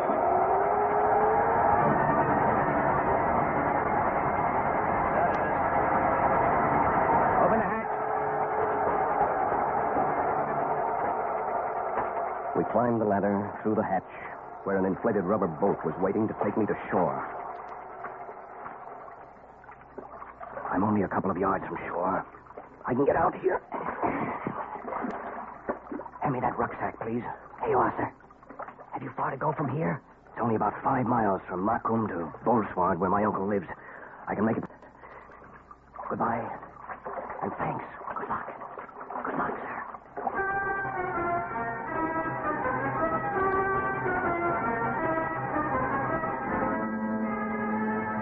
So when you rang the bell at San Paul, I jumped from my bed. The devil, I said. It's the Gestapo. They finally put two and two together and connected me with the underground. Hush, Brom, hush. God gave you a tongue. Must you use it so loosely? I'm afraid my new Aunt Hilda doesn't trust me completely. I trust no one these days. Oh, Hilda, this is Paul. How often have I spoken to you of the times he came here when he was... How old, Paul? 12, Uncle Brom? Oh, yes, 12. And so proper, so correct. A miniature model of propriety. Well, from the looks of it, you've grown, but you haven't changed much. Still proper as the devil. Well, the result of my strict Quaker upbringing, Uncle Brom, remember? We were both taught never to drink or smoke or lie or swear, Uncle Brom. Yes. How long will you stay in Holland? Only long enough to contact the leader of the underground and get the information I'm after. I see. Tell me, why should we believe that you are an Allied spy? Hilda! Answer me. Surely you don't expect me to carry proof about me that I'm a spy in case the Germans find me? Then how do we know? That's enough, Hilda. The devil, I say. I'll hear no more of this talk. All right, Brom. It will be as you say, and on your conscience. Your wife doesn't trust me. You were surprised, no doubt, to find your Aunt Katrina dead and I remarried. Yes, I was, Uncle Brom. I was lonesome. It's not good for a man to live by himself. And she is a good woman. But she doesn't trust me. She has her reasons. There was a man in these parts not long ago. He passed himself off as a British agent, gained the confidence of some of the underground. Then he turned them over to the Gestapo. Oh, I see. Hilda's family was among those executed. You understand now? Uncle Brom, you haven't seen me nor heard from me since I was a boy. You don't know where I've been during those years in between. You don't know what my loyalties are. Do you trust me? Tomorrow I will take steps to put you in contact with Hans Bock in Leeuwarden, a leader of the Dutch underground. When I awoke a few hours later, it was about 10 o'clock. Through the window of the spare room that Aunt Hilda had made up for me, I could see the neat little milk carts jolting over the Kachlin and the cobblestones. And I could see the endless stream of bicycles. And here and there, a German soldier in uniform, like a blot on the landscape. I'm afraid the breakfast is not as sumptuous as it was in the old days, Paul. Do not apologize for what we cannot change. Aunt Hilda is right. It was very good. The Rogebrud was just as I remembered it. And these currant buns, these Krentenbrudges, are wonderful. I will leave you. I have a house to clean. You're still suspicious of me? Have I any reason not to be? Hilda, enough. Paul is my sister's son. I will stake my own life's blood that he is to be trusted. Let us hope you do not have to. Hilda! Aunt Hilda. Look. This pistol. I'm giving it to you. It's the only one I have. The only one you have? And you give it to me? Yeah. I put myself at your mercy. If at any time you have proof, even the slightest, that I'm not what I claim to be, take my own gun and turn it on me.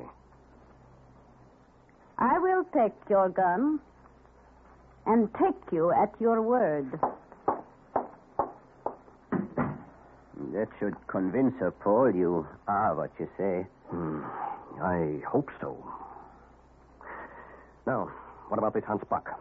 How can I get in touch with him? I will arrange for a meeting between you halfway at the Harlingen 5 days from now to give him time to collect the information you are after. The days until Thursday, when I was supposed to meet Hans Bock, passed slowly, but they weren't wasted.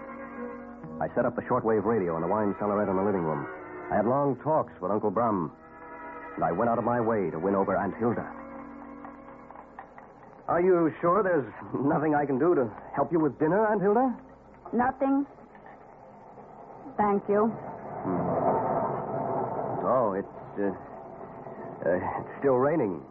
One need not be too clever to see that. In Holland, it seems always to be raining now. Rain, mud, and despair. I remember when I came here years ago. It was winter. I was in time for the skaters' races. Yeah. Skaters' races. And the booths. Remember the little booths that sold chocolate and milk cooked with aniseed? And the little cakes, all the varieties of gingerbread? Oh, how I loved them. Hand me the spoon. Here. Here you are. Thank you. Tell me about America. What is it like? It's too large to describe in a sentence or two, Aunt Hilda. When the war is over, you must come visit us. When the war is over. Well, it can't last forever. And America's helping. And remember, our leader, President Roosevelt, is himself of Dutch ancestry. Tomorrow, perhaps I will make you a gingerbread cake.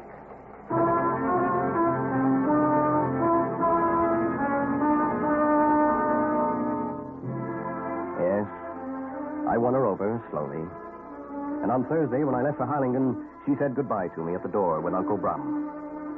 You know where to meet him, Paul. You have everything clear? Yeah. Everything, Uncle Brum. I'm to meet him beside the monument of the stone man on the North Sea dikes. I'll be knotting and unknotting a piece of string, so he'll know me. Good. We will see you later tonight, then? Yeah. Paul?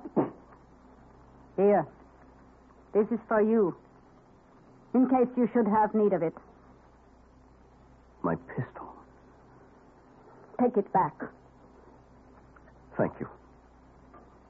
Thank you, Aunt Hilda.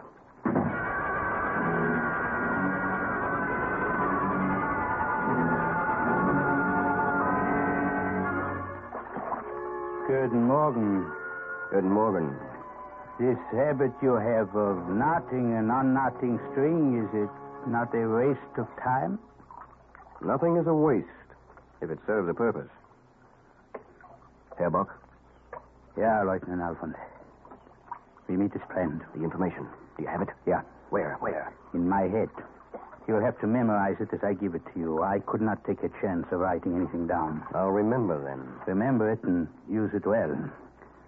There are 40,000 Nazi troops in Holland and Belgium. These troops will be on the move within 2 weeks. Where are they going? Northern Italy. They'll be used to cut off the American advance there. The colonel did suspect the worst. Thank you. I'll radio this out tonight. It is appropriate, is it not, for us to meet under the statue of this stone man? See the inscription? Terminus. Yeah. It means thus far and no farther. A threat to the sea that is held back by the dikes. Thus far and no farther. A threat also to the Nazis? Yeah. You understand me well. Remember me to your uncle. And goodbye for now.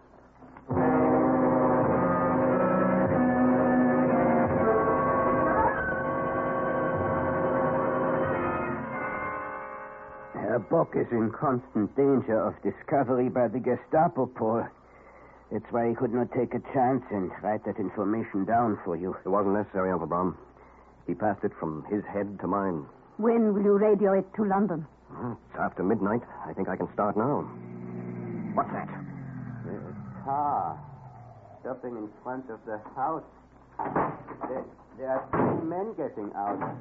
So late? Who are they, Brown? Do you know them? No, I don't. I'm afraid it was like this once before when I came to get my family. Paul, we were turned in by someone who pretended to be a friend. Aunt Hilda, do you believe? I don't know what to believe. I'll answer it. Gelderman. Yeah? We've business with you. Come in. This is my wife and my nephew, Paul Halfond. Your nephew? Max, take a good look at him. Would you say he looks as if he's to be trusted? I never trust a man who looks so innocent. What are you talking about? Who are you? Do not be so suspicious. We are from Hans Bock. We're members of the underground. Underground? I was not conscious there was an underground in the Netherlands. What do you want with us? You're being very careful. I can see that, Herr Kelderman, and that's good. And perhaps this will prove who we are. Would you not say that is Herr Bock's own signature? Yeah, that is his all right. Mm-hmm. I know it well. You're convinced now. Read it aloud. Uncle Brown. Let me read it, Paul. Have reason to distrust man you sent me today. Show proof who he is or turn him over to these men for underground execution. But this is ridiculous. I do not understand. Nor I. Herr Bock seemed to trust me well enough this afternoon. Your nephew is a German spy, a traitor in our midst. The devil he is. I do not believe that. Not Paul. He's not a spy, not for the Germans. You want proof? I will give you proof. See here, in the wine cellar. This is his shortwave radio. He was going to send a message tonight. He is a friend. He is an ally. He's a member of the American O.S.S. Don't you believe me?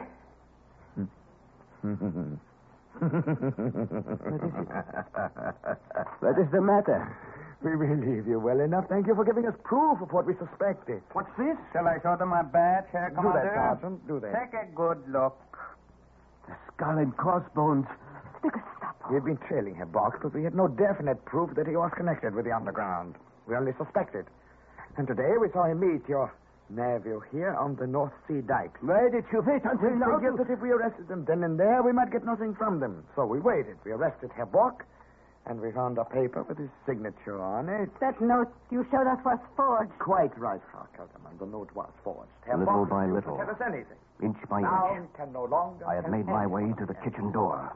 You have killed him. Right again, Frau Kelterman. And then around the corner. To your husband for supplying us And up the with back stairs. Commander, yes, get after him. Run, Paul! The attic! I will go off with you. In a flood of memory, it came back. Chamber of Horrors, an hour's drive from Washington. My mouth was dry as ashes, but the palms of my hands were wringing wet. Along the dark hall, my revolver drawn. Everything I'd been taught led up to this. This moment. We have you covered from both sides. Drop your gun. Well, fire! Fire! Fire again! Into the darkness! But this time there was no instructor to say, "Good work, Paul." There was just a gun in my back and a leader of the Gestapo to say, "You are under arrest, Lieutenant Halfon."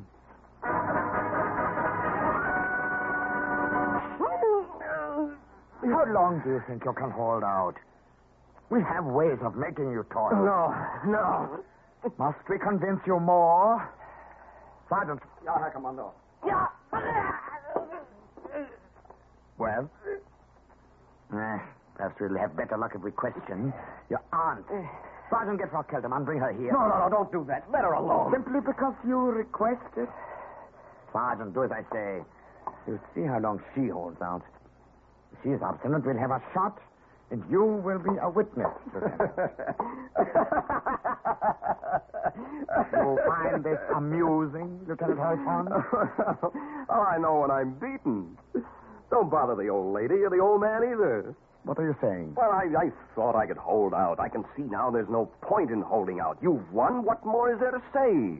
If you're just stalling for time... I'm not stalling, Herr Commander. I'll prove it. I'll confess everything. Tell you everything you want to know. Now you're becoming smart. And so I told them everything they wanted to know.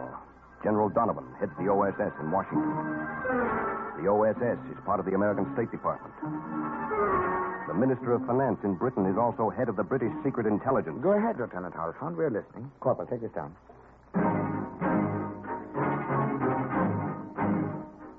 I gave them a mixture of fact and fantasy that would have done the German propaganda ministry proud. The true facts I told them I knew they already knew. The rest they seemed to accept at face value. So I kept my story with a real whopper. You taking all this down, Corporal? Well, take this down with a red pencil. An invasion of North Holland is part of the Allied plan. What? The invasion will be made in the eastern area of Friesland on the Dutch North Sea coast. You are lying to us. We'll see if you know you are beaten. Perhaps you've been on the wrong side, Lieutenant Hartford. You've set up a radio? I think you ought to use it tonight.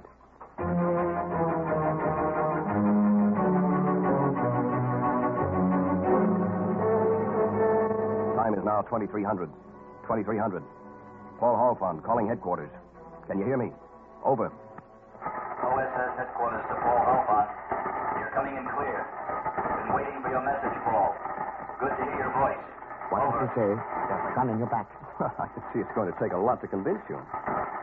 Paul Halfond to headquarters. Listen. Listen carefully. It's stinking weather for a drop, but I've got to have supplies. It's darned important. Over. Headquarters to Halfond. Would you mind repeating that so we're sure? Repeat, please. Over. What the devil's the matter? You said you were getting darn good reception. I said the weather's lousy, but it's darned important that I get a supply drop at designated point tomorrow night. Can't make it any darn clearer than that. Over. Okay. Okay, Paul. We get it. It's darn clear now. You'll get your supply drop. Good night. Over and out. Well, you heard it yourself. The drop will be made. Are you beginning to be convinced of my sincerity? Were you nervous, Lieutenant? What? Why do you say that? I never heard you use such language before. Oh, I expect to get over my nervousness after I've broadcast many of these radio messages for you, Commander Brandt. After that, they drove me back to the jail. Commander Brandt of the Gestapo had never heard me use such language before, and neither had O.S.S. headquarters. In the Army, they used to make fun of me because of my proper speech. I gambled on the chance that the radio operator who knew me would detect something odd about my speech. When he answered back the same way, I knew he understood I was a prisoner of the Germans, and that the supply drop would probably save my neck. I didn't sleep that night, and I didn't really take a deep breath until 11 o'clock the next morning. Good morning, Lieutenant. Would you care, perhaps, for a piece of chocolate? An American cigarette?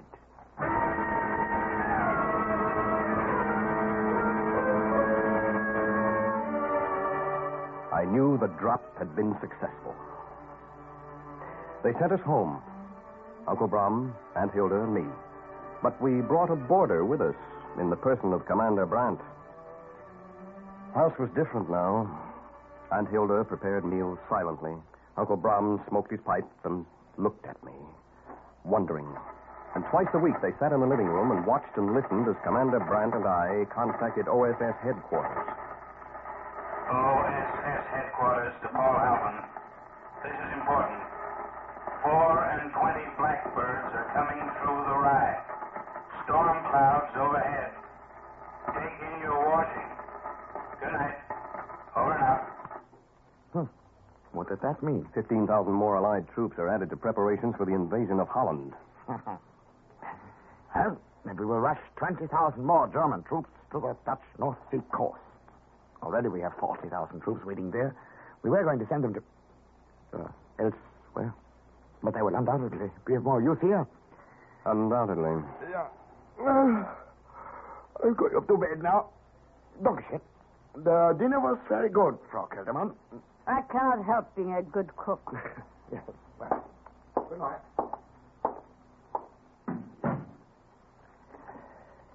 It's thoughtful of him to leave us alone so much. Is it? I do not care much for your company. Hilda, maybe he's got his reasons. I wanted to tell them my reasons, but I didn't dare. Instead, I stood at the piano and played the scale with one finger. Even Uncle Brom was getting to the point where he couldn't look me straight in the eye. But as Uncle Brom became more suspicious, Commander Brandt became less suspicious. I think I will go up to bed, too. Something was wrong with the piano. The C was sharp, as if something were pressing on it, making it sharp. I walked around to the back of the baby grand, and I saw it. A small round disc the size of an overcoat button. I knew it was attached to a dictaphone in Brandt's room. That was why he left us alone so much. I'd give him something to listen to. Paul, I know there must be some explanations for these things you're doing. Now, look. You haven't had it so good for years. Eggs on the table. When did you have eggs on the table last? Privileges nobody else has. Extra ration books. You might as well face it. This is a new order, Germany's order. And if you're smart like I am, you'll fall in with them. Paul, is this you? I told you he was a traitor. A spy. I warned you.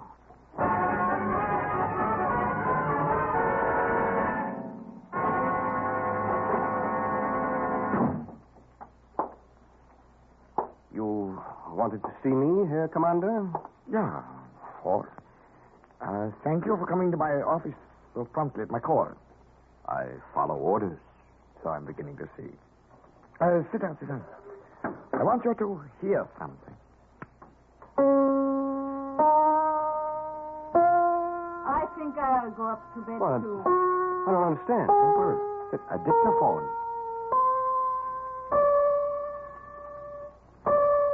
But I still don't... I know there must be some explanation. That's Uncle Brum. Yeah. Now, look. You haven't had it so good for years. That's me. Eggs on the table. Well, what's the idea of doing it on the table last? Privileges nobody else has. Extra ration books. You might as well face it. This is a new order. Germany's You've convinced me completely. If you're smart like I am, you'll fall in with them. I have a proposition for you. Yes? I want you to go to England for us. Act as a double agent. You can be more valuable to us there. Leave Holland? Huh? But aren't I a great help to you here? I know the risk it involves. But Germany will pay you well after the war. Think it over. I thought it over and let him convince me. And a few days later, a German stormtrooper gave me a personal escort to the border. And I made my way back from the enemy lines. After I left, my aunt and uncle escaped and were hidden by the underground. And it wasn't until the war was over that I was able to see them and explain.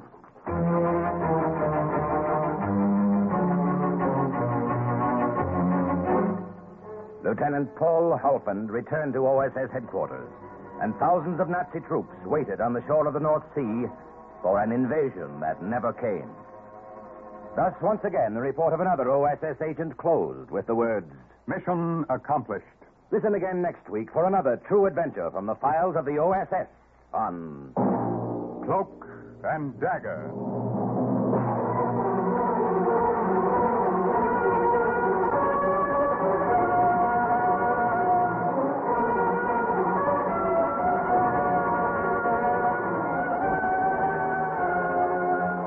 Heard in today's Cloak and Dagger adventure as Paul Halfond was Les Tremaine. Brom was played by Stefan Schnabel, Hilda by Virginia Payne, Bant by Barry Kroger, the Colonel by Raymond Edward Johnson. Others were Carl Weber, Jerry Jarrett, Arnold Robertson, and Bob Wilde. The script was written by Winifred Wolfe and Jack Gordon. The music was under the direction of Murray Ross. Today's true O.S.S. adventure was based on the book Cloak and Dagger by Corey Ford and Alistair McBain. This program was produced by Louis G. Cowan and Alfred Hollander and was under the direction of Sherman Marks. Programs, get your programs here. Mystery fans, there's an exciting evening waiting for you tonight on NBC. First, some listener will have a chance to win a double reward for solving the case on $1,000 reward. Next, when a woman reads her own obituary in the paper, the saint finds himself involved in a case that leads to murder. Then Sam Spade works his way through the rod and reel caper. Yes, you'll find adventure here tonight. Stay tuned now for High Adventure and the Big Guy on NBC.